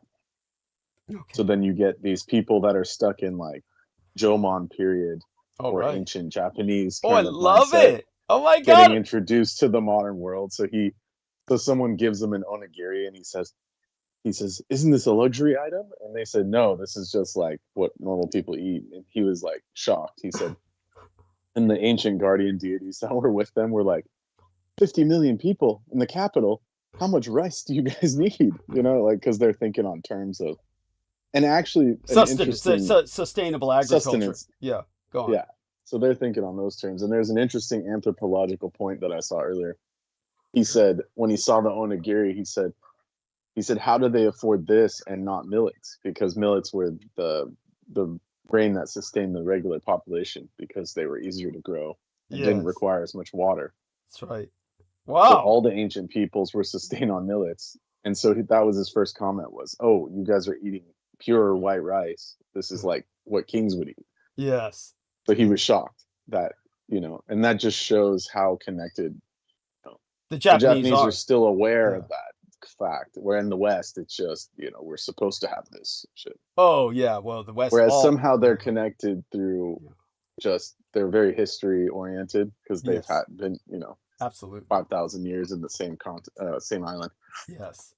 So to them, they can interact that way and think that way and say, yeah, our ancestors didn't have access to unlimited rice, unlimited abundance and all of this stuff. So I thought that was fascinating. Well, it's so important. The Japanese need to, the Japanese need to hear that at this time more than any other. Here's something for you. So this is what I want to show you just before I go back to the arc of narrative. So can you see this? I'm doing a screen share. Can you see this? Oh, let me know if you can. It's loading. Okay. Yeah. These things take their time. Now, okay. Yeah. Now I see it. Okay. So this theoretical physicist. Chances of you living 50 years are very small. Okay. And this is a theoretical physicist explaining why humanity likely won't survive to see all the forces unified. So he's thinking in terms of a unified field theory that we likely won't make it. He won $3 million for just saying this. What an idiot. Yeah. Really. This is the scam of physics. So here we are, just for people. Read that to our listeners so they understand what you're saying, please. Read that to our listeners if you'd be so kind. Live Science spoke with Nobel Prize winning physicist, Mr. Gross, that's literally his name, who recently received the $3 million Special Breakthrough Prize in fundamental physics, which is basically just whatever they make up that week, about the quest to unite all the forces and why humanity might not live to see a unified theory. The quest to unite gravity with 3 other forces have been plaguing physics. Whether we eventually find it, in quote-unquote, unified and testable, remains to be seen. So with this guy's So this is like fan fiction. He's writing physics fan fiction, and he's getting millions of dollars for it. Whoa, read what this says. Continue. I don't even want to. What does it say? Uh, When theoretical physicist David Gross was 13, he received a copy of popular science book Evolution of Physics by Cambridge Press, signed by Einstein. Oh, God. The book, co-authored by Einstein, started Gross on a journey into the hearts of atoms, where it helped answer a question. I thought the question wasn't answered, but anyway. Answer a question that has bedeviled particle physics for years, whether constituent parts of protons and neutrons, called quarks, could be broken apart.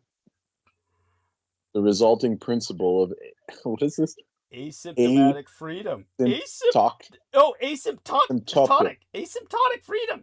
Asymptotic freedom, which is just, I mean, literally just means a particle that can be broken down, right? I believe. Which he developed in concert with Frank Wischek and Wilczek or something. Polzer. Yeah. Why are they always Polish? And Polzer revealed that the forces between quarks waned as they got close to each other, and this strengthened as they moved apart.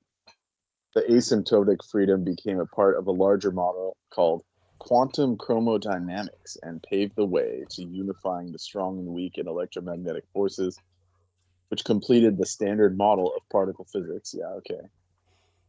The trio earned the Nobel Prize in 2004.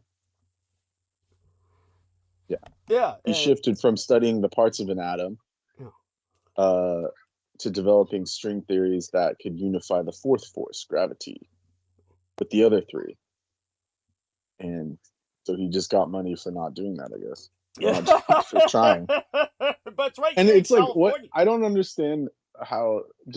Can I just like psychologically explain, like break this down? It's like, why? Like, they're insinuating that once they figure it out, it's gonna like somehow like affect the world. Are they that insane?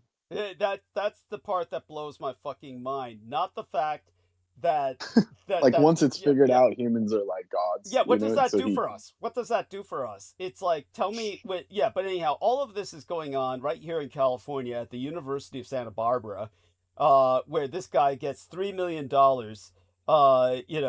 in honor of a lifetime of physics achievement, but he's trying to go for the big toe.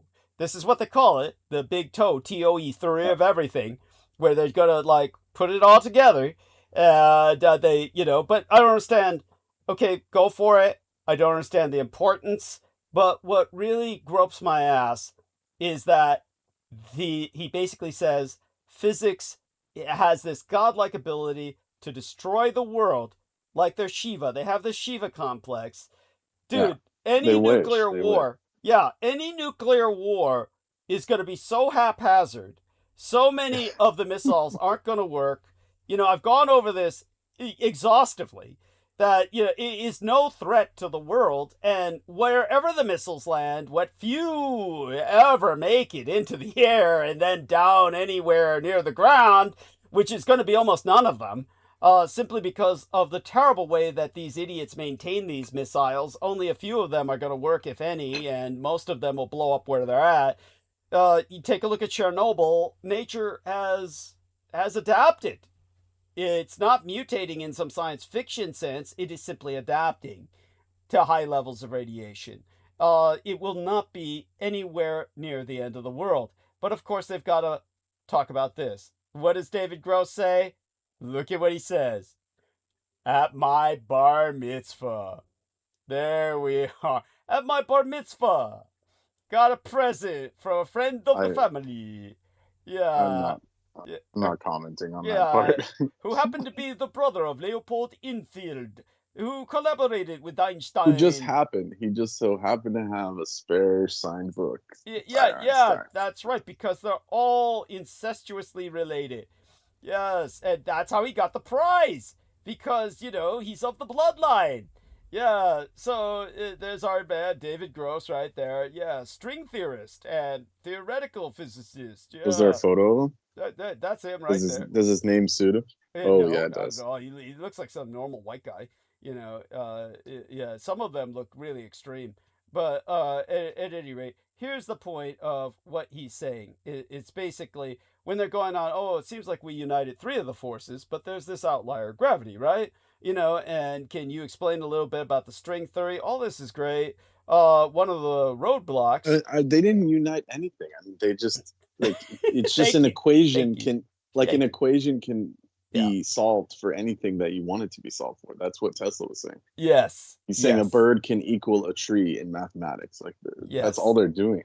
Yes. Now this is The way they're Yeah. wording it is so egotistical and crazy, like as Yeah. if they're unifying the universe itself. yeah. Thank you. To, Thank like you. bend to their whims. Yeah. Yes. That's not how it works. Well, this is their fantasy with nuclear war. Here's where it gets offensive. Now we see biggest dickus. We see an enormous Titan II missile. Now, think of the expense for this baby.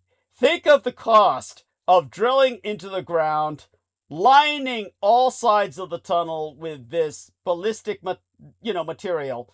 Blast ablative. We've lost the call. Yeah, so they've cut the call on us. Says, well, I'm still Oh, listening. okay, Jesus, what the fuck happened there for a minute? Something died. What was that? What the fuck was that? Something just came up. Okay, we're gonna take a look at whether or not we're still transmitting.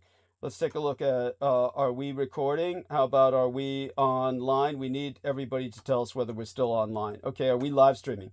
So we need everybody's feedback on to whether we're live streaming, because we started talking nuclear weapons and that was sensitive. And I'm telling everybody, you've got this heat ablation shielding material all around this tunnel here. Still streaming. Yes, thank you. I appreciate your confirming that. We need our listeners to confirm that as well. Something fucking happened. You saw it. There was something. I saw a lot of things. Yeah. Yeah. Aside from my screensavers, so to speak, in the background and all the rest of that. So when we let me see, go back to screen share here. So if we go back to screen share, and what we see here on my side of the call is this giant Titan II, the largest intercontinental ballistic missile of its time, now on display in a museum in Green Valley, Arizona.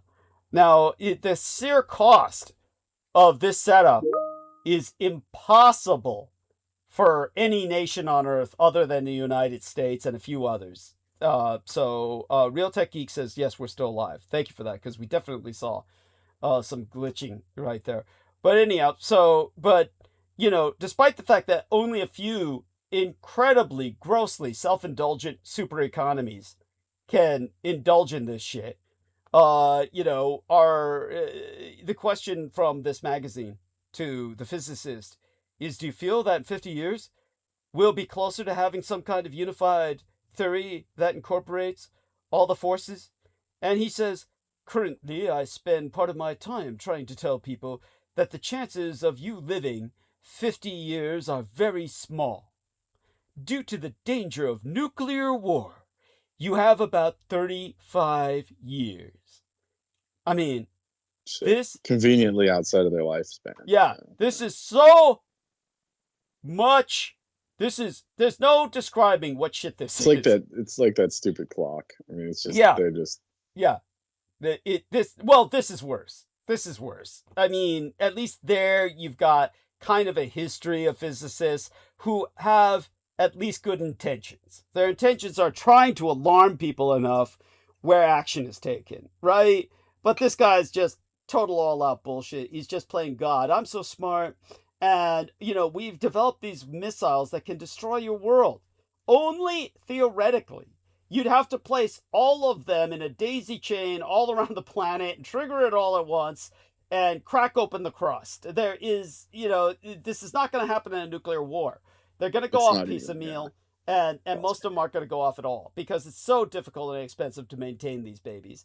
You have an entire economy that broke the Soviet Union. Its entire economy was nothing but this, and look at what happened to it. Nobody's going to follow that path. So, but then here he is catering the fantasy, with that magazine asking, why do you think we'll blow ourselves up? essentially within 35 years, give or take. So it's a crude estimate. Oh, yeah, I'll say that. Yeah, even after Well, the he was so sure of himself. Why is it crude? no kidding. Even after the Cold War ended, when we had strategic arms control treaties, all of which have disappeared, there were estimates there was a 1% chance of nuclear war every year. Things have gotten so much worse in the last 30 years, you can see every time you read the newspaper. I feel it's not a rigorous estimate, that the chances are more likely 2%. Oh wow, stay up at night for that. So that's 1 in 50 chance every year. The expected lifetime, in this case of 2% per year, is about 35 years. The expected lifetime is the average time it would take to have a nuclear war by then. It is calculated using similar equations as those used to determine the half-life of a radioactive material. This is so much bullshit, because what I can tell you is that he's saying nuclear war like it's the Omega bomb from the Planet of the Apes. We have the Doomsday bomb. That it's one single warhead, that if it's triggered, it busts the crust. The lava comes out from the core, and we all die burning alive in a global Pompeii. This is all so much bullshit. There's no bomb that does that. There's no bomb that can do that. And they have all these bombs everywhere. If they all went off at once, none of this would happen. Because they're all in isolated places, the damage to the environment would be so minimal, you would not notice. This is like, take a look at Fukushima Daiichi. The overwhelming majority of the radioactivity blows into Siberia. And nobody fucking cares, because nobody's there. Does it affect nature? Undoubtedly. Well, only in the sense Chernobyl does, and Chernobyl is ground zero, and the nature, it's a nature preserve now. It's a nature park. There's more nature in Chernobyl than anywhere else in the Ukraine. It's where people go for nature tours now. It just goes to show how toxic humanity is, that radiation is more benevolent than humanity. The animals die sooner, but they give birth to larger litters. Nature says simply adapted. And no, you don't want to eat them, but they're retaining radiation, but that doesn't stop them from living and giving birth. It simply accelerates their cycle of life. So, you know, everything this guy says is full of shit. If anything, it would turn nature, it would turn a lot of the world into a nature park preserve. Not that I'm saying we should do it, but yeah, there we go. Anyhow, he's so full of shit. And it's like the hubris. The hubris. You know, the sheer bullshit of this man trying to look like, I've got the answer. Right. When all he's presenting is a problem. It makes it even worse. Yeah. It makes it even worse that the punchline was the nuclear weapons. I thought they were trying to say that once they figure it out, like they were gods, it would just, the world would implode. Like it would go into like a black hole or something. Yes, thank you. Thank you. At least that would be a cooler backstory, like comic book level. Yeah, but, thank you. Yeah, but instead, it went that. Yeah, because direction. Look where he's from. He's old, dude. He's stuck. He's stuck in the past. His entire income was based on building these weapons. Yeah, I don't understand. Instead of giving that to somebody like younger physicist, why are they giving it to these people that are like already rich and old? Because they're Jewish. Why are you even asking the question? Because they're old. Well, there's young Jews that deserve, some money. I don't think so. I don't think there's any. I don't think there's any younger Jewish people that are going into physics the way they used to, because that used to be the money. That used to be the cash cow. That was the cash cow, and now they're going into genetics. Yeah, engineering. Yeah, genetics and shit. I mean, it's bioengineering is what you get all over Israel. Anyhow, then you see this idiot. Yeah, during the Cold War, it was easier for people to conceptualize because we had one major enemy. Now there's chaotic interactions between countries, infinitely more complicated than two. I mean, that means that all the weapons are just more shitty, cheaper built, and unable to work. That's all that means. That scares me too. A lot of weapons using AI systems to make decisions on some level. Yes, it's going to be very hard to resist AI making decisions because it acts so fast. If you have 20 minutes to decide whether to send a few hundred nuclear-armed missiles to both China and Russia for our dear president, The military might feel that's wiser to make AI make that decision. But if you play with AI, you know that it sometimes hallucinates. I mean, really? Really? Well, since your engineering is based on that AI shit, that means it's hallucinating while making the bombs, so they probably don't even work. Because it's hallucinating the fucking physics. Which is why he's hallucinating that they're uniting all the forces. That makes it almost even worse, yeah. Oh, my fucking God. Okay, so Realtek sent us another link. Let's see what it is. Jordan P. What? Why? Who is this? Did Realtek send this? Why? No, I sent it. I Oh, was updating God. you on. Oh! I guess, like I said earlier, I guess all that red meat didn't save his ass. He's dying. Is he dead? In Oh! pain. He's dying in pain. Oh! No, he canceled all of his tours because he's in hellish pain and shit. Oh! Because he's I'm a whipping stupid it out and idiot. stroking it right now.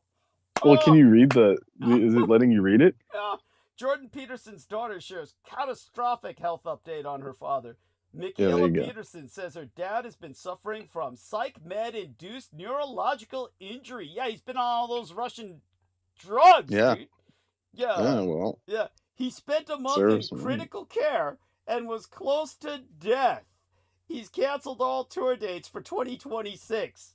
Why not just say he's canceled all tour dates from this point forward? Yeah, he ain't coming back. He has Yeah. severe akathisia. What the fuck is even that? I mean, and this, what is this picture? What is this? What is this? Who are these? I mean, if this is I him, have no idea and who this those is his freaks are. daughter, what the fuck is this? That's the daughter. That's the daughter who married. And then those are the two. That's his wife. That's the thing. The creature that's his next to him family. is his wife, and then that's the daughter. Oh, well, who's this idiot? Bigfoot without the fur. So Bigfoot shaved and shit.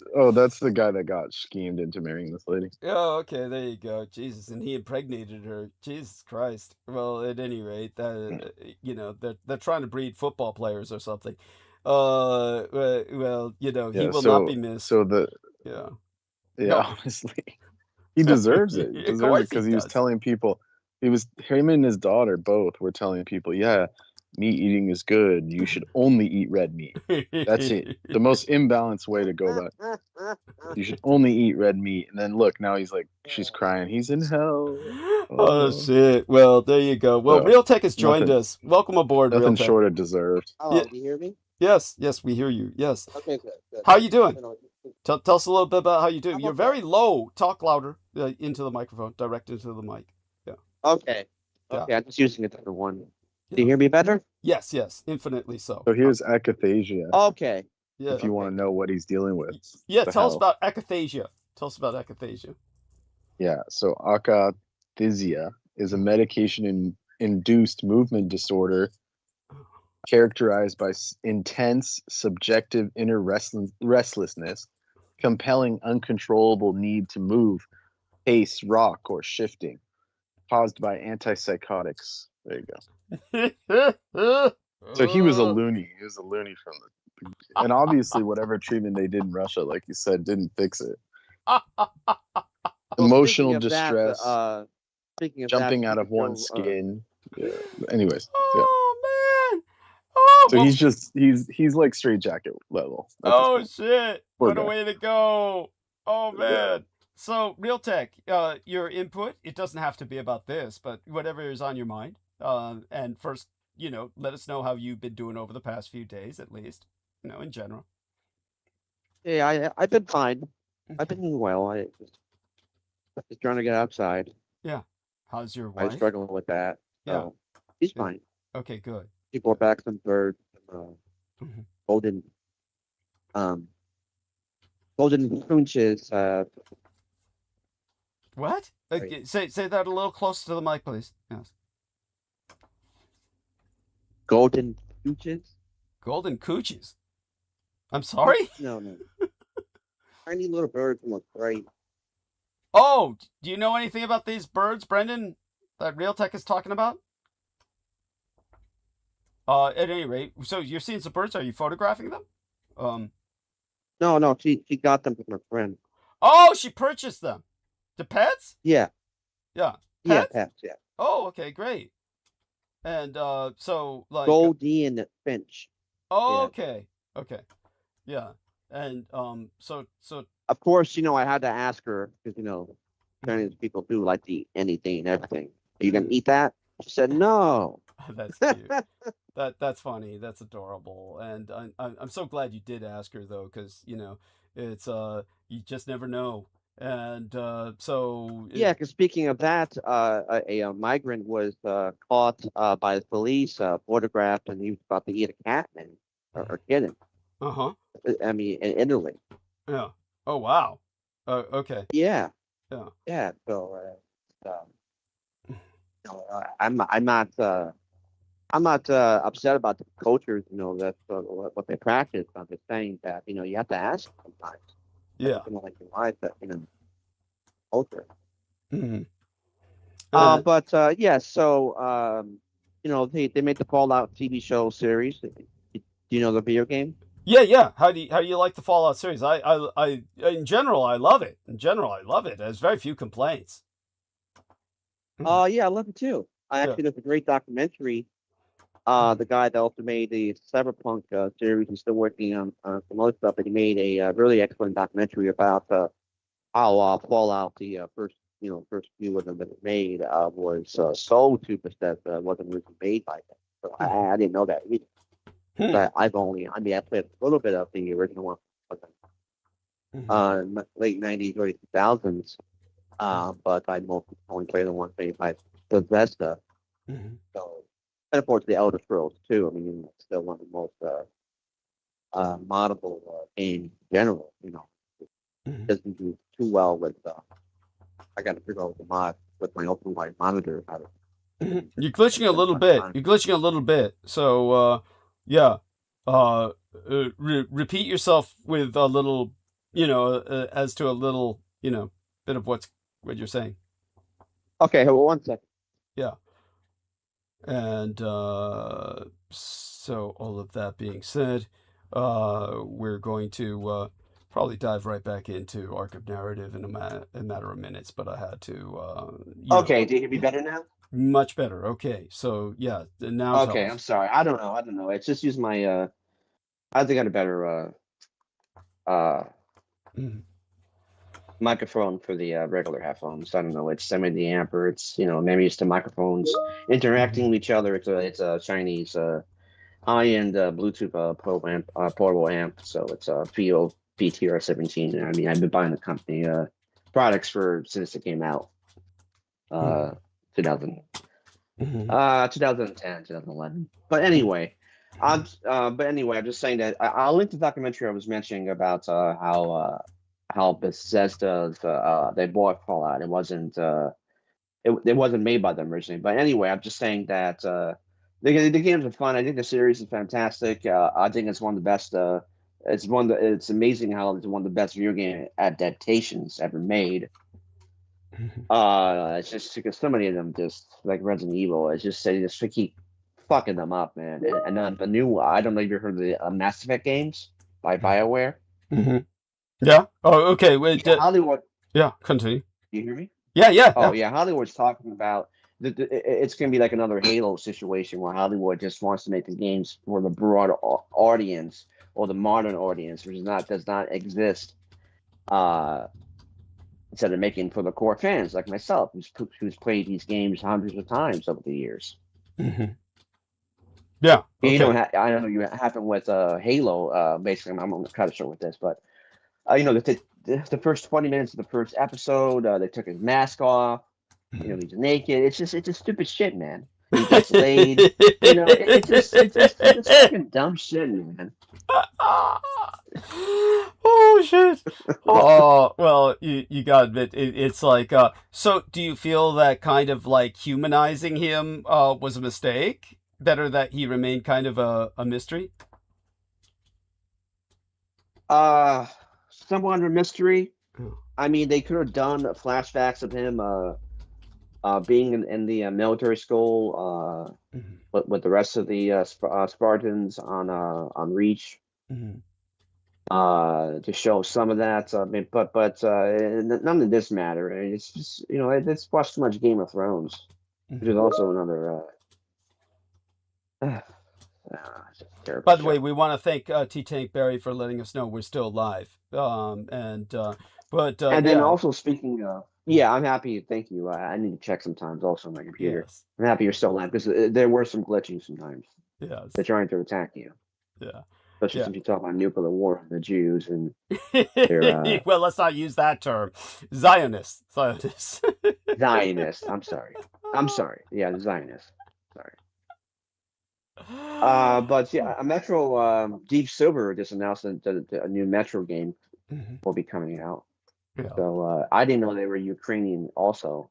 But they did say, yeah, I didn't know. They did say that because of the Ukrainian-Russian war, it's affected their type of storyline. So it's gonna be very different from the first 3 games. So I look forward to it. It's gonna look like I'm gonna have to get a new graphics card maybe. I don't know. I'm trying to avoid that. So I do want to maybe like Intel or something. I don't want to get NVIDIA. I don't want NVIDIA. I don't want there's their overpriced stuff and their connector, which it literally catches on fire. Oh man! Yeah, it does. It's a disaster, man. And then you have all these companies building all these things to work around it and stop it from happening. The sensors and the power supply to shut it down as soon as it happens. Wow, that's incredible. So they have to have a bunch of safety mechanisms to compensate for the danger of their product. Well, but yeah, good. Sorry. Yeah. Continue. But, yeah. Well, to speak of the fucking idiot Albert Einstein, I don't know what they're gonna do in a 3rd World War, but I know in the 4th World War they're gonna be fighting with sticks and stones. Yeah, that was one of his famous statements for being an idiot, trying to claim that we had reached the alpha and omega of power and the ability to destroy ourselves, etc., etc. All of this is an incredible fantasy that they all indulged in because that was their way of basically juicing all of the money they were making from governments that were making, contracting them to make bombs. They never stopped making bombs. All the physicists. Yeah, you're right about that. Yeah. Yeah. I mean, speaking of that too, there's this company that the stock just went insane. It's called OKLO. There's no revenue. It's just like a banana, it's just hype and fantasy, it's just no revenue. There's only 2 employees, and it's a nuclear-powered company, and it's going from like $1 to like $200, something like that. It's like Palantir also. It's that company is also just built on hopes and dreams. The software is not public, and I believe the software is just some basic, it's a very very basic program that's a mythical being to them, and that's why I sold it too early. But when I started learning more and more about this company and these people, I'm glad I did, because I don't want to be part of it, and I know it's in the S&P 500, but I don't directly invest into that one myself. But that's different ones. But I know it's important in different ones. But I'm saying that it's the same thing with the imagination of Albert Einstein, I'm saying. Yeah, and obviously there's controversies about Einstein that we've articulated before, but I thank you for bringing that up. What else comes to your mind before I go back to Arc of Narrative and ask you to participate, of course, by interjecting whenever you feel like it? Yeah. By the way, Allbirds, did you hear? To mind? Yeah, Brendan, feel free to jump on the bandwidth to tell us about this Allbirds situation. He says Allbirds has got a stock surge. See stock surge after pressing magic AI button. Barron's Roundtable panelists discussed a shoe company surging stock after making a pivot to artificial intelligence. That's all you need to say is we're doing AI now, people, and then everybody invests. It's madness. It's a tech bro. Yeah, that was a tech bro.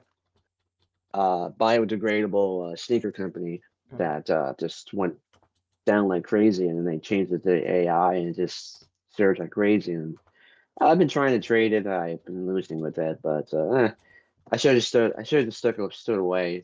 It wants to go up. I don't know. It's $10 right now, something like that. But it basically, I'm saying that it is the repeat of the early 2000s. Everything was .com back then with the stocks, and it just surged like crazy. And Intel, with their partnership with Elon Musk, and with 18A, which is their sub-2 nanometer yield for the foundry. They have SpaceX. It's now that hit $70. I mean, that's a 25-year high. I mean, and that's definitely another indicator that the top is almost coming. It's almost soon.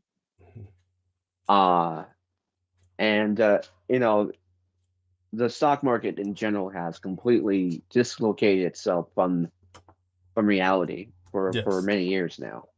Yes, absolutely. And continue. And you can see that because since Warren Buffett has stepped down, I don't like him anyway. I just don't. It's interesting. Everybody worships him, but since he stepped down in general, and he says he regrets selling so much Apple. But I'm saying that his stock was basically mostly supporting regular companies, and they're not doing well. Wow. It's not up as much as it's down. And then you have also another one, which is more of the regular economy, which is known as the Russell 2000, which is small and mid cap companies, which are usually under it's about 10 million, 5 million to 100 or 500 million. That one's only up like more. It did go up a little bit to say lower the interest rates, but where this war is going and the inflation, and it was starting to cool off before the stupid tariff nonsense. I thought for a long time that the tariffs were saying that was a one-time inflation, a one-time event to be priced in, but no, it's their 2% target. I'm saying that they it's the dual mandate they have, the Federal Reserve, which is the inflation and also Treasury and bonds and the interest rates. So anyway, I'm saying that the crash is coming, but because there's wars going on and the shortage of so many things, and the blockage of the hormones, which and even a 5-year-old could figure it out and tell you that that's what IMA would do. That's what would do? That's what even a 5-year-old could probably sit down and start research and figure out that that's if you attack Iran, that's what they would do. Got it. Eventually. Yes, very good observation. Yes, continue. Yes. Feel free to. Yeah. Okay. Yeah. I know you want to get back to no, but I appreciate your analysis. Which is your bread and butter, of course. But you're part of my bread and butter as well. By adding in your own thoughts and analysis, you help contribute to mine. So continue. Yeah. Yeah. So okay, thank you. So it's coming soon. The things people always say, history does not repeat, but it often rhymes. It's but unfortunately, it's going to be an opposite of a maybe global recession, because you're going to maybe have higher interest rates. Japan wants to raise their interest rates by 1%, which is the largest done over 30 years. Yeah. And so but all that being said, when you say it's coming soon, you're talking about a kind of bubble burst, correct? Kind of, is that what you mean? The bubble's yes. going to burst? Yes, the bubble is going to burst. But when it comes to regular technologies and components, this and that, and they also want to, like Micron, Samsung in the top 3, which need to be prosecuted for price fixing, but it's not. I mean, that's what you need the Democrats for. I remember the Fox News complaining about Lena Khan was too oppressive in their words. Thank God she blocked the ARM deal with Nvidia trying to buy them, but she should look to break them up I mean, Trump was someone, he was looking to break them up, and he this fucking idiot savant. So yeah, I call him that. It would have been the greatest gift ever given to people in general. But for sorry, yeah, it's coming soon. It could be 6 months, maybe 8 months, where it is, but it's it's just all the investment for AI comes from these Middle Eastern countries, the GGC, whatever you want to call them. Right. So you're just shooting yourself in the foot. There you go. Thank you. Very important point, and I appreciate your analysis and your contribution to the discourse. It's always welcome and appreciated. So feel free to interject whenever you feel like it as I continue diving back into the narrative. I want everyone. Thank you. Support Douglas Dietrich, folks. Thank you. Appreciate that. So as I was saying, what I'm talking about is the fact that Europe is trying to strive towards its own fix on our moves, and it's a challenge. I've been referencing, of course, an individual by the name of Èræ. His surname, if I could hear somebody pronounce it, would help, because it's a very bizarre German name. And I would like Brendan Zoga to participate in trying to pronounce it, because he's the linguist expert. So, dear Brendan, how do we pronounce Èræ? E-H-L-E. This is the vice admiral of Germany, who was like one of the primary NATO, military advisors. So here we are. If I could get anyone to pronounce this, and I presume it might be pronounced like Elle in French, which would be spirit, which is probably derivative of that, but let's find out. We're going to say, okay, Ili. They say it's pronounced Ili, like Feely, okay? Ili. And all right, so we're going to have to run with that. Ilye. Okay, that's there we have it. So the individual in question, he's someone who is German. His first name is Jürgen. I would presume it's Jürgen with the Y sound as opposed to Jürgen. So it'd be Jürgen Ili. So Jürgen Ili, or Ili, is this retired United German Rear Admiral. He's this former senior military advisor to the European Union. He's my primary source for what I'm trying to say about how Europe is handling, for my own analysis on how Europe is attempting to handle the Our Moves crises. As I said, because he was an admiral, he points out that mine hunting is the German specialty. As a result, Das Vaterland, the fatherland, floats minesweepers, mine hunters. By the way, what's this from Realtek? What's this? Oh, Trump signs executive order on psychedelic drugs with Joe Rogan by his side. Of course. I got a call from a number of people, yes, including the great Joe Rogan. We have to do something about this. And I looked into it.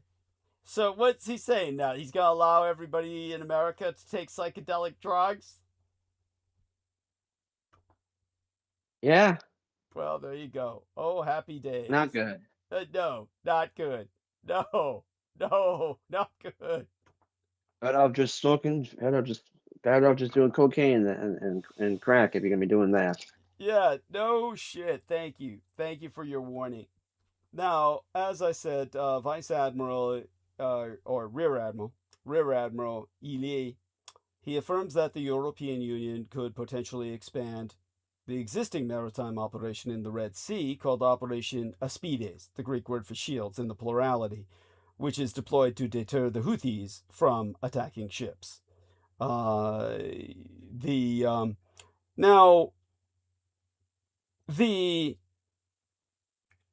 While he's qualifying that a subsequent diplomatic deal between the United States and the Houthis has been instrumental in reining in enemy strikes, when referring to the NATO-led Operation Sea Guardian, which NATO has described as a non-Article 5 maritime security operation to share maritime information, deter and counter terrorism, and enhance capacity building, Eli concludes, in his own words, that it can be successful. Even the United States Navy may participate as it did in the Red Sea. Now, at the G7 meeting in Paris on March 27th, the United States Secretary of State, Marco Rubio, indicated that Washington was willing to participate in a mission to secure the strait and prevent Iran from charging a toll, which several reports indicate could be worth roughly 2 million euros for each ship. To quote us the Rube, "Not only is this illegal, it's unacceptable. It's dangerous to the world, and it's important that the world have a plan to confront it." Well, France is taking the lead in building a coalition to guard the strait, and reports indicate that it has already deployed an aircraft carrier strike group, 12 helicopter carriers, and 8 warships to the eastern Mediterranean. But Paris insists that these assets will only play a defensive role, with Iran's consent under a United Nations framework. The French President Emmanuel Macron having said that he is in talks with roughly 15 countries to secure the strait, presumably by deploying military assets, while trying to build a larger coalition of countries beyond Europe that includes Asia's India, South Korea, and the Empire of Japan. Many Asian countries being more reliant on energy supplies from the strait than counterparts in Europe. Macron appears to be pushing for a global coalition of the willing, with buy-in not just from the Gulf nations, but also Asians. Any such coalition could be useful in finding a diplomatic pathway to defuse tensions in the future and trying to get Iran to play by the agreed rules. Eva Pesova, the Japan chair at the Center for Security, Diplomacy, and Strategy of the Brussels School of Governance, told Foreign Policy magazine, and here I quote as she, "Macron suggested he would lead the European contribution to securing the strait, but it wouldn't be immediate, and even when there is post-conflict stability, it would still be very risky. Europe could play the role of a convener. It could set up a platform that allows sharing of maritime situational awareness in real time, with the aim to deconflict." Herself adding that the European Union also has past experience with Operation Agenor, that's AGENOR, the military pillar of the European-led maritime awareness in the Strait of Hormuz initiative, deployed back in 2020, but that was a defensive mission intended to offer safe passage to commercial shipping, with Pesova qualifying that it went dormant in 2024, but could potentially be revived, but in defensive capacity. However, without a diplomatic deal, Europeans see any operation as a non-starter. They fear that they are in a worse place than before the war started, when Iran allowed ships to pass without charging a fee. Europeans being painfully aware that Trump's lack of foresight alerted Iran to its leverage over the global economy, leaving Europeans, and Asians and Arabs, to pick up the tab. When announcing formal talks between Israel and Lebanon were to begin into this weekend, President Trump went on record to state that negotiations with Iran could resume over the next 2 days, and appeared to rule out extending the ceasefire. J.D. Vance has spoken of a grand bargain with the Islamic Republic now that President Trump is willing to offer Iran sanctions relief and other economic incentives as part of a peace deal. And while Ted Cruz and other Senate conservatives are advocating for an expanded budget reconciliation bill, House Democrats are proposing a commission to invoke the 25th Amendment to remove Trump from executive office. What with increasingly incoherent speeches, a highly volatile temperament, and brazen narcissism, the president's misbehavior is much easier to understand if we all come to terms with one thing. Trump's mental state is clinically insane, and it's high time we were honest about it. The American Constitution has split asunder at the seams. The Founding Fathers got many things right, but ultimately their imagination failed them. They could not, in their worst nightmares, conceive of a president who would be simultaneously all-powerful and mentally debilitated. So here we are, living in a time captured by the poet W.B. Yeats's haunting lines in his masterwork, The Second Coming. Things fall apart. The center cannot hold.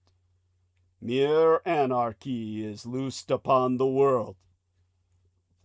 The second coming of Trump has been accompanied by the creeping acknowledgement that he might either be mad or senile. And as things fall apart in his own mind, so anarchy is loosed upon the rest of our world. Mad and senile may not be precise medical terms, but pick your own symptoms. Even Trump's most fervent supporters can no longer hide their disquiet at his impulsivity, malignant narcissism, and erratic volatility. All but the willfully blind recoil from the deranged stream of consciousness that spews from his social media accounts at all times of night and day. We can no longer ignore his conspiracy-obsessed mindset and his lack of control. We can see for ourselves his increasing detachment from reality, along with his increasingly frequent delusional claims. We flinch at his emotional volatility, his disregard for democratic norms. We shudder at his disinhibition, blustering menace, vengeful rantings, and foul-mouthed posturing. None of it is normal. Yet it is remarkable how so many people have gone on misbehaving as though it were. The more craven keep their heads down and pretend not to notice. Some feel personally or ideologically obliged to make excuses for him. But for the rest of us, it is beyond time to speak bluntly about what we see. The motherless Russfucker is stark raving mad. Now the 25th Amendment to the Constitution does allow for the possibility that a president might become unfit for office. It worked fine when George W. Bush briefly had to hand over power while having a couple of colonoscopies.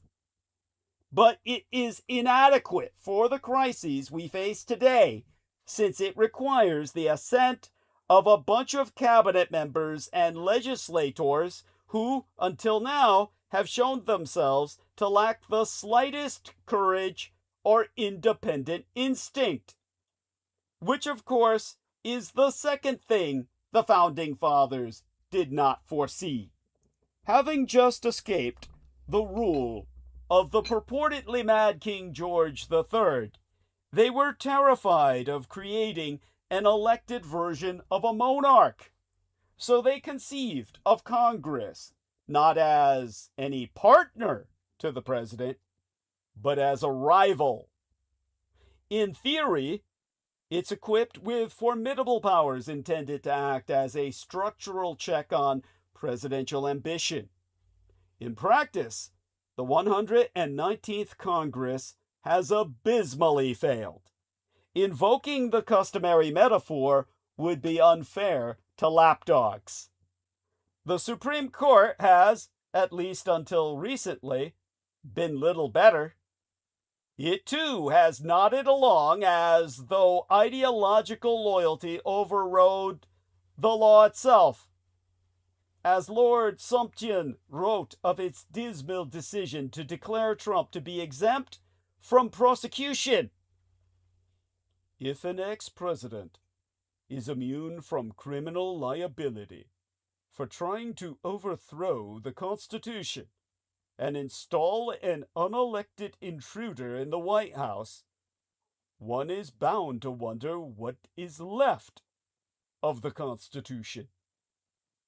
In the matter of tariffs, a majority of Supreme Court justices seem to have recovered their bearings. They were duly denounced by Trump as fools and lapdogs and a disgrace to our nation.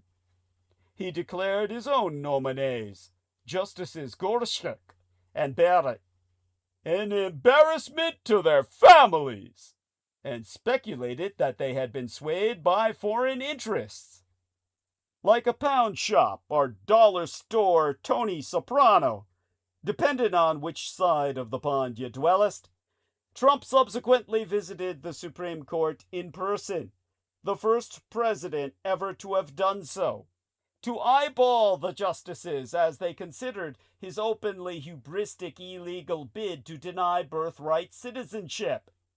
He was accompanied on this jaunt by Pam Bondi, his joke appointment as Attorney Generalis, whom he has since dismissed for being insufficiently efficient in exacting revenge on his perceived enemies.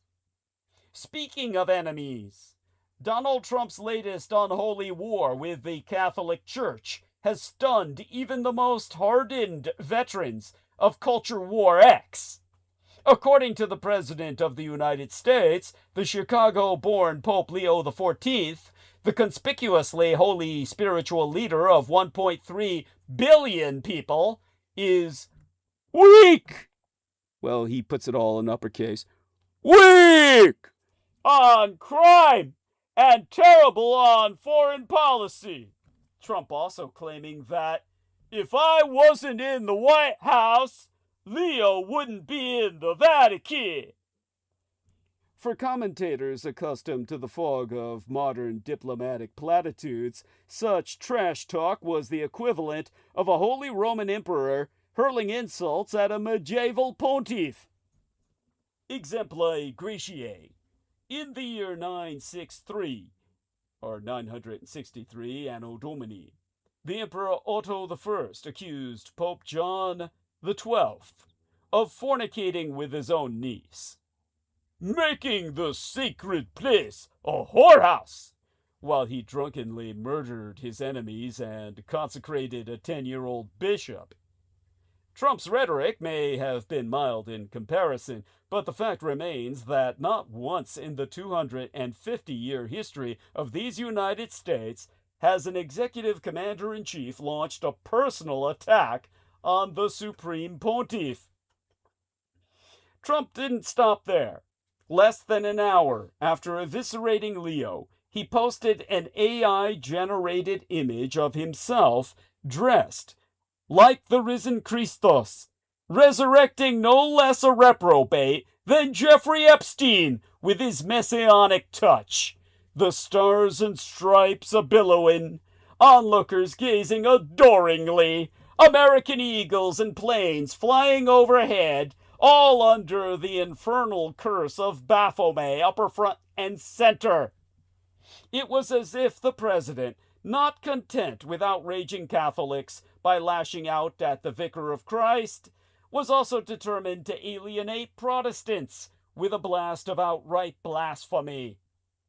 Consequently, Trump's approval rating has hit a second midterm low as Americans sour on the Iran war and the economy. According to an NBC News Decision desk poll powered by SurveyMonkey, President Donald Trump's job approval rating has sunk to a new low as Americans express growing concerns about rising costs amid the war with Iran. Overall, 37% of adults approve of Trump's performance as president, while 63% disapprove, including 50% who said they disapprove strongly, putting his job rating at the lowest point of his second midterm in NBC News Decision Desk polling. 2/3 of respondents also disapproved of Trump's handling of the economy, or rather mishandling thereof, as ill as the Iran conflict. All this just months away from midterm elections that no one expects to be a Russo collaborationist, red Republican insurgent party landslide, in which the president's party must cling on to Catholic voters, among whom the Pope enjoys an 84% approval rating. The uproar was predictably deafening. To quoteist Massimo Fagioli, or his name's spelled Fagioli. I can't pronounce that the way I think it's pronounced, or I'm going to get a strike from YouTube. To quoteist Massimo Fagioli, or I'm not going to say it. He's an Italian church historian and a former professor at Villanova University in Pennsylvania. Not even Hitler or Mussolini attacked the Pope so directly and publicly. Of course not, you fucking idiot. They were baptized Catholic. That wasn't surprising on Fagioli's part. Once close to the Pope Francis, he's a seasoned Trump hater. More significantly, the president of the United States Catholic Bishops, the Archbishop Paul Coakley, said he was disheartened that the president chose to write such disparaging words about the Holy Father, a carefully worded statement that failed to conceal his cold fury. Meanwhile, conservative Catholics, already split by the Iran war into isolationist and interventionist camps, issued anguished denunciations. CatholicVote.org, the retro-conservative nonprofit credited with delivering millions of voters for Trump in successive elections, declared that the image of Trump as Jesus is blasphemous, and we condemn it. Its president, Kelsey Reinhardt, tweeted that President Trump's post insulting Pope Leo crossed again a line of decorum that plays an important part in diplomacy and sets the temperature for interactions between the twain. Calls for an apology are well-founded. Trump refused to apologize, though he did delete the post with the image. Yet, what has become clear is that Trump's outburst, while startling, was not out of the blue. In fact, the reaction from Catholic Vote speaks volumes about the dramatic breakdown in relations between the Vatican and the White House. The organization was co-founded by the Catholic political activist Brian Birch, its president until yesteryear. He's now the American ambassador to the Holy See. To quoteist one insider, he has been very nervous recently. This has put him in a really horrible position. It's not just Birch, however. The events of the past week have reminded us all that Catholics wield unprecedented influence in the maladministration of this most secular of presidents. The Vice President, J.D. Vance, is a passionate convert, and Secretary of State Marco Rubio, with his Cubano heritage, is a devout mass-goer. But they are also rivals, who attract support from different factions in the fractured world of retro-conservative American Catholicism. Last week, an article in the Free Press by the Italian journalist Mattia Ferrarese broke the story of a heated, closed-door meeting between Pentagon officials and the papal nuncio to these United States, the Cardinal Christophe Pierre. Details were sparse, but American sources described frank exchanges over American imperial foreign policy and the Vatican's perceived meddling. Russian agitation propagandists immediately spun it online into conspiracy theories about the Pentagon threatening military action against the Holy See. No such threat should have been made in light of, well, papal payoffs to the American empire in return for rendering the Vatican city-state a non-bombardment zone throughout World War II, which is still legally an ongoing conflict against the breakaway civilization of the Thousand-Year Reich in exile. But Vatican diplomats are telling colleagues in Roma that Pentagon officials most certainly lost their temper with Pierre. According to one source, relations between the White House and the Holy See have been deteriorating since Leo's election last May, and took a nosedive in December when the maladministration updated its national security strategy. This unveiled the so-called Monroe Doctrine, a new hard-edged emphasis on the Monroe Doctrine that asserts American political and economic supremacy over the entire Western Hemisphere. This is where we shouldn't dismiss President Trump's belief that Pope Leo was elected in order to clip his wings. The Latin American cardinals knew that Robert Prevost, for decades a missionary and then a bishop in Peru, identified as much with South as North America, with one source confirming that, and here I quote as they, the political and philosophical aggressiveness toward a part of the world very dear to the new Holy Father went down very badly. Paradoxically, matters were hindered, not helped, by the jaded Catholic orthodoxy of J.D. Vance.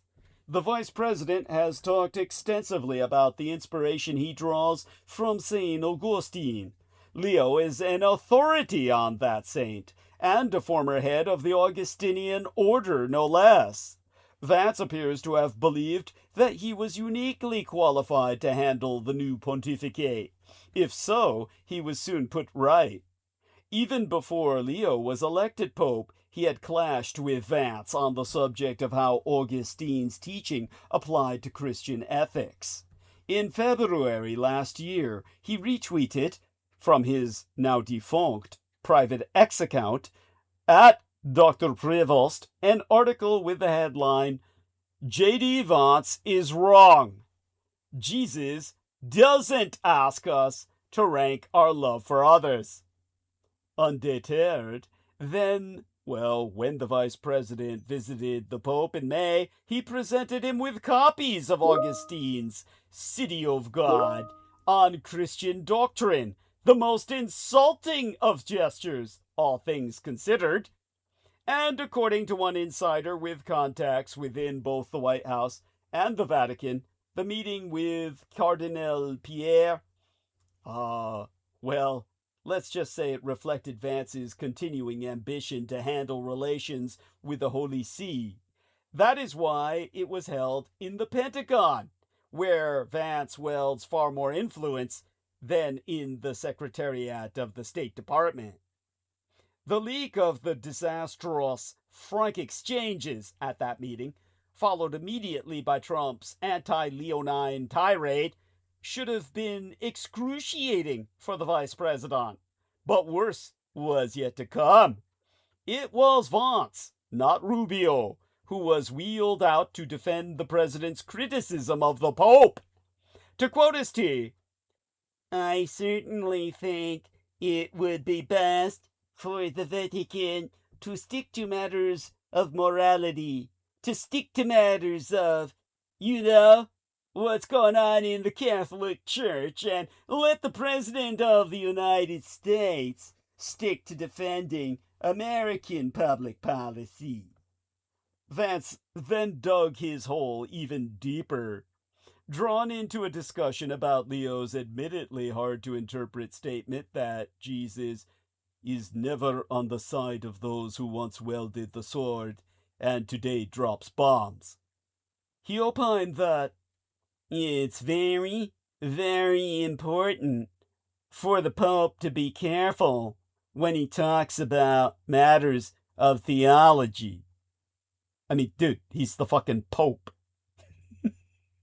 Theology is his department.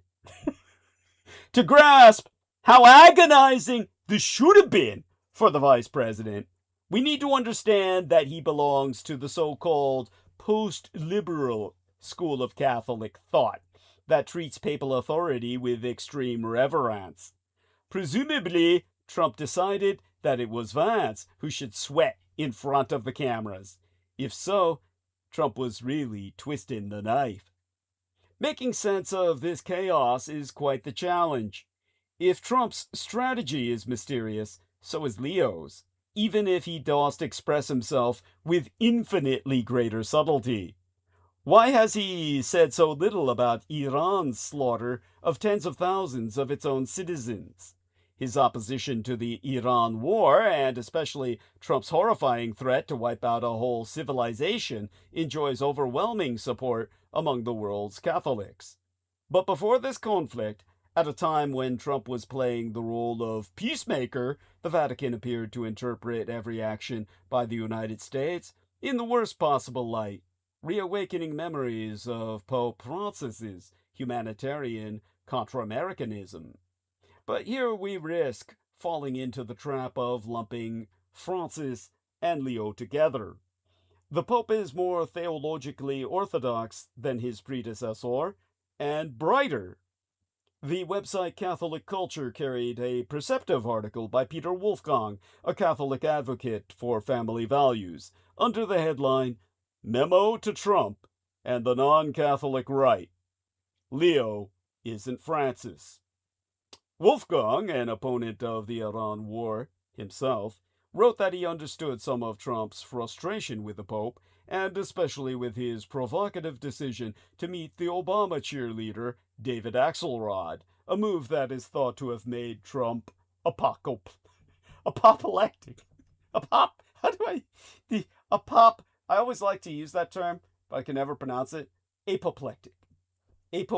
I have to draw it out of my vernacular.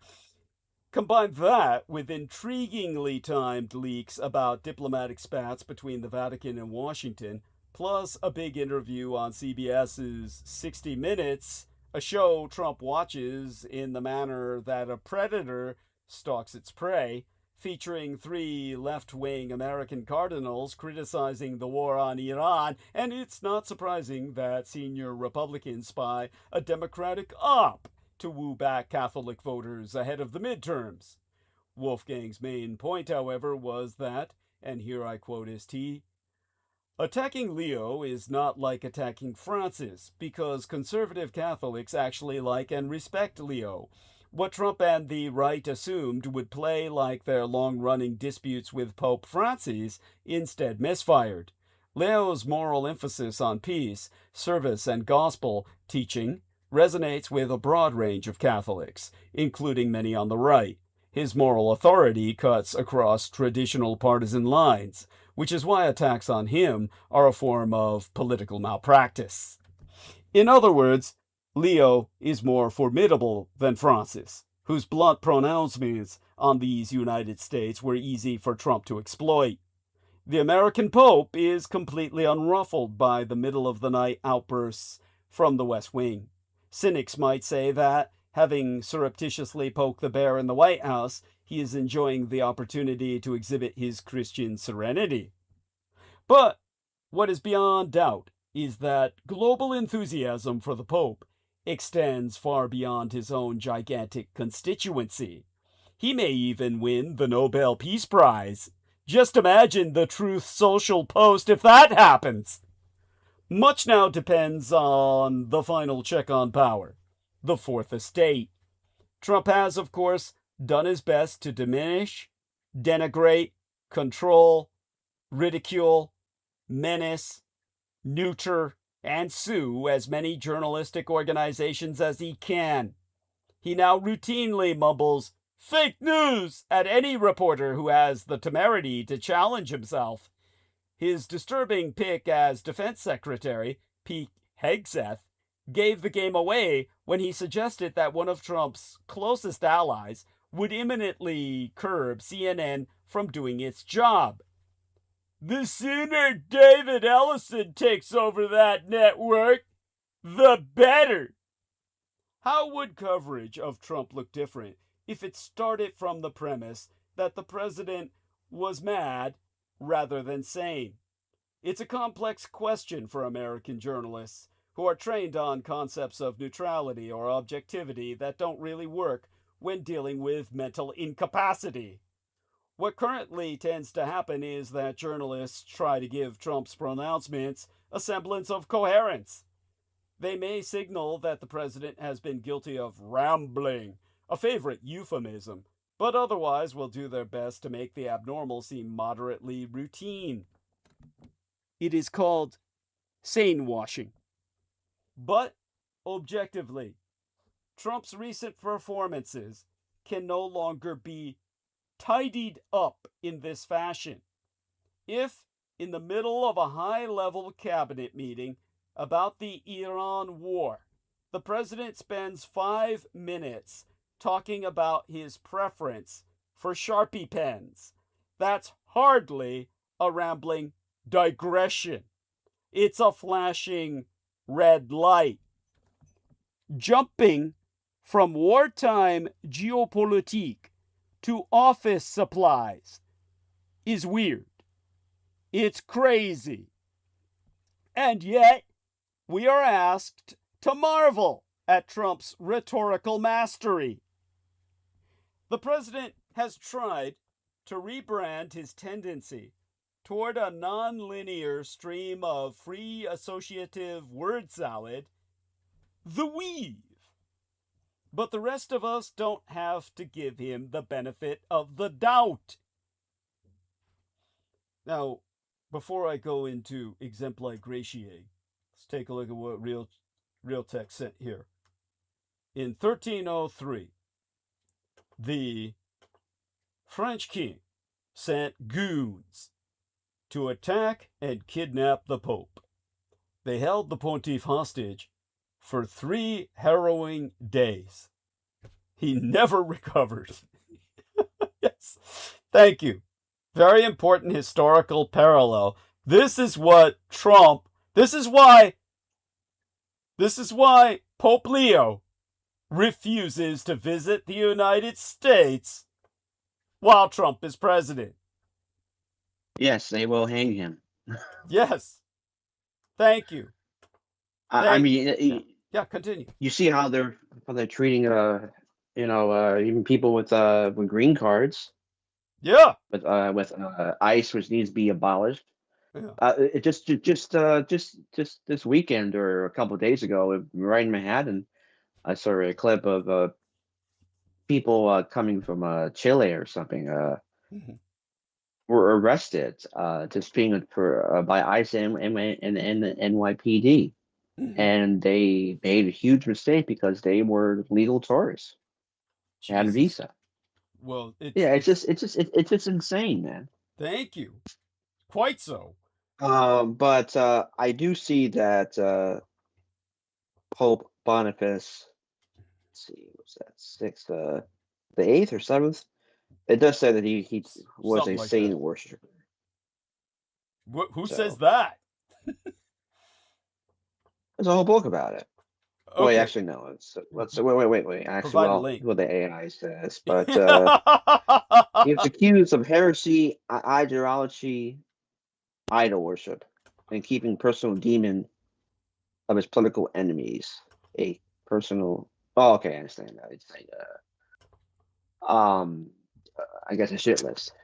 The duties of the popes were to bind demons. That's part of their job. Okay. I didn't know. Okay, I didn't know that. I never knew that. I never. Yeah. No one's ever said that before. So. Okay. Yeah. This is why most people don't know about about that. that. Folks, you got to support Douglas Dietrich because thank you. The little things like this, you're only going to learn here. Yeah. Because he is our national treasure. Well, God bless you. Go on. I do love you dearly for that. But just so, it's no fault of yours. Very few people would know that. It's a papal secret, and it's not because they're satanic. It's the duty of the Pope is to bind higher level demons so that they don't wreak havoc on the world. It's a form of exorcism, only in this case, you're binding so that the demon doesn't go around to possess people. This way you prevent possessions. It's a preemptive strike.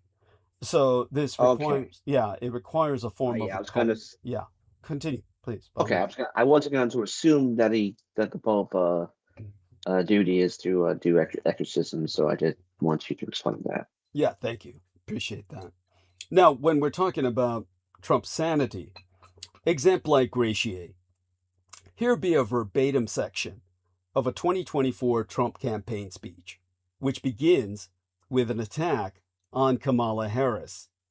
And here I quote his Trump at length and verbatim. She destroyed the city of San Francisco. And I own a big building there. By the way, he doesn't. There's no Trump building in San Francisco. I shouldn't talk about this, but that's okay. I don't give a damn, because this is what I'm doing. I should say it's the finest city in the world. Sell and get the hell out of there, right? But I can't do that.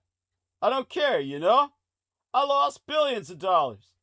Billions of dollars. You know, somebody said, what do you think you lost?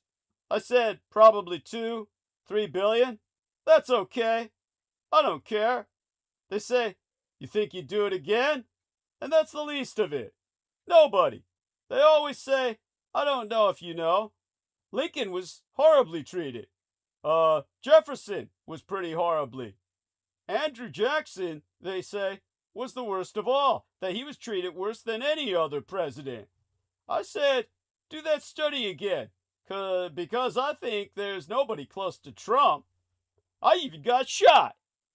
And who the hell knows where that came from, right? No. Ponder that quote. This is by no means an unusually unhinged tirade. It's just that we don't often see it presented in its raw incoherence.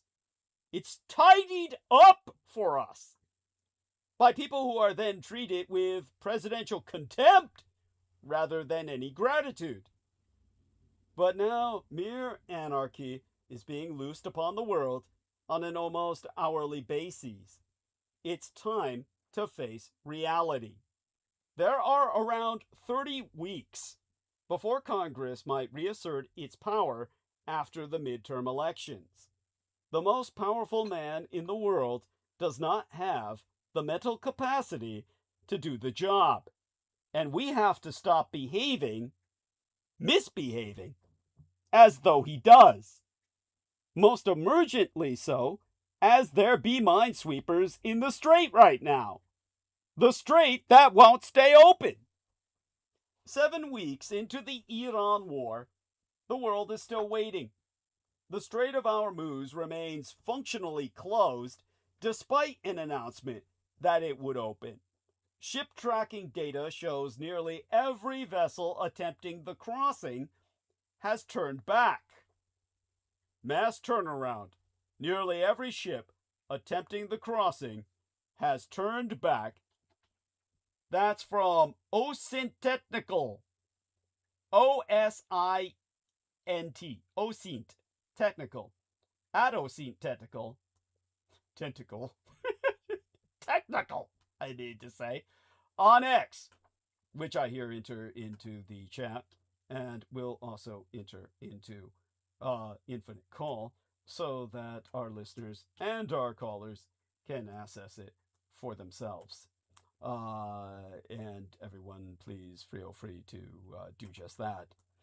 Now, the chief of the International Energy Agency, Fatih Birol, says that Europe has maybe 6 weeks of jet fuel left, and that the current shock is the largest energy crisis we have ever faced. Down under, in Australia, one of just 12 oil refineries was set ablaze this week, as brought to our attention by Real Tech Geek, adding further stress to the fuel woes of Oz. As I host transmission, the situation remains deeply unclear. President Trump has claimed the strait is open and a deal is done. Iran's parliament speaker has flatly denied this, calling Trump's claims false and warning that the strait will not remain open while the American imperial blockade continues. We will continue to cover developments as they emerge. Social media is awash with fabulous memes depicting Iran's inability to properly open the Strait of Hormuz on account of its losing its mines. Get it? I lost my mind. As peace talks remain incredibly shaky, the task of clearing the world's most important oil freeway will likely fall to the American empire and our allies to clear the misplaced mines. Donald Trump telling Fox News, "We have minesweepers there now. We have highly sophisticated underwater minesweepers, which are the latest and the greatest. But we're also bringing in more traditional minesweepers. I understand the UK and a couple of other countries are sending minesweepers. A lot of countries don't have minesweepers." Or, basically, the world is going for a brute force approach by sending every minesweeper known to mankind into the global choke point, making real an earlier meme which overlaid that old computer game, Minesweeper, on the Strait of Hormuz. Underwater drones form part of the effort, and some of this technology will be brand new. Everything learned in the clearing of this strait might be needed later in any future or potential conflict with the Communist Chinese Empire of the East, which has repeatedly threatened to litter the waters around my Taiwan with nautical mines. Some of this new technology is fascinating. As one company described it, the knife fish WV, or rather UUV, unmanned underwater vehicle, provides the mine warfare commander with enhanced mine hunting capability by detecting, classifying, and identifying both buried mines and mines in high clutter environments. Like Heather's room. Heather has joined us. Heather, honey, how are you? Can you hear me okay? Yes, you sound great. How you doing? All right, because I'm wearing my headphones. Well, good. They serve you well. And, well, honey, what's on your mind? Well, how are you doing Oh, tonight, much the Douglas? better for your joining us. Always good to hear your voice. We love the tone of your voice, and it's very soothing. And hey, glad to have you with us. So, how's your health? Good, Good, good. good. Dull moment. Love that painting you produced. So you've added a lot to that painting. Tell us about it. Oh yeah, I've made more. I mean, that's the idea anyway. Yes. And So yeah. So, honey, yeah. yeah, this is my idea. I had an idea today. These girls who are on TikTok, they have this little boutique, mobile boutique, where they go to assisted living and nursing homes. Because people that are living there, they can't ever, go out shopping for clothes and stuff like that. So it gives them like something different and like that. But then I thought, why not make some linen clothes that are more like versatile and like easy to get on for people who can't get out of a wheelchair or can't get out of the bed, made out of linen, but make them like more like clothes and less like, scrubs or hospital stuff, Right. Yeah. like wraparound stuff. And so it's easier to put on than regular clothes. And if it's linen, the idea is that you feel better and you're more comfortable, not about like how you look. That's brilliant. I love it. Yeah, you love it? Good. I thought I'd run it by you first. No, it's a wonderful idea. Yes. And then to go to the different places, like they could do an activity and we go a different place every day, you know, and sell them in sets, coordinates. Mm-hmm. Yeah. I mean, I'm sorry, you said something about coordinates? Yeah, sets and coordinates. Sets and coordinates in the clothing? Or what? Yeah, like mix and match. Right! Got it. Yeah. Okay, that makes sense. Yeah, I thought you meant like the clothing was chipped No, with GPS. no, but that's an innovative idea. Oh, so okay, honey. Well, that's a beautiful idea, and I support you morally. It's yeah. By all means, try and realize that. That'd be delightful for everyone. Help a lot of people. You know, linen is a little bit pricey. Hmm. Well, of course, that's why So people would feel better in it. Of course, so you'd have to scare some after, invest. Yeah, honey. yeah, What was that? I love it. Thank you, Douglas. Okay, yeah, great. Well, Are you anytime. gonna? What? Yeah, I was listening to you. You're doing a great job tonight. Oh, thank you. I appreciate that profoundly. Oh, did you? Is Realtek still with us? Say hi to Heather, and Heather, say hi to Realtek. Been a while. Hi, Realtek. Seems Hello, like. Heather. How are you? It's Oh. very nice I'm doing artwork. great. Oh yeah, thank you. Yeah, how are you doing? Yeah, I'm doing well. Doing very good. Good, good. How's your It's good to photography? hear from you. Yeah. Yeah. Uh, not really much going on with that. Like I Mhm. said, I do want to Y- attend a show next week, so Mhm. just got to figure out what the gas prices, how that's going to be, because the show is in SAKURA, so I usually will go with public transportation if I can. Depends how fast I am or slow I am, but I also try and look around it. I don't only necessarily want to pay a model, but I try and look around just for some cherry blossoms photography. I do it at least once every year, but it didn't happen last year. But I still have some pictures I do need to work on and post. It wasn't a very it just wasn't a very great experience because the guy's a fucking piece of shit. Always want to find ways to price gouge me. What an That asshole. was the first time. Yeah. Well, with his lies about him missing his photo shoot. So that's what I mentioned it before last time, but I stay away. I stay with him. Good. I saw him at the show last year in NYC, but I didn't talk much with him. We need to Too long. avoid people who cause us stress. Yes, exactly. That's why I haven't really worked on those pictures at all, even when people look at them. And then the girl, I'm sorry, and also stress with the girl asking me, she had some bad mental disability and asking me randomly did I ever consider having sex with a man or something. It's just, yeah, Where man. does that come from? Where does that come from? I don't know where that came from. I have no clue where that came from. But that was $500 for that photo shoot, and I just haven't done anything with those pictures. So Okay. Yeah, well, these things I have no happen. clue. The important thing is that you have a hobby and you follow your art, and it helps you in Yes. I mean, it Yeah. helps you in the sense that you're perfecting a sense of aesthetic, and that's great. That's in and of itself, that's rationale enough to engage in that. And when you deal with you're going to be dealing with people, of course, and that's part of the point, is that you meet people through this, but at the same time, not everybody you meet is going to be conducive to a sense of inner peace.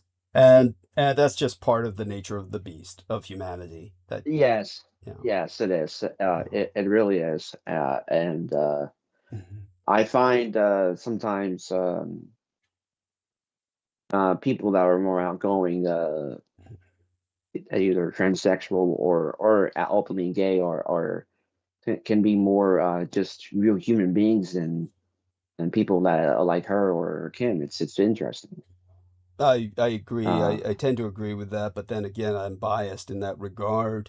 So how about yourself, dear? yeah, but Yeah. yeah. So yeah, I'm sorry. Go ahead. Oh, Sorry. continue. No. I was just going to tell Heather that, Heather, I want you to know, as traumatic as your life has been, believe me, Real Tech Geek has been through it all. I'm not going to indulge his personal life, but I'm going to share the fact that Real Tech Geek is traumatized. He's had a life which has left him, in the pop psychology terms, scarified. Now, the last thing we want to do is encourage a kind of dysfunctional sense of commiseration among people who are both scarified, but you've both been through it, and I want you both to know you have my sympathy and you have my empathy for these incredibly horrible lives that you both led in childhood, in particular. That's Yeah, I was watching when I was watching the recent episode of The Boys, and he visits Billy Burchard visits his father, which is the actor from the Lord of the Rings in Gondor, the Regent, and he basically kills him and punishes him for everything he did to him and his brother. And I was thinking to myself that there are times when I feel that way. I wish I could kind of got my revenge on that son of a bitch. Yeah. But I don't. I don't want to dwell on it too much. But yeah, there's part of me that it does. Yeah, it's hard. It's hard with that, and I still have traumatic dreams of him abusing me and beating me up and everything else in between. Especially that's the reason why I can't sleep with the light off. Well, I mean, look, obviously, this isn't necessarily the environment for this, and obviously, I only ask. I've been very open about the fact. No, what I mean to say is, no. I'm not discouraging you from talking about this, because this is universal. It's important for people to understand, our listeners to understand, that we know that half our listeners are going to have these experiences and have had these experiences. So there's no point in keeping these things secret at this point in social development. We're at a point in social development where these things should be shared far more openly. I was going to say, I bet half of your listeners don't sleep with the lights out, you know? Yeah. You're not alone. Yeah. Yeah. To say the least, among, and that includes having the TV on and anything else in the, Absolutely. Absolutely. Especially or headphones, or listening to something in the background or whatever. Something. Yeah. Speaking of that too, there's been several times I pray to Jesus about that, and an angel said, I'm talking about the angel. Yes, and have they what's his name again? Sorry, I don't even want to mention his name, but sorry, Anthony Aquino. Okay, you mean Michael. I'm sorry, Michael Aquino. Yeah, Michael Aquino. Yeah, his spirit has come. With my old apartment, spirit was coming to me a lot. That makes sense. I'm not surprised. And I'm proud of you for sharing that. I'd like to know more about it personally. We will speak of that privately. Okay. Sure. But I'm certainly, one of the things I'm pointing out is that I've always been very open about the fact that I myself have psychiatric and psychological counseling to deal with my own complex post-traumatic stress disorder. So I've always been open about that, and I think everyone should be open about these things in this day and age. In other words, I think people should be open about the fact that it's okay not to be okay, and that we all need help, or certainly a lot of us do. Exactly. There may be plenty of people out there who don't need help, but that's usually, it turns out, that's because they're the predators or the people causing all this stress. But yeah, speaking of photography, it was a very terrible winter. So I several times just going out for here and there, and I have still a lot of pictures on the SD cards. I ordered another one recently, a few months ago. I think the prices were going to go up astronomically. We're going to skyrocket. Yeah. Astronomically. Sorry, I have a speech impediment sometimes. Don't worry about it. I display that as well, as you might have noticed. Consider when I was trying to say the word apoplectic. By the way, so Heather, responding to our dear Real Tech, what comes to your mind? Let's see if Heather's still I'm with just us. wondering what kind of photography he does. Real Tech? Street photography, cityscapes, sometimes. Street photography of people, of course, portraits, cosplay, a lot of that. Random stuff. I don't think it's very Some of it is random. random, of course. Some of it is random, of course, but a lot of it can be at the shows, you know, at the cosplay shows or one-on-one photo shoots with people. I don't really charge much. No, you do Or have a tendency, as many people do, to slur their words. Explain to Heather what okay, cosplay is. I'm She may not know sorry. that term. Oh, I know what that is. Oh, you do? Okay, good. Okay. All right, many of our listeners may not, but it's essentially kind of like what we would consider fan conventions. And so that's an important thing to clarify for our listeners, especially older ones. But all such having been said, Heather gave us a wonderful example of her art, or is this a new medical condition? That is just a picture that was in my camera roll. I can't figure out what it is. Okay. Well, thank you for bringing that to our attention. It doesn't look as obscene as some of the other things you couldn't explain or didn't understand what it was. But yeah, that's good. That's probably a good thing. But Heather also contributed a wonderful little text here. Not only was linen the first textile, it was also involved in the production of the first known composite material, a breastplate made from layers of laminated linen worn by Alexander the Great as he conquered swathes of the Mediterranean and Asia. However, Greek mythological hero Ajax also wore a linen composite breastplate in the Iliad, written about 400 years prior, suggesting that the material had already been used for centuries. Excellent. This is So, wonderful. but that's just what a cast is, basically, isn't it? Like when you break your arm or your leg. That's an excellent point. I'm too ignorant of the subject to answer that. It sounds like it. It sounds like a reasonable presumption. Yeah. Yeah. Well, I'll Well, have to look into it. well, Aristides is a material science engineer. He would know if he happens to wake up. In the interim, to both of you, I want to tell you both how much I enjoy your being here.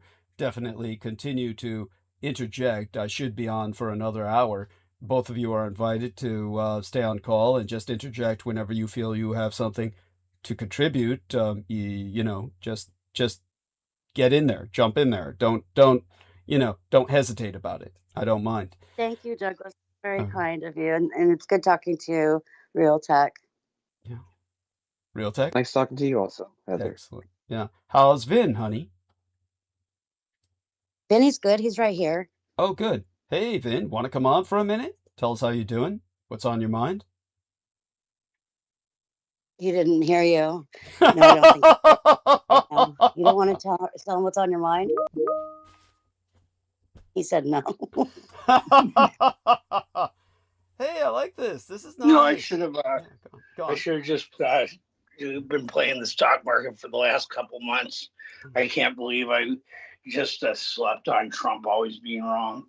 Uh-huh. That was stupid of me. Yeah, he's been watching a lot of media. You know, just missing the obvious whenever Trump says there's a ceasefire when you know he's not talking to him. You know, I should have been playing my futures. Could you Going to what everyone says. So that's all it is. That I'm building computers. Yeah, believe it or not, Vinny's pretty patriotic and he's proud to be an American. And I think he's a little disappointed in the things of late. I'm glad that you acted as kind of an interpreter there, because he's at a distance where his mumbling is coming through with this kind of. We hear some of what he's saying, but is there a way to bring him closer to the mic? Yes, yeah, come a little. Yeah, no, he's out. He's out there. He's aloof. Was he drunk? Drunk No, we've just had a long day. Oh my God. No, we've had a long day. Yeah, that's yeah. By the way, some of these incoming photos are extraordinary. from our dear friend Realtek. I'm really proud of him. He's really good with this. And I really look forward to Vin Maniktala's computer. He's building a butte from what I understand. Heather, have you seen it? Tell us about what it looks like. He says it's really wild. Vinny? I think he just sold it yesterday. Did he really? You were supposed to show us. Vinny, you said you were... I sold one of them. I'm building a bunch of full water-cooled vintage. Well, they aren't vintage. They're modern, but I'm doing tributes to EVGA, which was a company. So I'm building like really high-end full water-cooled systems. So wow, they're going to be pretty cool. Yeah, it's a great shame what happened to EVGA, man. Fucking NVIDIA, those sons of bitches, man. Yeah, so I'm buying Kingpin cards right now to put in. Which ones you buying, man? Yeah, I got Z690 Kingpin. I got two of them. One's kind of fucked up though. I don't know how I need to work on it. But one's my main machine. I love Kingpin, man. I have the King of Kings. I spent a lot of fucking money on. I don't care how much it was, but it's the 1080 Ti. The damn thing is fantastic, man. Yeah, I just got a couple hydrocopper 3090s. So I'm building nice. From. So yeah, I got the Kaidan X hydrocopper, but I have no clue how to. I didn't know until the bed was over. I thought because the seller just a couple years ago he just put a random stock image of it. I have not messed around besides moving the CPU cooler. Yeah, it's a hydrocopper. I want to do something with that one, but I do want to get two of them in front of X99 or something because I have the high-end desktop is called from 2014 when the 69050X well 2016. But yeah, I mean it'd be great for you to build me something like that, but I don't know where you're located because I'm in Phoenix, but I started on X79 doing full water builds, and now I'm back. I've it's all the EK, WB stuff, and I just have so much of it left. So, and I picked up 6 Z690 Aquas. Well, you should definitely post some of those pictures in the in the call, and also post them and post the pictures and also the building this night. You should post them in the Reddits, EBJ Reddit, and some other Reddits. You should do. I usually don't mod rigs. I usually don't post. Yeah, you should. People get mad. Why do people get mad? They're so jealous because it's so spectacular. Well, I do have a lot of stuff, and it's like sort of when you start posting. Well, people get mad because the components are very expensive, and it's a lot of fucking just broke people out there, man. Well, it's like when I used to people. I was trying to sell it 90 Ti, and people were like giving me crap, so I posted like a picture of five Founders Edition 3090 Ti's. Damn. I'm like, just leave me alone. It sounds impressive. Well, yeah. Well, they can. Yeah, I mean, they're going to accuse you of being cryptocurrency miner or doing LLMs. Yeah. How dare they accuse me? That's what he does. That's what he does, isn't it? Bitcoin moved up. That's how I learned. That's what he does. Okay. Oh, that's fine. Dude, you're talking to Crypto King here. I didn't know that. I didn't know that about him. I just traded. I just invested. I think he's the fucker who invented it, really. GPUs in years, but that's how I learned to build computers. There you go. And, okay, well that's a good. It's not a bad thing. It's a good thing. Actually, this is what I would conclude is that Vinny is being cautious because of personal security. We know where he lives, and I could tell you where he lives. At the moment, I don't want to do it simply because if you knew all the shit this fucker had, he'd be a primary target for people to break into. But they're in a fairly secure position because they're out in the middle of a necropolis, and it would be hard as hell for people to get in there. I understand. Transportation would be out in the middle of fucking nowhere. I mean, these people they'd have to go to the city of the dead, and then they'd stand out like a sore thumb. Any home invaders, potential home invaders. But yeah, and besides that, Vinny, I presume, is armed. Correct, Vinny? Oh, correct. It's great. I have my building card. So when someone comes over to buy a system, there's an AK-47 on the bottom. All right. Now, Vinny, anyway. Yeah. Yeah. So obviously, Heather and Realtek were kind of sharing, the fact that they come from fairly traumatic backgrounds. just out of curiosity, we don't need any gory details. Was your childhood fairly traumatic as well, or more placid? No, it was great. It was Okay. great. It was fairly traumatic for my parents. Okay. I basically, my parents were very much into transactional analysis. I'm okay, you're okay. So I was treated as an adult. So I told my parents in the 4th grade, I looked in the back of Boys Life and saw a military camp. So I went there for the summer. And then I told them in 5th grade, which was the first grade that they accepted full-time students, that I wanted to go to boarding school. So they went to their psychologist and tried to figure out what they did wrong. Yet they paid the $10,000 a year in the 70s to send me to boarding school, which I requested every year, and I excelled. So it wasn't traumatic for me at all. My parents wouldn't spank me, but they wouldn't spank me there, I guess. I mean, discipline. My parents would ask me, what I wanted to eat. There, I ate what they gave me, and I excelled academically and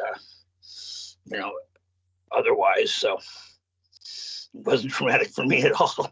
It would have been traumatic for some people. I'm really glad you shared that. That's very inspirational. That is unusual. Yeah, you're lucky, man.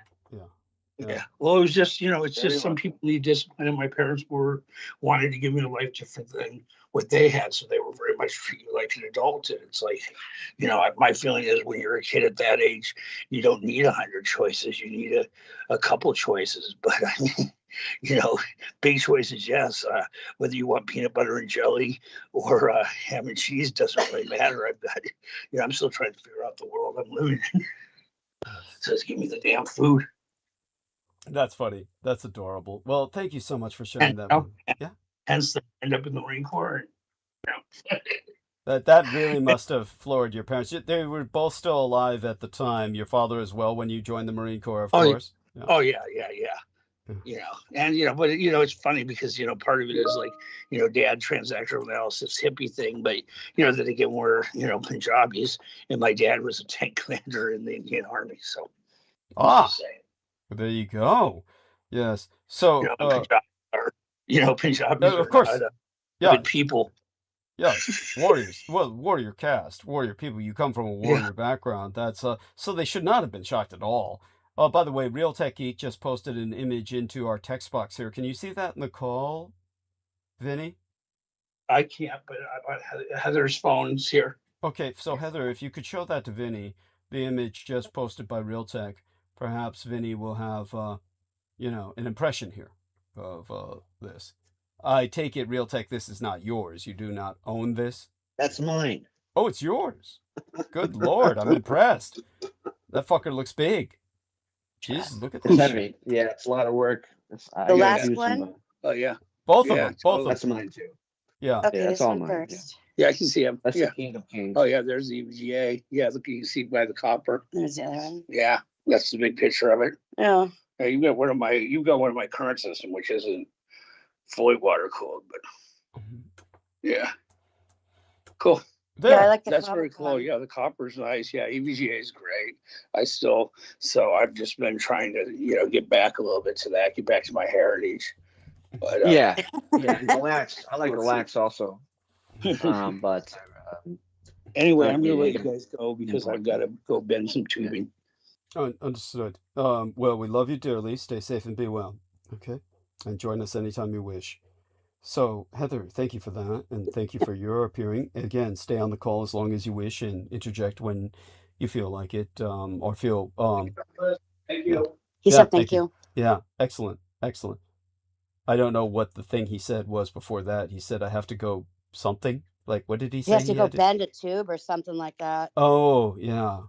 Water cooling, liquid cooling. Got it. I thought. I guess he's doing soft and hard line stuff. There we go. One is more difficult than the other. So. Right. Well, I'm so glad you two were able to talk. Look at all you have in common. Yeah, that's great. That was a good little conversation. Yeah. I like to learn some of that stuff myself. I've been talking to people to do it, but it's a lot of maintenance, a lot of work, and it's water, so you got to really make sure that it's all connected properly with the fittings and then all the things. Otherwise, you can leak, and then everything is screwed. Yeah. So Yeah. Well, it's again later on. I'll tell you. You know honey, you're in New Mexico or Arizona. It's a good general. We can give that away. What state you're in? Is I'm in that Arizona. you're in? They're in Arizona, so they're in the middle of fucking Okay. 105-degree heat when they're trying to cool those. Yeah, I got a computers. friend that lives there. Yeah, I got a friend that lives there. He does extreme stuff too. Yeah. I haven't spoken in a while though. Yeah. Another instance of somebody with mental issues or just I don't like his energy. I was slowly buying it on some rant from him, and then he was talking about some really crazy stuff, especially getting off his medication. He feels better. I was just talking about the depression with him, and then I just let him get the money for it, and I just didn't want to get it anymore. He was telling me he was complaining that I was taking too long to pay anyway, but I was agreeing with him, became a little bit every day. It was 32 gigabyte 8000 kit SK Hynix A die RAM, which now are like $700-800 for that. Wow. I'm surprised it's only that little, but go on. Yes. It was 185, but it shot up to $700. Ah, got it. Yeah. Yeah, because of the AI mania. But like I mentioned last, I think I did mention it or not, but basically, and it's just hilarious. See the euphoria of this and the greed of these companies, because Sam Altman, he signed Scam Altman. Yes, go on. Yes.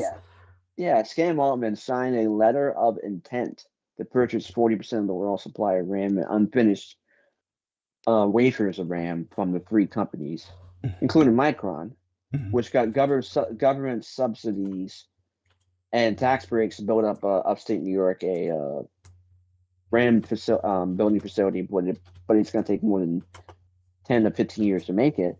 But their consumer brand, Crucial, they announced it. They're leaving after 30 years. They announced it to leave the consumer business and just make only AI style RAM over a letter of intent. Wow. Well, that's yeah. Well, yeah. Thank you for sharing that. And so what I'm going to do now is I'm going to jump back into arc of narrative, but again, feel free to interject. We really appreciate the conversation between yourself and Heather and Vince joining in, which brought us into some fairly technical discussion, and it really gave us the reason why our dear friend has the name Real Tech Geek. Hopefully you get comfortable enough to share a more personal name. Oh, I love this photograph. So these last two photographs, silly question here. The one is so outstanding in terms of the nature that it conveys. It looks almost like a museum with a matte backdrop painting, but it's a real photograph, I presume. Yeah, it's Yellowstone. I did that way. I have to go back to the edit, see how I actually did it. Sometimes it's just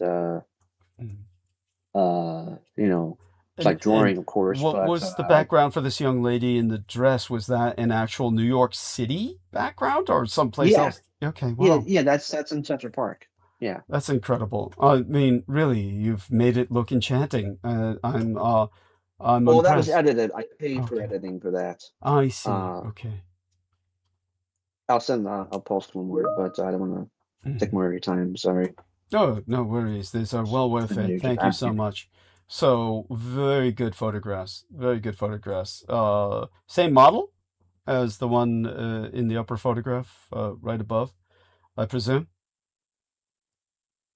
It looks like it. So, at any rate, we were speaking of nautical mines, minesweeping, the technology, and what will be used today in the Gulf will ultimately be applied in any coming conflict with the Communist Chinese Empire if they try to mine the Taiwan Straits.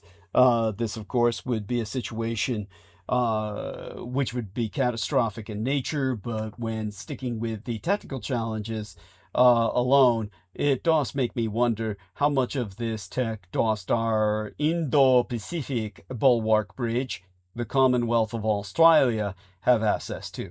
How much have they managed to develop, while bad news stories about billions going workabout, failed contracts, dubious products, and bizarrely expensive weaponry keeps making it into Senate questions? And how does Austral tech stack up on the global stage? Does anyone know? If so, let me know. Because back this side of the Pacific, gas prices don't lie, and neither does the data on Trump's political future after the terrible, horrible, no good, very bad week for the prime Trump-Putinista puppet minister in Hungary-Equilibriüm. Orbán's defeat should scare the hell out of populist authoritarians. The lesson of Orbán for post-liberalism after Hungary being that Trump must tackle corruption. And of course, Trump knows enough at this point to pivot back to affordability.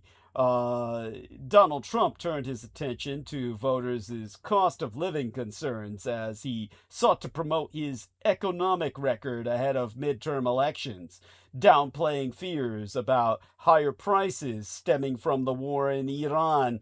Trump derided inflation as fake and said the war is going along swimmingly, almost as if he's choosing terms that are the most irritating, adding that a deal to end it could be announced fairly soon. While gas prices at the pump are surging everywhere, they sting more in cities where driving is the only option. Now, Amy Elixir, or Lightyear. Amy Lightyear, one of these days you'll tell me how to pronounce your name. She says, Douglas, I think you have just become the facilitator, introducer of a blossoming friendship between Realtek and Vinny, maybe. Yes, honey, I hope so. And that would be wonderful. That would be great. Honestly, we all need all the friends we can get. So thank you for that. And let me give her the proper adoration. Okay, my gratitude. There we are. Yes, gratitude, thy grace, okay, lovely lady,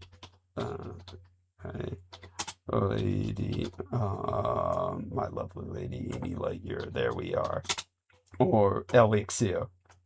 I believe that Li6YR would be Elixir, right?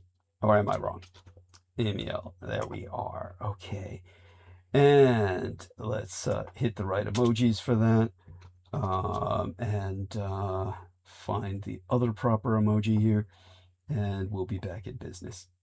Okay. There we go. Okay. That having been expressed. Oh. Now the landslide defeat suffered by Viktor Orbán in Hungary on the 12th day in April has dealt a body blow to global post-liberalism at a moment when the democratic recession may be on the brink of a reversal. Although Hungary is a nation of fewer than 10 million people with a gross domestic product about half the size of Elon Musk's personal net worth, its global significance is magnified by the political model Orbán spent over a decade and a half building. He called it illiberal democracy, but it has attracted emulators and apologists from across the liberal democratic world. Orbán's massive defeat arrives as Donald Trump's popularity is cratering, and even some of his firmest foreign supporters are backing away. Liberals must seize this momentum, and they can learn from the example set by the Hungarian opposition. Trump's complete and total endorsement did nothing to help Orbán, who had spent many years cultivating an extremely close relationship with the United States president. In February, United States Secretary of State Marco Rubio traveled to Budapest and expressed the Trump maladministration's support for Orbán's regime. Last week, Vice President J.D. Vance stood alongside Orbán at a rally in Budapest and delivered a grandiose campaign speech during which he said, "Will you stand against the bureaucrats in Brussels? Will you stand for sovereignty and democracy? Will you stand for Western civilization? Will you stand for freedom, for truth, and for the God of our fathers? Then, my friends, go to the polls in the weekend. Stand with Viktor Orbán." The magnitude of Orbán's defeat was a humiliation for the Trump maladministration. In fact, Hungarian voters did stand up for their sovereignty and democracy by decisively rejecting Orbánism and throwing their support behind Péter Magyar's TISA party, which is projected to secure, or was at the time, a 70% supermajority in the Hungarian National Assembly. I believe that these are now realized in numbers beyond even that to something like 80, maybe even 90%. Magyar is a former Orbán loyalist who first rose to prominence by exposing corruption within his own party. He left Fidesz in protest in February of 2024 and organized a massive opposition rally a month later before joining the tiny TISA party, which had been established just 4 years before. Within months, TISA had managed to secure 7 seats in the European Parliament. These victories contributed to Fidesz's worst showing in any European Union election. As is often the case with dissident political movements, charges of corruption found a receptive audience in the general public. Simply consider the fact that Alexei Navalny's resistance movement in Russia also focused on this issue. Political opponents of authoritarianism the world over, particularly in these United States, should be taking notice. Magyar was able to draw upon many examples of brazen corruption in Orbán's Hungary. Government contracts were often granted to friends of the regime, such as Orbán's childhood pal, Ludwig Mészáros, who built a vast empire, a business empire with state and European Union funds. The scandal that made Magyar a national figure centered on Hungarian President Katalin Novak, who secretly pardoned Andrei Cunha, the deputy director of a state-run orphanage, convicted of covering up the mass sexual abuse and trafficking of human children. Justice Minister Judith Varga, Magyar's ex-wife, resigned amid outrage over her certification of that pardon, and Magyar released a record of her admitting that government officials had tampered with evidence to hide and conceal the fact that the government, which both Vladimir Putin and Donald John Trump said should be the shining city on the hill, not Washington, but Budapest, the model for all other society to follow, turned out to be a human child sex trafficking industrial epicenter of corruption. The landslide defeat of the Hungarian Prime Minister Viktor Orbán carries lessons across the ocean for Donald Trump and both MAGA and non-MAGA Republicans.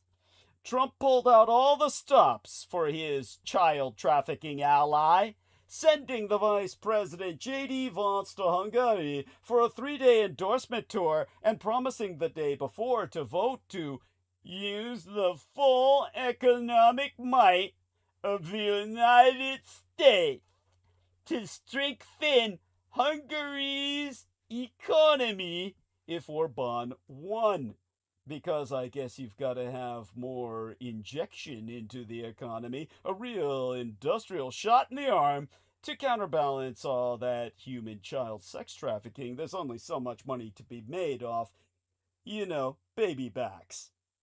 Well, Orbán didn't win, and the Democrats are in full gloat mode after Orbán's Fidesz party fell from 135 seats in parliament down to just 55. Senate Democratic leader Chuck Schumer quickly making a comparison to these United States while writing on X, "Pay attention, Donald Trump.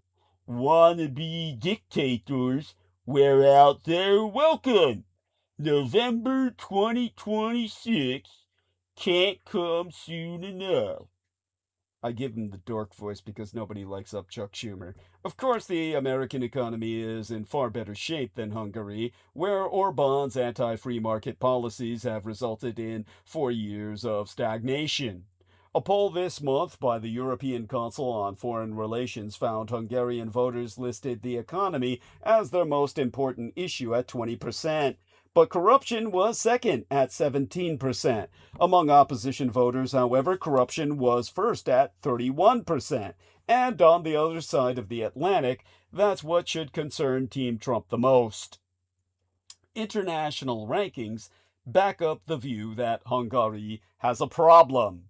Even the pro-Orbán Heritage Foundation ranked Hungary's government integrity score, which measures perceptions of corruption and the danger of capture by the state, capture of the state by elites, at 44 out of 100. In 2009, the last full year before Orbán returned to power as prime minister, Heritage's index gave Hungary a score of 53 out of 100. The country has only gotten even worse under Orbán. Republicans in Washington have long whispered about their worry that the public perception of corruption in the second Trump maladministration is far worse than the first. The Trump crime dynasty, the Trump mafia family, has a tangled web of deals from cryptocurrencies to European resorts and Middle East ventures. And it's undeniable that Trump appointees and MAGA circles are composed entirely of grifters. Republicans should be concerned because Orbán's defeat is already encouraging Democrats to use the corruption issue in the midterm elections and beyond. Spurred on by demands from their base, more than 70 Democrats in Congress have called for either impeachment or the invocation of the 25th Amendment to remove President Trump from office. But Democratic leaders are likely to be more cautious. If they win control of the House this fall, I believe they will delay initiating a third impeachment and focus on the soft underbelly of Trump appointees. House committees will issue a blizzard of subpoenas, holding oversight hearings on every nook and cranny of government and building a case to later impeach Trump on abuse of power. In some places, the Democrats will find a happy hunting ground indeed. Take Corey Lewandowski, Trump's 2016 campaign manager. For 14 months, he served as an unpaid part-time volunteer advising then Homeland Security Secretary Kristi Noem. He apparently exceeded work hour limits, piled up potential conflicts of interest, and was overheard by a reporter at Reagan National Airport discussing sensitive government contracts, on his cell phone. Nor was it his first brush with controversy. After Trump took office in 2017, Lewandowski co-founded a lobbying shop. He failed to register as a foreign or domestic lobbyist in 2017, despite publicly having several clients. His major client, at $300,000 a year no less, was the Venezuelan oil company Citgo, C-I-T-G-O, then controlled by the dictatorship of Nicolás Maduro. Lewandowski's former boss, now Special Envoy Noem, is under investigation by an Inspector General for greenlighting a $220 million ad campaign featuring herself on horseback promoting border control. Safe America Media, a firm registered at a Republican consultant's home and set up just 7 days before that contract was awarded, got $143 million from the no-bid contract. A firm run by the husband of Noam's chief spokesperson secretly revealed money as a subcontractor. Secretary of Commerce Howard Lutnick is already under close scrutiny for his department's $1.58 billion investment in the rare earth mineral company USA Rare Earth Incorporated. A beneficiary appears to be Lutnick's former firm, Cantor Fitzgerald, which is now led by his 2 adult sons. Well, adult in body, but mentally retarded children in ideation and processing capacity. Reuters reporting that queries from congressional Democrats about the deal are, quote, widely seen as a preview of the types of investigations Democrats could pursue if they regain power in Washington after the November midterm elections, unquote. The Labor Secretary, Laurie Chavez-DeVremer, is under investigation for misuse of her travel funds and expenses. 3 of her staff members have been placed on leave, while allegations of unethical behavior are probed. There are countless other examples. They would take all night. Republicans who railed against Green New Deal scandals and the abuses of the Biden family have a choice to make. They can hope the allegations against Trump figures go away, an unsustainable wish once Democrats take the House, or they can acknowledge the problem, privately press Trump to ease out his most troublesome appointees before they implode, and address the worst examples in their own oversight hearings. Of the nearly countless, unforgivable, and often corrupt acts of the Trump maladministration, very few register as dangerous and threatening as the most corrupt presidential act in history: the total politicization of the Department of Justice. The department that used to be entirely hands-off from the White House. And woe to the president that didn't respect that, is now fully functioning not just as Trump's enforcement hammer, but as the political punisher of enemies. For enemies, read critics. It is now a crime to criticize Donald Trump.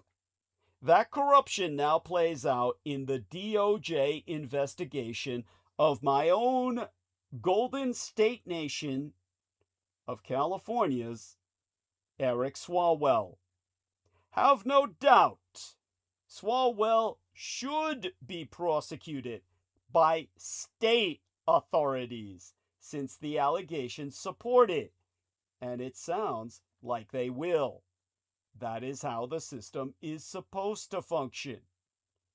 There be no need for the federal government to investigate.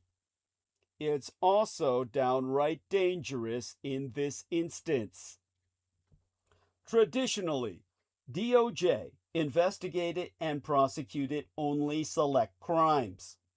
3 sets of examples come quickly to mind. Federal agents and prosecutors work to combat major organized and sophisticated cross-state crimes, typically mob, drug, and corporate. They also prosecuted civil rights crimes, especially in states that were less interested in doing so.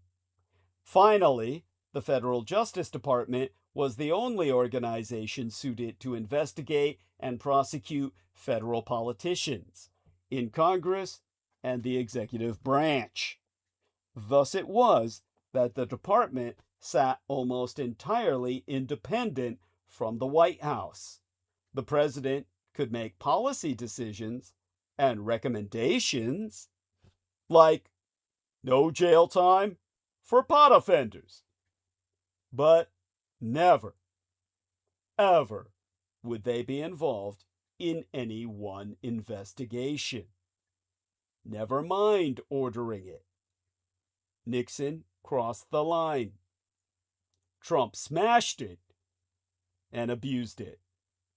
The United States Attorney for the District of Columbia is now calling for other alleged victims of the former Bear Flag Republican Congressman Eric Swalwell to come forward after another woman has accused our own Golden State Nation's Eric Swalwell, the Californicator, who resigned from Congress a workweek span of time ago, of sexual assault. Another one? Mere hours after Eric Swalwell and Tony Gonzalez's resignation from the House over accusations of sexual misconduct, plans were already in train to oust another member, the rather delightfully named Democratic Representativess Sheila Sheriffless McCormick of Florida. Sheila herself is rather less delightful. A House Ethics Subcommittee announced last month that it had proven 25 of 27 counts of ethics violations against her. She is currently facing federal charges for allegedly pilfering $5 million in FEMA, Federal Emergency Management Agency, disaster funds to finance her congressional campaign. Speaker Mike Johnson has called for her expulsion, as has the Representativess Anna Paulina Luna, who led the formal effort to oust Swalwell and Gonzalez. Such having been contextualized, there be little question that the federal investigation of Swalwell is linked solely to his Trump criticism. But Trump's influence on DOJ isn't limited to high-profile political opponents, though it's certainly that. It also reaches down into the press and everyday people. The Mao policy plays out in 12 ways. First, there is almost no investigation or prosecution of prominent Trump supporters. Indeed, the department will now even reverse prosecutions entirely. First, the J6ers pardon, the mass pardon of the insurrectionists who tried to take over our government on January 6th, and now the lifting of the prosecutions altogether. In the Department of Justice's dysfunctional view, no acting in Trump's name is committing, or rather, no one acting in Trump's name is committing a crime worth punishment. And, of course, it plays out, this dysfunctionality, in the vicious political investigations au contraire. Swalwell is being investigated thoroughly by the people who are supposed to investigate allegations against him. Now the DOJ is also digging in, but it doesn't end there. Look at the prosecution first of James Comey, tossed by the judge, and the threatened prosecution of the Federal Reserve Chairman Powell. Trump is threatening to fire him again. Also a highly dangerous precedent. Not only is the White House surely directly involved in demanding those prosecutions, but it also then involves itself in the specific investigation.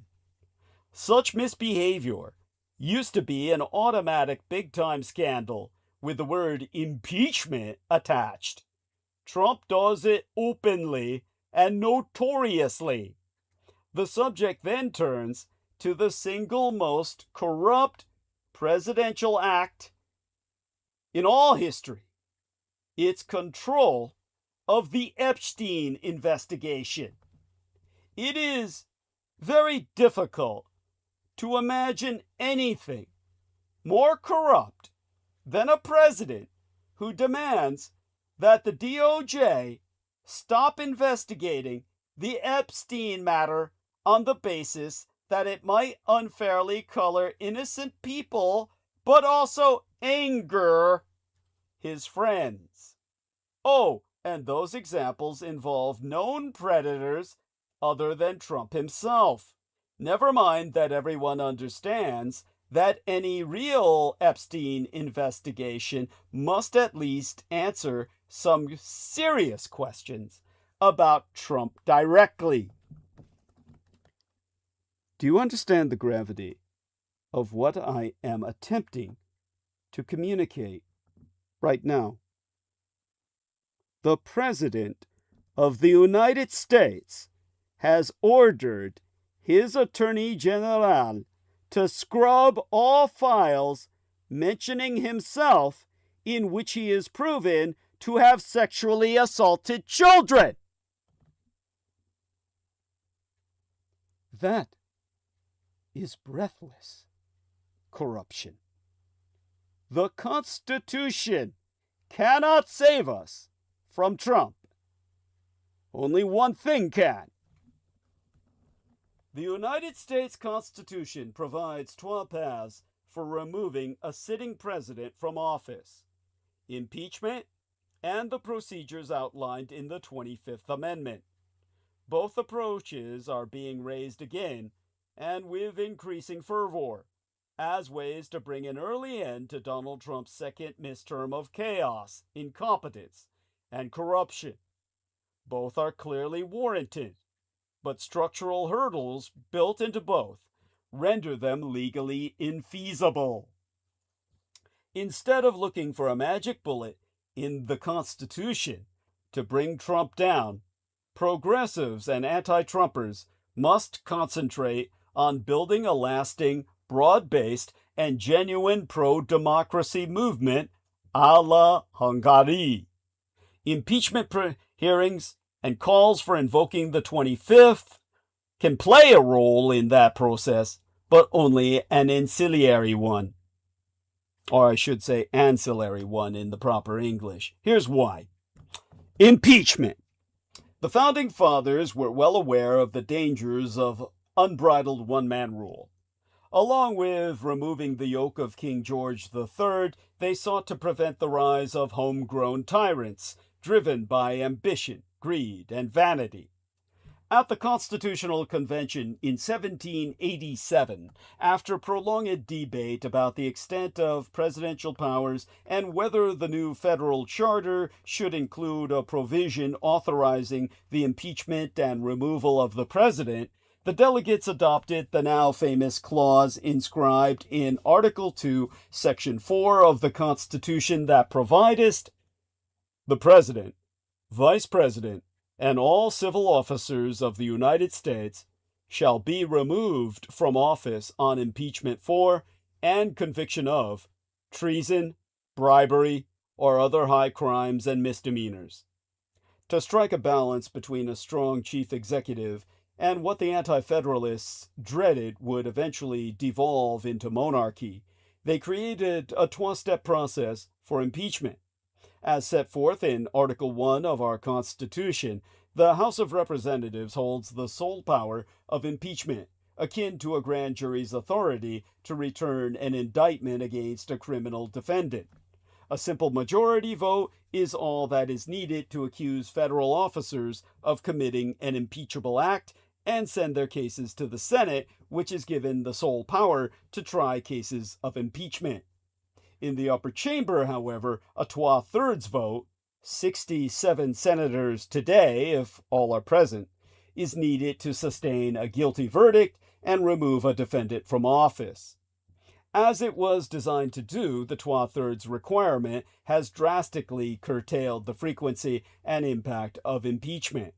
Including Trump, only 21 federal officials have been impeached in our history.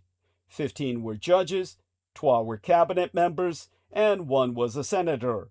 The other 3 were presidents: Andrew Johnson in 1868, William Jefferson Clinton in 1998, and Trump himself in 2019 and 2021, the first president to be twice impeached thus far.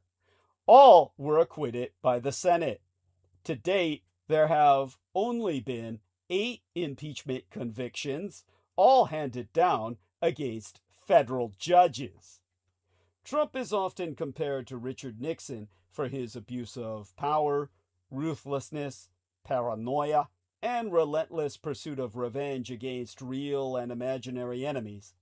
Both men having also been accused of believing in the madman theory of the presidency, the idea that if the president appears to be temperamentally extreme and unhinged, he will be seen as willing to do anything, no matter how vile or illegal, to impose his will. But the conventional thinking that Trump will eventually suffer Nixon's fate has been proven wrong. The Republican Party of the 1970s was tethered to constitutional governance.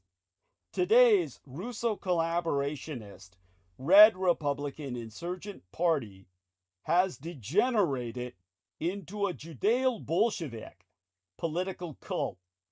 Trump has given the party control of all 3 branches of government, and he has given party leaders permission to be the most authoritarian versions of themselves. The party did not abandon Trump even when presented with overwhelming evidence in his second impeachment trial that he had personally incited the January 6th insurrection to overthrow our legally elected government. There is no reason to believe it will abandon him now. Still, hope springs eternal. On April 6th, the Democratic Representative John Larson of Connecticut introduced a resolution to initiate impeachment proceedings against Trump, drafted by Ralph Nader and constitutional scholar Bruce Fein. The resolution consists of 13 articles that charge Trump with, among other derelictions, violating Congress's war powers by unconstitutionally initiating wars as a belligerent or co-belligerent against Iran, Venezuela, Yemen, Lebanon, Syria, Nigeria, and the Gaza, militarizing domestic law enforcement with deployments of the National Guard, and abusing immigration and customs enforcement to racially profile citizens and suspected immigrants. In a rational country, any rational, functional republic with leaders committed to the rule of law, this resolution would swiftly lead to Trump's demise. But we are not that republic today. Which brings us to the 25th Amendment.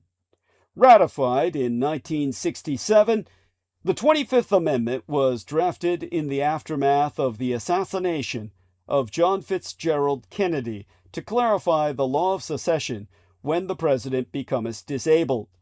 According to the first paragraph of Section 4 of the amendment, and here I read it in its entirety, whenever the vice president and a majority of either the principal officers of the executive departments, the cabinet, or of such other body as Congress may by law provide, transmit to the president pro tempore of the Senate and the Speaker of the House of Representatives their written declaration that the president is unable to discharge the powers and duties of his office, the vice president shall immediately assume the powers and duties of the office as acting president.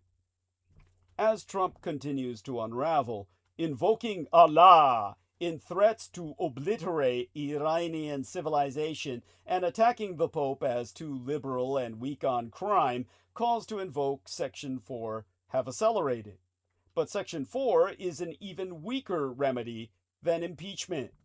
The second and final paragraph of Section 4 instructs that the president can attempt to override a declaration of disability by notifying the Senate and House leadership that no such disability exists. Thereafter, the vice president, with the support of either a majority of the cabinet or the other body of the first paragraph, can contest the president's override. To resolve the conflict and place the vice president in charge, a 2/3 vote of both houses of Congress, not just the Senate, is required to confirm that the president is, in fact, unable to discharge the powers and duties of his office.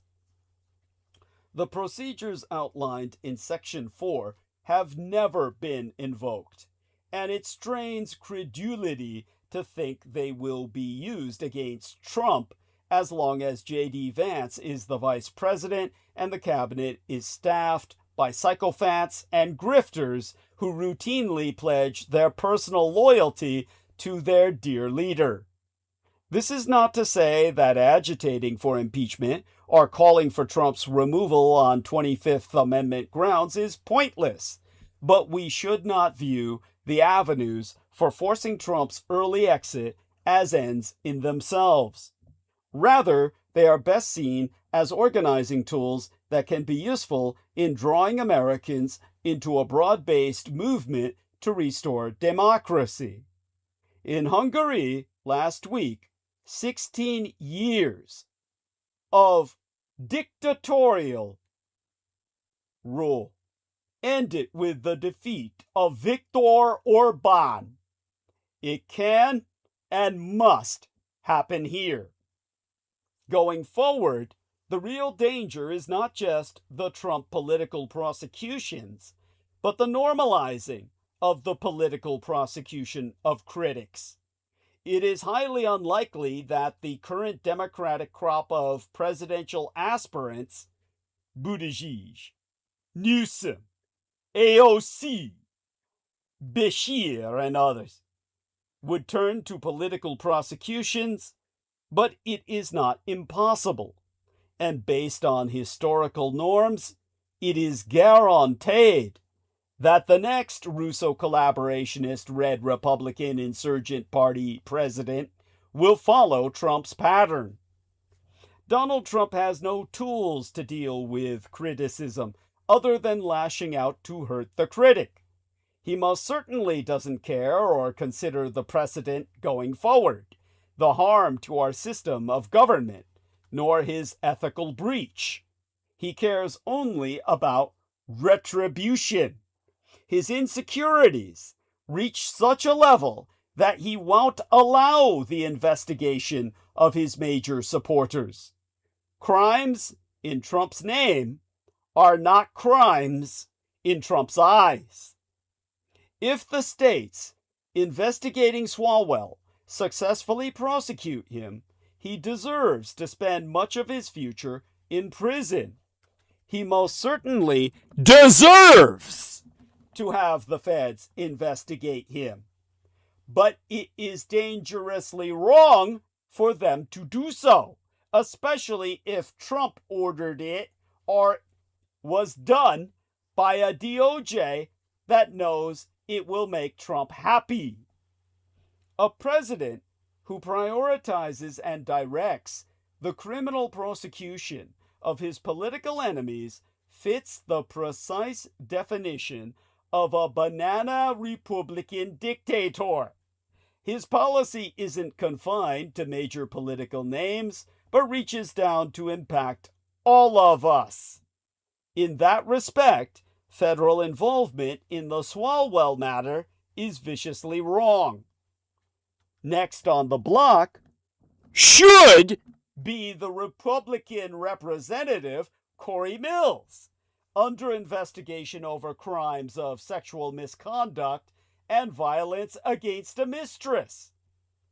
Many representatives are urging on this general reckoning that now seems to be underway in Congress.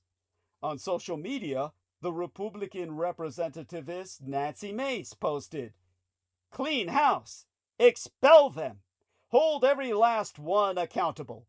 The American people are watching." But fear of risking the wrath of the White House has kept Republicans terminally silent about the growing taint of corruption.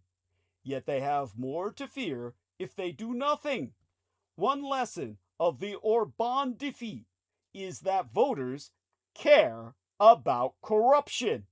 Allowing the issue to fester led to taxpayer losses while magnifying the resulting political damage. The extremely tall James Comey once declined President Barack Obama's invitation to simply play basketball at the White House, fearing the appearance of friendship impacted the appearance of DOJ's independence, which turned out to be naught but facile indeed, as Comey helped install the Trump presidency that would disinstall himself. Trump went straight to directing the prosecution of his enemies and obstructing any investigation into himself. That is a dangerously corrupt conflict of interest on a generational scale, and blows up a critical pillar of American democracy altogether. In these United States, if the Republicans who rail against waste, fraud, and abuse in government are shown to have been complicit in its growth via the corruption, they could see many of their core voters stay home or abandon them altogether in 2026 and 2028. Now, we'll end live stream and ask everyone to rejoin us on Wednesday night, which will be here before you know it. Same Ditrak time. Ditrak being the Teuto-Slavonic for dragon. Same dragon time, same dragon channel. And of course, contribute. If you cannot contribute, you must distribute. Spread the word that the son of Adolf Hitler, whose birthday is today, within 10 minutes on the Pacific coast. Spread the word that the son of Adolf Hitler, whose birthday is today for those of you on the Atlantic seaboard or Central Standard Time, Central Daylight Time at this point. All of this is important. Let people know the son of Adolf Hitler, whose birthday is today, is alive and well and hosting a podcast on YouTube to analyze your issues and provide you your solutions. Oh, Jesus Christ. So here we are, a nice little article about National Guard members being deployed to polling places to intimidate voters for Trump's midterm elections so he can hold on to all power. This is, of course, what a load of shit. And Japan is testing a commitment to the South China Sea in the Philippine-U.S. drills. Self-defense forces from Japan taking part in sinking exercises in a full-scale participation. Excellent. And take a look here. United States blockade in the Strait of Hormuz may give the Communist Chinese Empire a legal precedent to justify future maneuvers against my Taiwan. Here we are, why Trump's Strait of Hormuz blockade may be a gift to Communist China on the Asian mainland. So, of course, this is one of those things that we must acknowledge as a potential. And, of course, they'd be absolutely stupid to follow that. But, you know, Xi Jinping hasn't proven himself. Yeah, he hasn't proven himself. Well, let's hope he's not that stupid. But, yeah, like you said, he seems to be pretty fucking stupid. Then again, if he does so... Everybody, people there are sick of him, man. Oh, well, he's going to blow his own foot off. I mean, imagine him trying to conduct a war when he's purged his military high command and replaced them all with political cronies. This is going to be the biggest joke in history. Yes, I was going to mention that. Yeah, it is. That's what's going to happen. Yeah, thank you. Thank you. A year or two, but it's coming. It's gonna fail with what that trader is. I don't know her name, but Yeah. Well, that the opposition party in Taiwan, that's gonna fail those talks, and then but at the same time, he's gonna do it. He's gonna do it. well, we have to acknowledge that Real Tech Geek knows of what he speaks. He's married to a mainlander, ethno-Chinese female. Yeah, I was talking to her, and she told me, well, when you go there, you don't say anything bad about there. I was like, Yeah, no shit. yeah, Yeah, she didn't need to tell you that. That's common no sense. shit. If you need to be told that, don't Yeah, go at all. yeah. I mean, they just passed a law. They just passed a law in Hong Kong that you have to unlock your phone. If you don't, then they put you in jail and fine you 100,000 HKD, which is like $10,000, something like that. Yeah, Hong Kong dollars, right? Yeah. So, Yeah. let's welcome Aristides aboard to say good morning to everyone, because I see that he's awake and entering. Also, Heather's welcome to say good morning as well. Oh, she's dropped off the call. Aristides, if you'd be so kind. Yeah.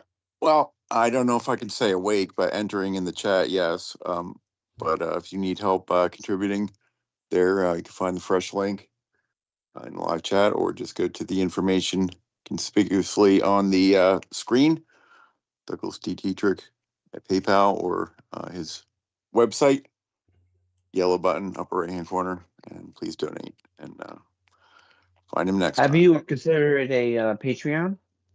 I guess we'll talk about that later. I think we have in the past, and it didn't strike us as immediately practical. We'll consider all that. I mean, we'll talk about There's more another on thing a too private. you can Yeah. do. Yeah. Okay. No, Sorry, but go on. No. Another thing we could do. Go ahead. Think aloud. What? Oh, maybe have join tiers on YouTube and on its own. You can have member videos. There's a lot of perks you can do, and I mean, my last people experience that with something like that was pretty nightmarish. But Aristides, thank you okay, so. I'm sorry. Oh no, we'll get back into that in the future. Don't worry, I'll be happy to share these stories with you. Aristides, thank you so much for joining us to say that. God bless you, and we love you dearly. Stay safe and be well, and get yourself some much earned rest. Okay. And Real Tech Geek, we love you too. Make certain that you stay safe and be well. Maintain yourself in good health. And to all the ladies out there, kisses. To all the gentlemen, hugs. That's to everyone who supports us, of course, morally or fiscally, but we certainly need your help to carry on. So your contribution is critical, and this is critical omissions, but we critically need your contributions to continue with our analyses and our solutions to your problems. And believe me, these problems are universal. With that having been articulated, join us again on Wednesday night. We'll all be returning, same place, same time. For now, we're ending stream. And with that, we press the end button. We triple redundancy process. We go to